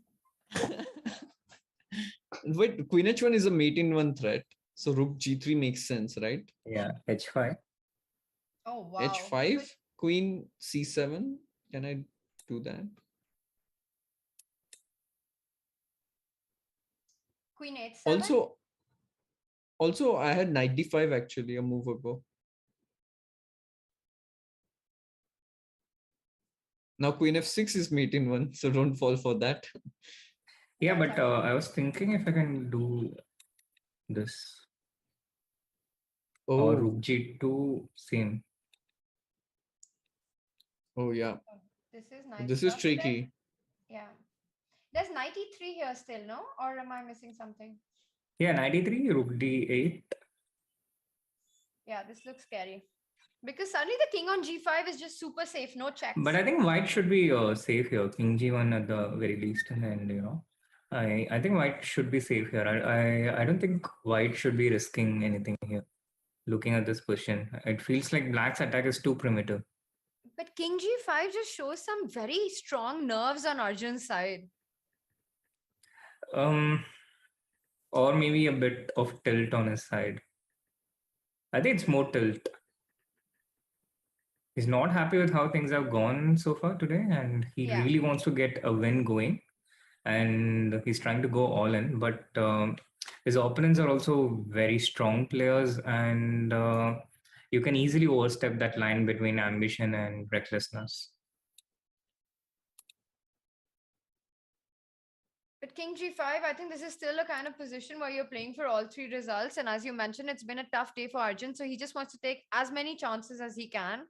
And he's only taken 2 minutes on the clock. Usually oh my god, Tania. I just cheated a bit. And apparently knight e2 is the only move that saves white. Rook G3, black has this move King H5. Okay, right, if Arjun plays King H5, that will be just amazingly impressive, no? To go King G5, King H5 in this position. Yeah, it would be Very nice. Do you think he'll find 92? He He finds 92. played. He finds Played. 92. Wow. He played 92. And Sri and Vidit, can you just explain this King H5 idea and why it's so deadly and why Rook G3 was lost for white? You're just opening up this rook on G8. So Queen H1 check, the problem was Rook G1. And it would be so nice to have this move Bishop H3 check here, but the King on G5 comes in the way and it's a pin, so you can't do that. So with King H5, you enable doing that while putting your king in a position where there are no checks from white. Right, and now you've got a very nasty threat of Queen H1, Rook G1 and Bishop H3. And that's just game over. Absolutely. So knight E2 unstoppable. is the unstoppable threat with no check. So knight E2 on the board. So the point is that after Queen H1, now he wants to intercept the check with knight and not the rook. So knight G1. And meanwhile, the rook on D3 guards the H3 square. Yes, absolutely. And what if we do the same King H5 here too? So you still have the threat of Bishop H3? No, we don't. Oh, Rook H3 is a check. And oh yeah, that's like Bishop D1 here, but it's not the same. So maybe deadly Queen F6. Threat. Maybe we've got time to go Queen F6 now. Yeah, and I think Black is doing. I think White should be better here. King H5 just feels off. Knight E2 again, something like H5 is, I think, the way to go.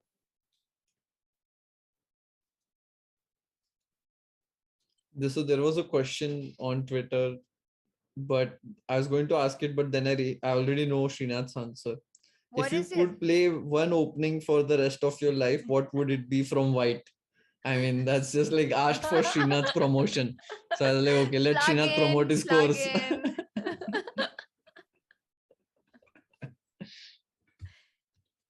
But Sri, if you had to be completely honest here, then what?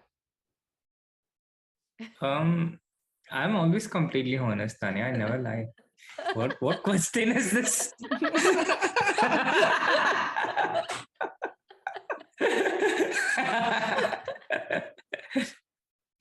It all started with a painful loss in the World Under 14 Championship in 2008. That also kind of helped launch the career of one of my very good friends. And from then on, I started respecting this opening, and that's how it was born, my love. Your love for the Catalan. Yep, my love for the Catalan. Were you happy to see it played so much in the World Championship matches? I was delighted. I was delighted to watch it being played so much. And honestly, I think it's one of the most annoying openings to face as Black, especially if you're in Vidit's age group, and it kept being thrown at me all through my life. I had to deal with it with Black, so it was nice to do it from the white side. Yeah. No, I mean, we see it. I think it's the most played opening at pretty much all levels, and especially at the top level. So definitely a very, very strong choice for white. So if you guys want to check out Adiban's course on 1B3 on Chess7. Oh, I have to come back. Wait. How did that escalate to Adiban's course? No. I'm not replying to Twitter now. Tania, Adiban has a 1E4 course now. It's changed. Oh, has Adiban himself left 1B3 now? Yeah. Not everyone is loyal like me, you know. You don't even play. By the way, we should look at Gang's game. Again, a lot of things have happened. King is in the center, just like this game. We'll keep an eye out on this, but I think Gang's game is also interesting. Let's go. So, Surya against Abhijit. Wow. Is the possibility of castle still open? I don't know if the king has moved. Because if he can castle, then of course it's... And he does it. So now it's somewhat more 92. Sane. Oh, yeah, now it's sane. I thought the king is stuck. But 92, no? Maybe you just Did get Gangs mess up back. again? Yeah, I think Gangs messed up again. But if you just give the exchange back, okay, where do you move the queen? First question. Let's say queen b2. Yeah, and also, do you want the move to queen a2? Okay, queen a2, and you take which rook? b1? Yeah, I would take b1. Yeah.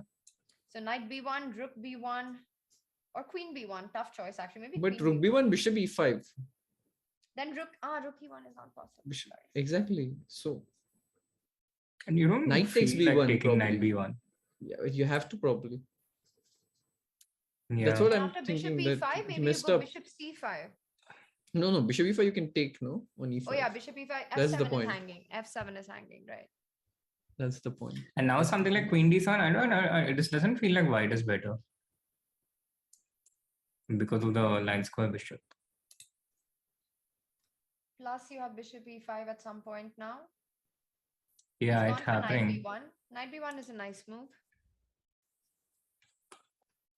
It's happening, and So, guys, as we are talking about openings, there's one question by Rudraksh which says, how to prepare for openings? I'm playing my first over-the-board event in a week. So I thought wow, I'll all let the you guys best, answer it. Rudraksh. That's actually very exciting. First OTB event. I think, I don't know, Absolutely. my advice would be that if it's your first OTB event, just have like, if you have one or two lines that you like, just check them, but don't maybe focus too much on the openings. Just try to solve some tactics, get your brain working, and just enjoy your games as much as possible.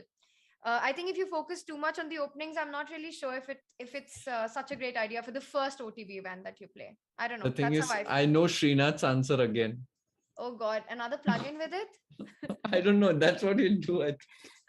no, I think that will be too much to do Catalan at this when you in your first OTB event. I think that would be a bit too much. But yeah, I think what Tania said, I will totally second that. Makes total sense. And there is one more question by Vidit, Aman. what would you say to I Rudraksh? agree with you actually. Like instead of preparing openings, you can focus more on the tactics part. But I understand that you kind of maybe have to have some strategy that I'm going to play e4, c5.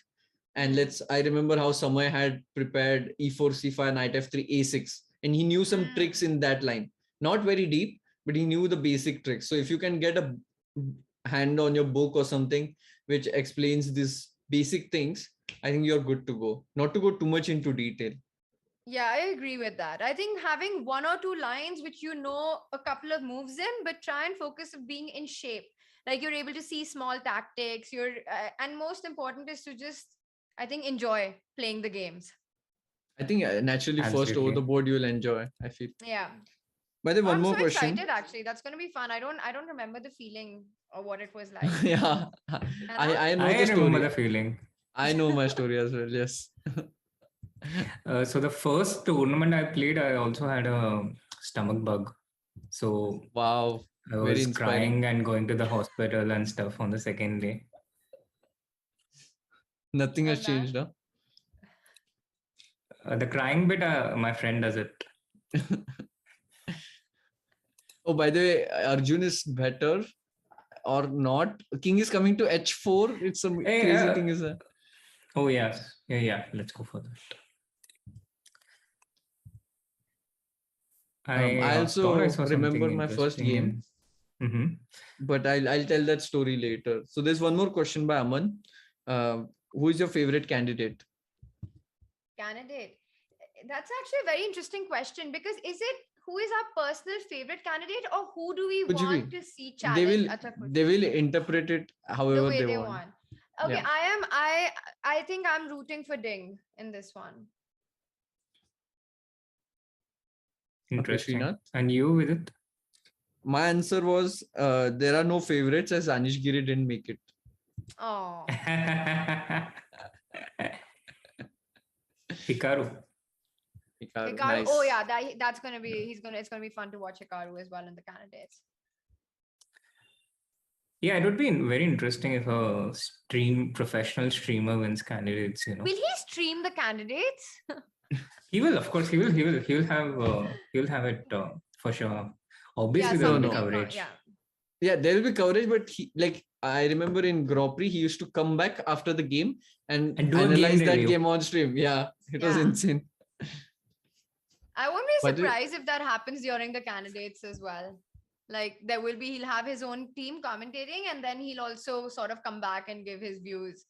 And that's Right. going to be, I mean, I don't think I've ever seen a candidate. I think it's very cool that Hikaru's playing the candidates. It's going to make it very exciting. I know. If Hikaru wins the candidates, then I think I might start playing chess more seriously again. What does that have? What are you trying to say? It would give me that inspiration that you can do other things and still play chess at a very high level. Yeah, and yeah. I think that would be a major. It's at least an epic story. It has an epic storyline if Hikaru wins the candidate. It's a movie. That's a Hollywood movie if he wins the candidates. Meanwhile, guys, I think the position has diluted into an endgame. Yeah, it has diluted into an endgame, which is not good for Arjun. Will he exchange queens? Queen e5? Yeah, I think so. He should. But then it should be a draw, I feel.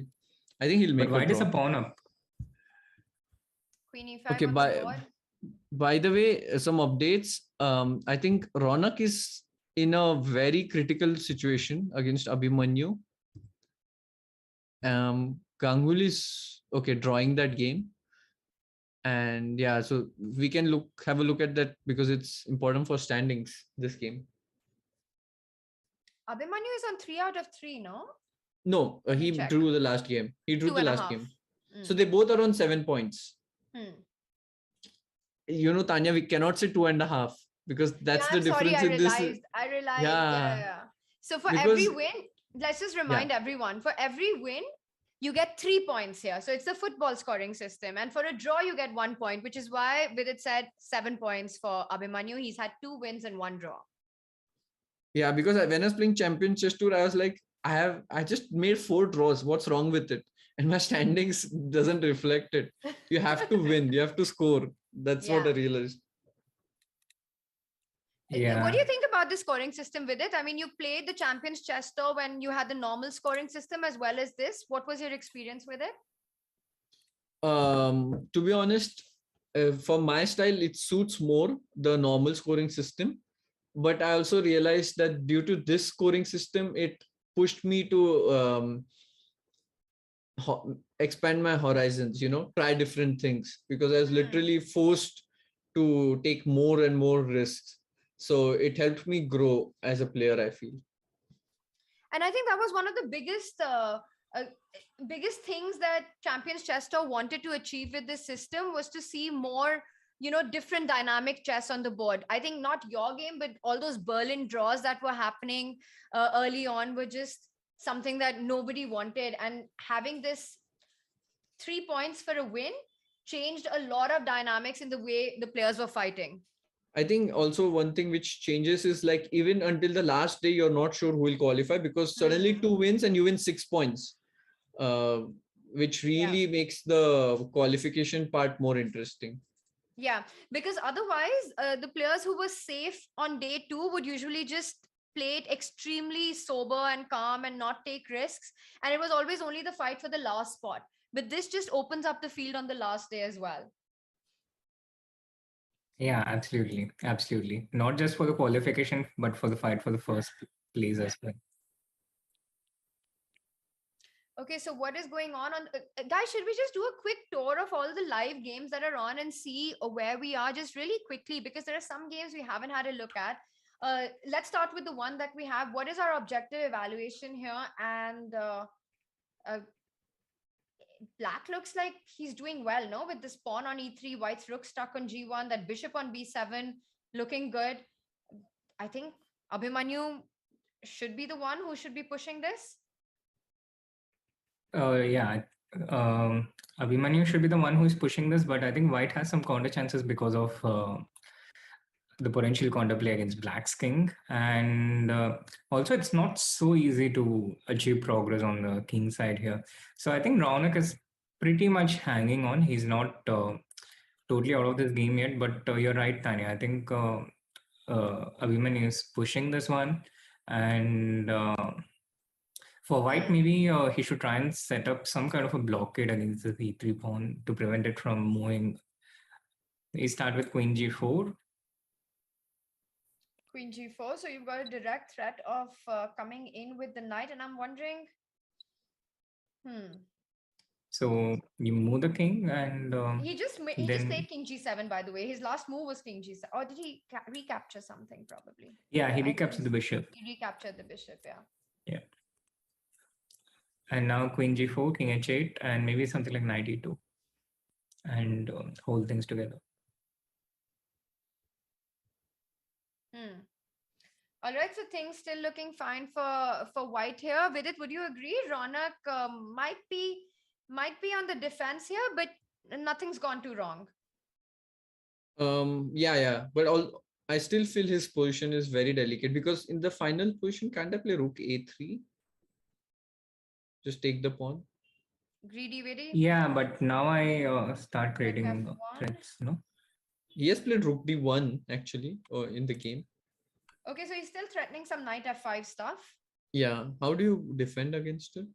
Queen F6. Knight F5 doesn't work. Yeah, it just doesn't work. Queen F5. Queen F5. Rook D7 is not possible. So Queen King E7. H6. King H6. Queen H5. Queen G5. King H5. Bishop F3. Thank you very much. Srinath started playing as if it's his first tournament. Srinath, that was the advice. You need to solve tactics. Yeah, exactly. Honestly. That was exactly what I was doing to Vidit now. He's going to Prague, and that's my job. No, honestly, all jokes apart, I really, really like doing commentary with Srinath. Because when we analyze, he really makes me sound smart by making such blunders. So I really enjoy this. It's not just when we analyze with it.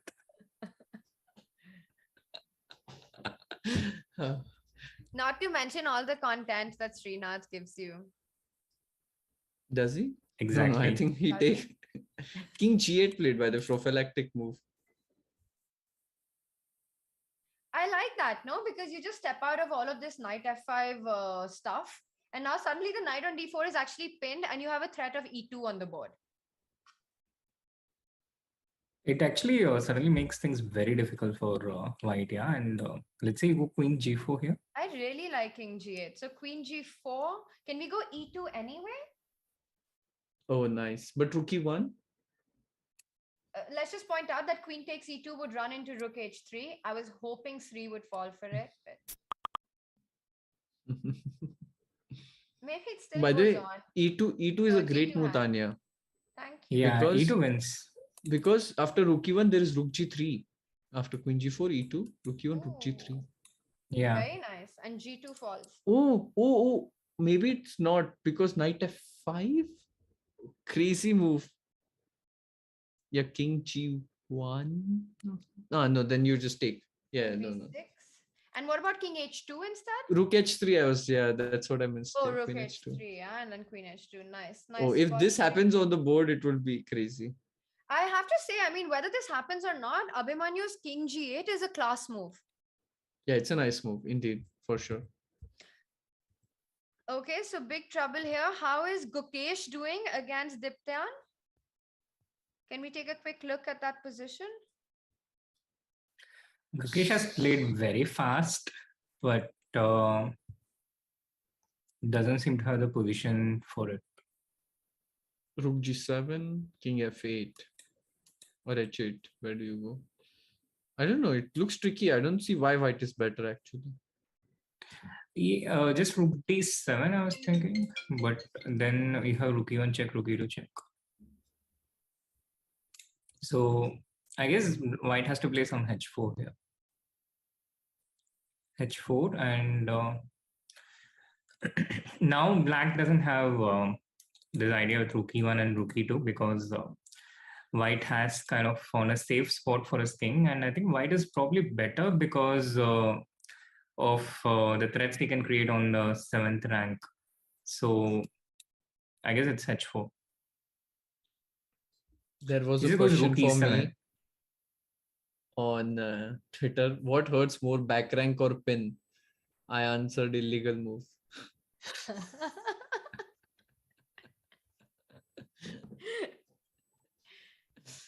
I won't be surprised if that's literally the most watched chess video. Sadly, and the most memes are made of, like, people still tag me on Instagram with that video. Vidit, look at it this way. You've given like historic material to the chess world. It's never been done and it probably never be done again. By the way, there is a cute trick in this position, Can you find it after bishop c4? After bishop c4? Yeah.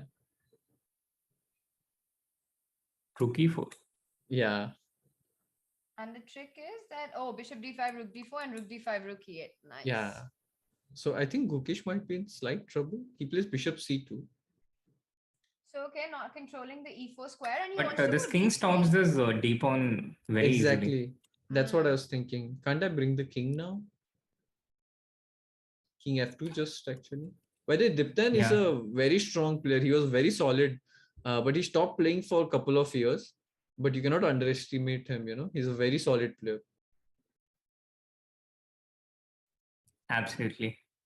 And he hasn't totally stopped playing either, but I guess he stopped being professional. Yeah. He stopped. Arjun Karthi ended in a draw. Just a quick update. Ronak is worse. And Nihal is winning against Leon. Arjun ends the day with 3 pawns out of 4 in the soccer scoring system. Oh, yeah. So that's then like 3 points out of 12. Yeah, 3 points out of 12, not out of 4. Yeah. And really quickly, guys, we've got Aradhya against Vantika. Now, these are the two debutants at the Indian Chess Tour, and of course, they're the two wild cards. And Vantika had a fantastic start to the day, and I have to say, I think isn't Black just crushing this? Yeah, just crushing. Yeah. It seems like Aradhya overextended at some point. The position was totally equal. And he had a lot of time, but I think he got a bit overambitious. But still, Vantika has to find it in 20 seconds. But the thing is, right, it's the perfect example of a good knight versus a bad bishop. And you can just maneuver the knight anywhere on the board. Black's king is super active. White is the one with all the weaknesses. But of course, like you mentioned, Black needs to find a plan because king d4, king c4 is an idea. But then you're always looking at stuff like king f3 and White's king getting activity as well. I love f4, very clinical. Yeah, she trades this pawn, and now the idea is to get to one of White's pawns, the b4 pawn. So she's basically gotten rid of her big weakness on f5, and now she'll start targeting the b4 pawn. Also, the h4 pawn after knight g6 could be weak in some positions. Maybe not here, but if, like in certain, maybe if the king goes to d2, for example. Yes. Wow, this would be a big win for Vantaka. Oh, yes, it would be her first win. Sorry, Abhimanyu threw his advantage and now it's heading towards a draw. He misplayed. And Nihal is winning. Yeah, Nihal is winning against Leon. Nihal winning in his usual style, his typical style. Grinding out in an endgame, with a slight advantage. But surprising. Got an extra pawn. This is already far over. No, this isn't any small advantage anymore. Leon is a more extreme version of Nihal with his time management. Ah, really? Yeah. Yeah, he gets, and in their direct encounter, it seems like Leon is the one. Meanwhile, Surya also seems to have spoiled his advantage. Oh, just as I spoke about it. Wait, what is happening here? Is there a mate? Queen d4? I think just queen d4. He did not say queen d4. King h7 and now queen d4. That's what he wants probably. Makes a lot of sense because queen g7 is mate. Oh my god. Unstoppable mate. So maybe this was the point. So he's done it. He's gone queen and there's just no way to fight it. So after queen d2, you have to go g5, but then there's maybe g5? Queen d6, so G5, queen f8. Yeah. Oh gosh. Just knight f6 should also do it. No, I meant queen e6. Queen d6 if you go queen e6. Yeah. But is this over? But let's see. Yeah, I mean, I don't know how he's got to go g5. There's no other move, no? No, but I think this should be over even with Yeah, just takes a knight d6. Yeah, this is simplest. This is cleanest. Oh, wow. It's that What a advice, right? When turnaround. you see that you've got a checkmate or some idea of checkmate, but you can win material, always go for material because you could be wrong in that checkmate idea. Like the last game of Interesting. Surya, yeah? Very similar. Yeah, or here, you want to go queen f8 check, you think you're going to mate black, but maybe there's no mate after king g6. True, I true, think, true. He goes queen d4. yeah, this is just lost. Queen h8 and just win the end game. Win the Cleanest end way. game. Again, you just trade and knight d6 No, and the p pawn. also queen h8, queen f8, queen d6, and many ways I think that to win. Oh, that's nice. Yeah, of course. Gangs goes for the checkmate as usual. No The beauty surprise. prize.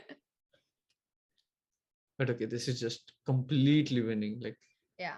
Very tough day for Abhijit, no? This one. yeah, very tough. And now you can also just Queen go f6. queen d3, knight d6. Or queen d3, knight No. d6. Also, yeah, that's what it. Oh, queen d3, bishop e4, queen e4. That's gangs.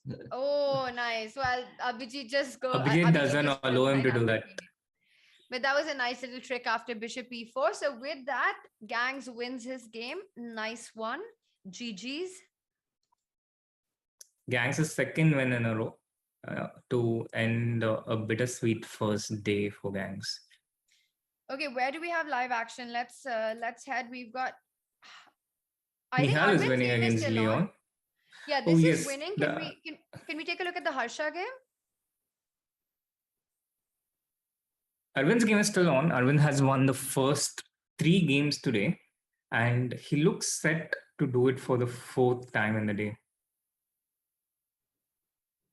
He has had the better of the game so far. He has his pieces are just nicer, but it's still a very, very closed position and a very long way to go.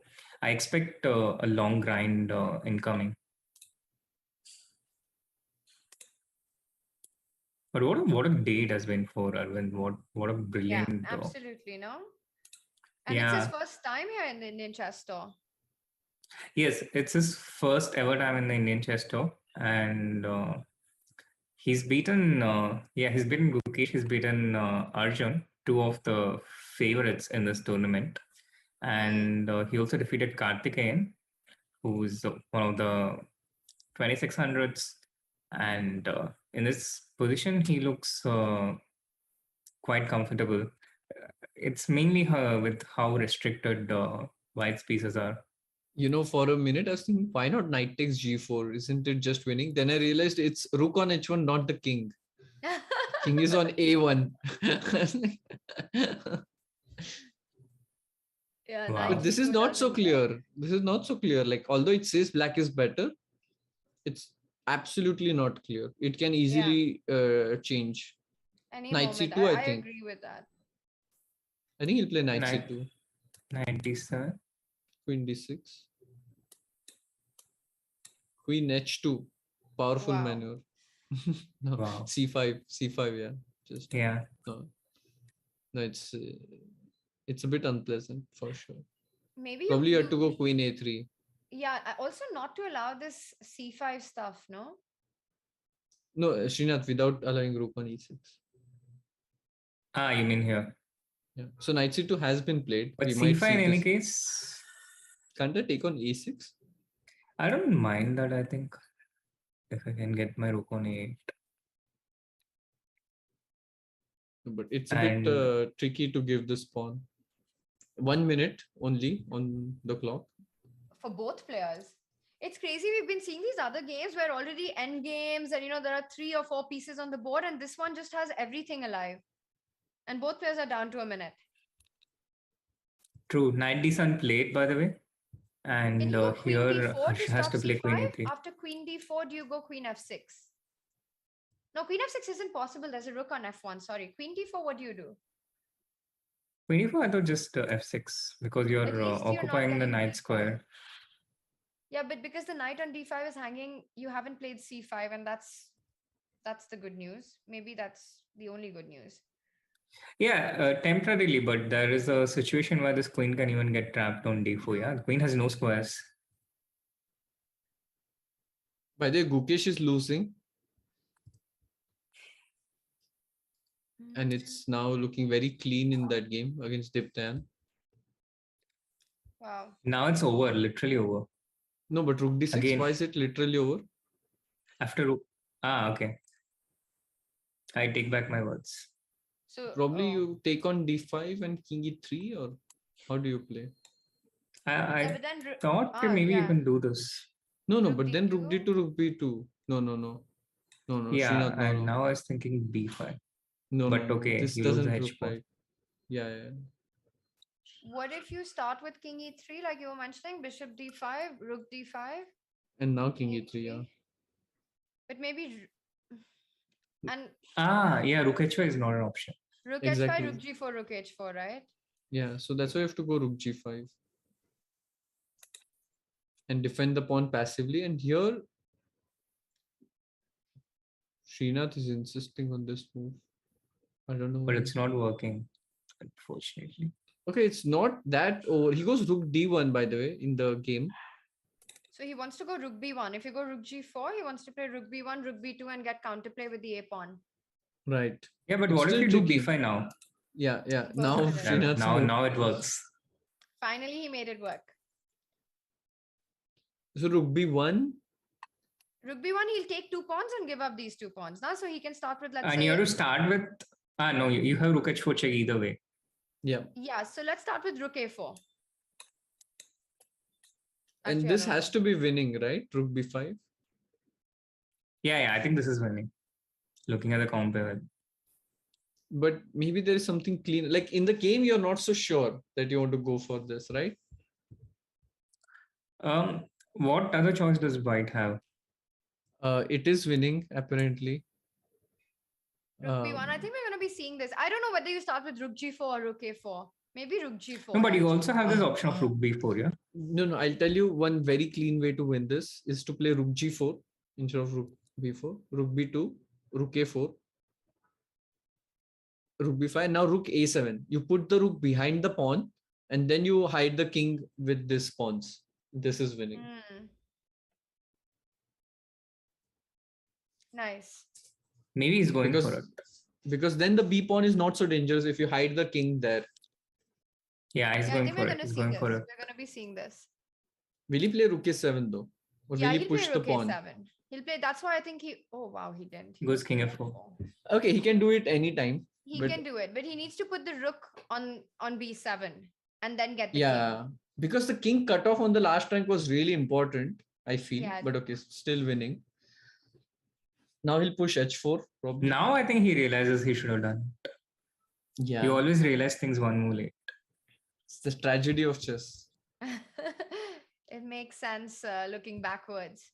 So G4, King G6, he still wants to get... Okay, so this idea can still work, but now you're coming in with Rook F1 checks. Yeah, but H5 check. King H6. You wanted King F5. Rook F1, I have Rook F4 and B5, Rook B5, you have I Rook have King A6. F6. Yeah, B5, I always have these. Just goes Rook D4, which makes sense. In the game, you want to have more control. He's so confident, yeah, the way, with the speed with which he's playing. Super confident. I think understandably so. I think the position feels winning. Meanwhile, guys, I think we should go back to the Arvind Harsha game because I think this is safely winning for White, but let's it's heating up. Wow. Okay. Ooh. Rook A7. So he did take that A6 pawn somehow. Wow. What is happening here? And he doesn't care about Rook A2 check. Because of the B2 bishop. Wait, no, and B3 pawn. And after Rook B2, King B2, Queen F6, you've got Queen D4. Yep. Did Arvind mess up big time? It certainly looks like he's messed up, and now this rook is coming on the G file and this bishop on B2. Actually, it's getting very uncomfortable for Arvind. No, Queen D4. Queen D4, just Queen D4. He wants Knight F6. That's why he went to E4 A6. is hanging, no? F6 means E4 is hanging. Right. Exactly. Knight F6 he wanted, but Rook G1. Oh, this is very painful. This just lost, I think. And Rook C8, and now Rook you C8, go Queen D4. Queen D4, and now Knight F6. Wow. Apparently, it was -5 at one point. But what's minus Bishop 5 and E4 plus 5 when doesn't you work. have 20 seconds? Yeah, Yeah. that's true.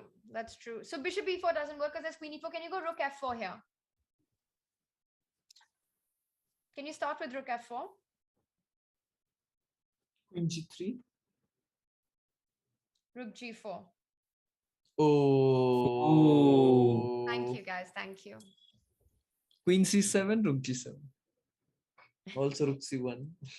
And if queen F2, then rook G7 or even bishop E4. Oh, we might see it. Ooh, rook F4 on the board. And if queen Queen H5, he has to go queen you simply H5. take on E4. No, Queen G5. G5, yes. Queen G5. Yeah, this makes But sense because still, now rook. No, Rook G4, now Knight G4, yes. Yeah, now rook G4 doesn't make sense because of knight G4. So queen G5 is nice. He comes back rook F1. Queen H4, and the game's really heating up. And He's got Bishop 25 H1. seconds. Just play Bishop H1 actually. Just open it up. crazy position, crazy game, Crazy. and we And you know have the someone point is who is. Yeah. Sorry, I'm go sorry, on. Tania. Go on. No, go on. And we have someone who excels in exactly such positions. Abhimanyu has joined us. Welcome, Abhimanyu. Hi, thanks for having me. Abhimanyu, you've had quite a start today and we'll talk about that. But first, let's get your thoughts on the position that we've got in front of us because it's really quite fascinating what's happening here. Can you just take on e4? It should be winning now for white, yeah? Like rook c1, rook c1, you can't take on e2, bishop d3 is coming, so I don't know what black will do really. Yeah, now it looks totally lost. Meanwhile, Gukesh has, we have this exact, no, not really. So he didn't take on e2 because like you mentioned, bishop d3 and goes back with the knight. And now bishop d3 hits the rook, defends the e2 pawn. And how many pawns is that for white? He's got one extra pawn with massive bishops. I think he's 2 pawns up, no? Now. After queen That b4, is he'll be right. 2 pawns up. But he just goes with the central pawns, and now I think the position has become indefensible for Arvind. Abhimanyu, how was your experience playing today? Did you have fun? I had a lot of fun, but it was quite mixed because, third game, I guess it was the best result. Like I was struggling throughout, like not a lot, but always struggling a bit. And last game, I'm sure I'm winning somewhere, but I don't know where exactly. But like You for could just example, take the pawn on a3 actually. Instead of giving a check on c1, I think. You could just take the pawn on a3. Yeah, here instead of rook d1. Yeah, sure. Also, instead of rook d3, I can play rook c4, knight f5, bishop g2, king g1, and I should have played this endgame. I feel like I didn't take right decision practically, like rook h4, knight d6, bishop h3, and. But this is still not so easy because there are tricks, yeah. I think what you played was even better if you took on a3 because his king is very weak. Yeah. Knight e2, rook a3, and I don't see actually how we can create counterplay here. Yeah, exactly. Yeah, I should have taken on a3 and played rook a2 and just kept the pressure. It's very difficult for white. Exactly, yeah. It was a crazy game throughout. I don't know what was happening in between. Like at some point he played bishop 6 and I was very happy. I saw this g5 move there. And then suddenly I saw queen h6 is coming and I'm lost just. Queen f8. Oh, nice. That's super nice. And even for some other move like queen e4, another move like if I just want to play safe, same idea, queen h6. Although here I have queen e7, but I don't know. It's too weird. Wow. What a position. Although here takes queen f4 and it seems like, okay, maybe queen e7 back. I don't know.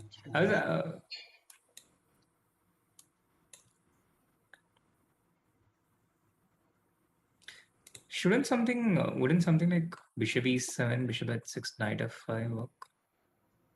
Oof. Probably not. Yeah, No, just G into F5. just G. And bishop G7.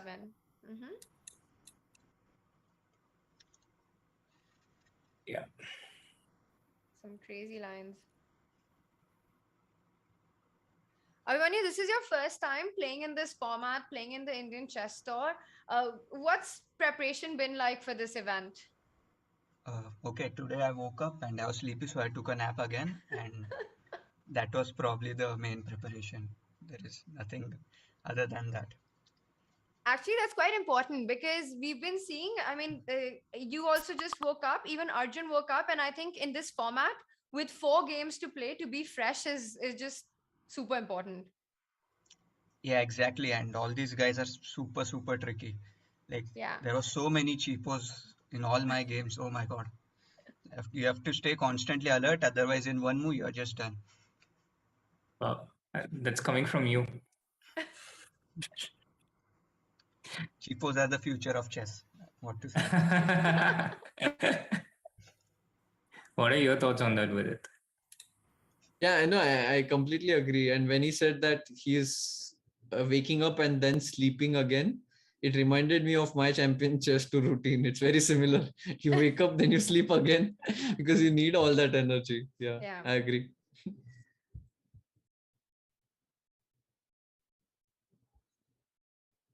And Abhimanyu, there's a very strong, you're from Pune, right? Yeah. There's a very strong tournament happening in Pune as well, the Maharashtra Grandmaster Open. And how do you feel about playing here? Because of course you would love to play in your city as well, but this is such a big opportunity. Yeah, I would have loved to play in my city as well, but I wouldn't miss this tournament for that, definitely.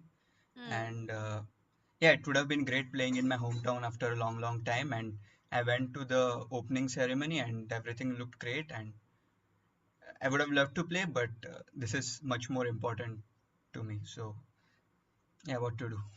Yeah, there are too many tournaments sometimes. Yeah, absolutely. And you mentioned that, it's that this tournament has a lot of importance for you. Tell us in what way is that? Yeah, so it's one of the ways where I can qualify for CCT. And plus, I like the format. It's super fun and it's super competitive. Like, I really love competing against all these young guys and everyone literally. Like, every game is very intense, and I really like that because you play in open tournaments sometimes and you have like some rounds which are considerably easier or you don't focus so much, but here you have to stay constantly on guard and keep playing well. And yeah, so I love this format and I just love playing this tournament in particular. Like last leg also, I really enjoyed it. It's also your style, right? All this like fast chess and tricky chess and playing attacking positions. It's very much what you enjoy over the board as well. Yeah, I do. I don't always get it, but I do like attacking positions. So I was looking at your last final position against Mitraba as well. The first 2 games that you won at the start of the day, pretty much a dream start. Yes, the last game didn't go according to the way you wanted, but what are your overall thoughts about today's performance? yeah, I was really glad with my first 2 games. They seemed really like smooth. Like I couldn't complain about anything really. Against Nihal, I missed one move, Queen F5, and actually I missed a cheapo like always. Like there is Queen G3, some Bishop H4, yeah. Like so, like here, yeah, exactly. Queen G3, Bishop H4, yeah.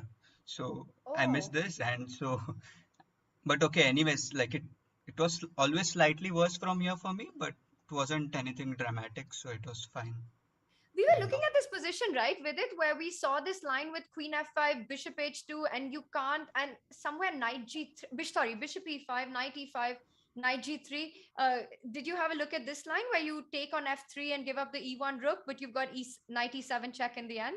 Yeah, I thought this was practically maybe not that easy for me. I don't know, Rook D2 and like Rook E8, Rook E2. I don't know. It doesn't look. No, you can play Rook D1 instead of Rook B1. Rook D2. Yeah, but 10 takes Rook D8, Rook D2. I mean, maybe it's fine for me, but I don't Yeah, I know think really. you're just in time maybe to get all the pieces back, like bishop b3. You Yeah, might bishop just d3, survive. rook d2. Yeah. King f3, f6. Yeah. Yeah. Yeah, you might Correct. just yeah, it's not so clear. Yeah. Yeah, and if you can even take bishops and rook c2. I don't know. Like in general, I feel these positions are much easier for the person The playing rook. with the rook, and so I didn't want to enter this line really. But you kind of had to, right, after knight d5, if black had taken it. Yeah, I was planning rook e3 actually. Like same idea, rook e3, rook e1, and some knight g3 idea. Ah, okay. But he has knight g6, perhaps. Yeah, I was thinking white has to enter this, or black just gets a very, very nice position. Yeah, your queen g4. I mean, it's, I don't know. Right. Like queen f4, it probably is pleasant for black. Like queen f4, king h8, f5 idea, something like this. But yeah, maybe it's just good. Yeah, I don't know. But Right. during the game, I thought it was kind of fine only. But yeah, overall, yeah, I wasn't happy with this position in general. Like I got this. I thought I had seen some games where you take g into f3 and it's like you get some attack. And I was having some dreams in my mind that I'll get some bishop h6, some beautiful ideas, and then he just took my dark square bishop and harassed me for 10 steps. Unfortunately, black could move, yeah. Yeah, exactly. But yeah, all three whites tomorrow in on day 2. Are you looking forward to tomorrow? Yeah, I'm looking forward to all days. So, but yeah, tomorrow as well. All Awesome. Well, right. we're looking forward to having you back because you played some very entertaining chess today, Abhimanyu. So all the best for tomorrow and get some sleep. Thank you. Thank you. Thank you. So cheapos are the future. That's interesting. I like how Srinath was like, congratulations. Oh no, all the best. Okay, let's see you tomorrow.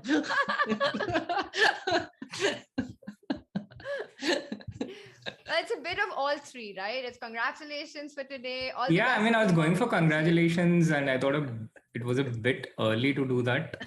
But having said that, I was also confused because our new guest who's coming in had such a fabulous day, a brilliant start, and 3 beautiful By the wins, way, which certainly deserve. Before Arvind joins in, I'll quickly see off. Thank you guys for having me. And now you can please interview Vidit. I have Arvind. already joined in, but okay, bye now. Yeah. Okay. All right. Vidit, thank you so much Thank for you so joining much. us. It was amazing. And also, you're going to be playing in Prague next, right? Yeah, I do play in Prague. So I fly within 2 days. Although the tournament begins the next week, but I live in Nasik, so I have to fly in 5 days early. Yeah, takes you about 5 days to get anywhere. Yeah. But all the best. Tell us a little bit about the tournament you're going to play. So it's a Prague Chess Festival is like a really big event. They have this masters group, challengers group, and like an open event as well. And I really like the place. I like the organizer because he's the same manager of the Czech League team which I play in, and I have like very warm relationship with him. It's one city I really look forward to. I remember I had a training camp in Prague, and right after that I became 2700. So a lot of good memories. With it, we hope you continue making good memories there. All the best for your tournament. Thank you. And congrats, Arvind, for good show today. Thank you. Thank you. No, and good luck. Yeah. Arvind, congratulations. 3 big wins at the start of the day. Take us through your day today. So yeah, like my first game was obviously a bit of luck, I would say, because they had a present position and also a huge time advantage. But yeah, he did not utilize it, and I got this knight pick with knight f4. Yeah, you guys must have seen. Yeah, so after knight f4, I think black is quite comfortable. I think black play is quite easier than white play. So yeah, this is the trick he missed, I think. And Nice, game nice, 2, nice one. Yeah, because we missed this moment, I think, when it happened live. So King G2 on the board. Were you surprised to see King G2? no, also I could not see any fine move like for white. Like maybe if Queen D3, I would do some rook CF8 or something. So you were already quite pleased with your position. Yeah, my knight on d5 is really good, and this knight on f2 is, I mean, like, the pawn on f2 is a little bit hanging, yeah, so it's always a threat for him. Very nice. And then after knight f4, it just felt like you showed amazing technique. Yeah, not amazing technique, obviously. Like I think I got into some equal position, if I'm not wrong. Yeah. I don't know. It never looked practically equal. Of course, the Yeah, practically evaluation it was kept equal, yeah. oscillating, but I mean, there were these kind of situations where computer thought it was 0.00 or something like that, but it's obviously not 0.00. Yeah. Yeah, and by the way, is this evaluation bar working? Like, because it's no, this is the live evaluation bar. Okay, no, okay. it's not. It's not. It's not. It's static. Oh yeah, this is practically not easy for me. Yeah. And I just started pushing my. Yeah, exactly. And here apparently Queen E8, Queen G2 check, King E3. Queen B2, and now Queen C6 is the correct move. Queen C6 never easy. Like what is fetch? Yeah, it's a good question. I think I remember something like Queen C4 here, but it doesn't really make sense to me. Queen C4, even like I would not even play in a tournament game. Yeah? Like, Queen C4 is crazy. Sorry? Like I would not even play in a tournament game. Move like Queen C4. I don't know what is happening at H3. No, I think it has to be some D6 probably. Queen B2, Queen C6, H4, Queen E6. Yeah. The point. But eventually you went on to win this game, Arvind. But for me, and I think for all of us over here, as well as chat, the second game that you had against Karthi was just some incredible chess. You sacrificed the rook in that game. Like, was it working, or did I miss anything? The eval bar was 0.0, just giving its usual evaluation. But for us, it was like, what is happening? While you were playing, what was your feeling? How were you evaluating the position? Yeah, I thought like my play was quite simple compared to him, and that is what required in shorter time control, I feel. So here, yeah, like he is under tremendous pressure. Like my bishop on b7 is doing a great job. Like I'm constantly putting pressure on this diagonal. So yeah, I think it's a knight e4, and it's forced. Yeah, queen d4, knight after queen d5, e5 took a fight, and this is a critical moment, I think. Maybe not at all easy. Yeah.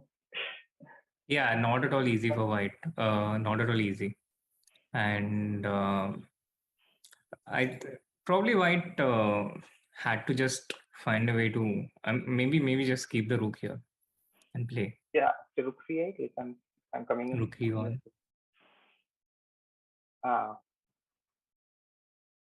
Yeah, this is the direction the computer was suggesting that white should be playing. Hold the c pawn with one rook and play chess with other pieces. Wow. But Arvind, did you feel that you had enough compensation here for a whole rook? Yeah, definitely. Like at the worst case, I thought I would have a draw.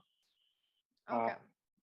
Also, not only my bishop on b1, my pawn on c2 is also a big threat for him. Yeah? So I definitely thought I had some compensation. But then in the end, you found some very precise stuff with once you played f5 and these ideas of rook g4, if you can just get the last couple of moves in, Sri, because this was really quite a masterpiece at sacrificing a rook and then just continuing to play normally. Over here, did you feel that you were close to winning this? No, here I felt like I was completely winning this. Even c1 queen is winning, but I thought h4 is the best. Queen g5, rook g4. Yeah, queen g5. Very nice. So how are you feeling after day one? Obviously, the last run could have been better. Other than that, it was a fine day. Like it's a long tournament, so lot more rounds to go. Absolutely. And is it fun? It is a long tournament. Fun? Sorry? Is this format fun? Do you enjoy playing this Yeah, definitely. rapid? Shorter time controls were really fun. Yeah.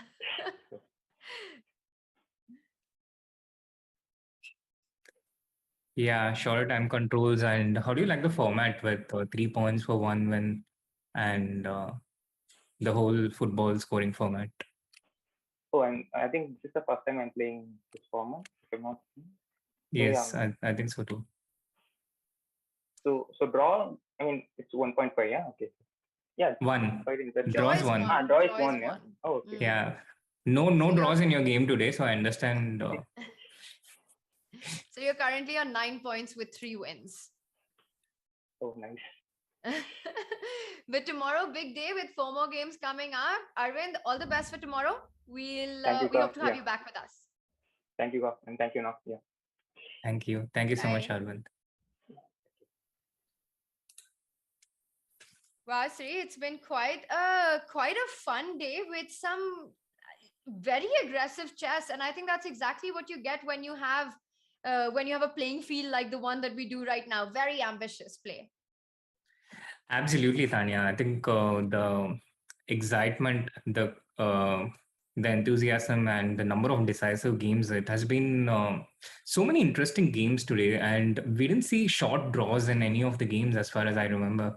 It has been an absolutely fighting day, and some very, very, very interesting and exciting chess in many of the games.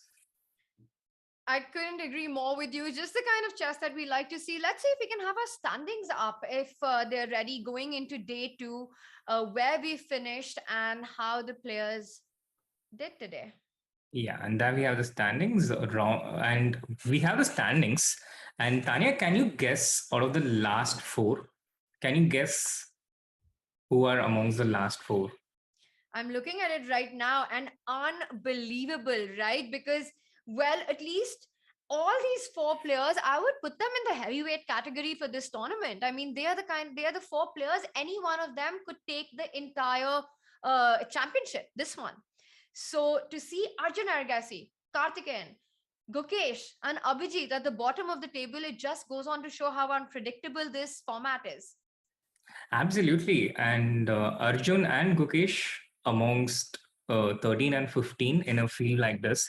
And they have made a habit out of finishing in the top 2 throughout this year. Everywhere they go, they have been absolutely amongst the top. And for them to be at this point at the end of day 1, I think it really shows how competitive the field is and the depth of talent in Indian chess. Now, and topping the table is Ronak Sadhwani with 10 points. He's had a phenomenal day with 3 wins and 1 draw, undefeated so far. And we had Arvind with us, who also had a great start. Well, the last round didn't go according to plan, but still at 9 points. That's a lot of points for day 1. We've still got a lot of action coming up with 3 days of chess as the players face each other. And Sri, I think we've got another stream coming up to talk more about all the action that we've seen today. Yes, Tania, we have another stream coming up in just about 10 minutes. So do tune in for that and don't go anywhere. Don't go too anywhere, far. chat. And we've got Sahil Tikku joining us. He's got a great YouTube channel, Chess Assist, does amazing chess content. And we've got, of course, the trainer of the Indian women team, and he's just doing so much for Indian chess. Grandmaster Abhijit Kunte. He was also the trainer for the World Women Team Championship, where Team India won the silver. So he'll be joining us, and they'll be giving us their insights on the action that we've got today. We'll see you in 10 minutes on. I mean, I still have to remember my YouTube password, but yeah, apparently on my YouTube channel, guys. See you then.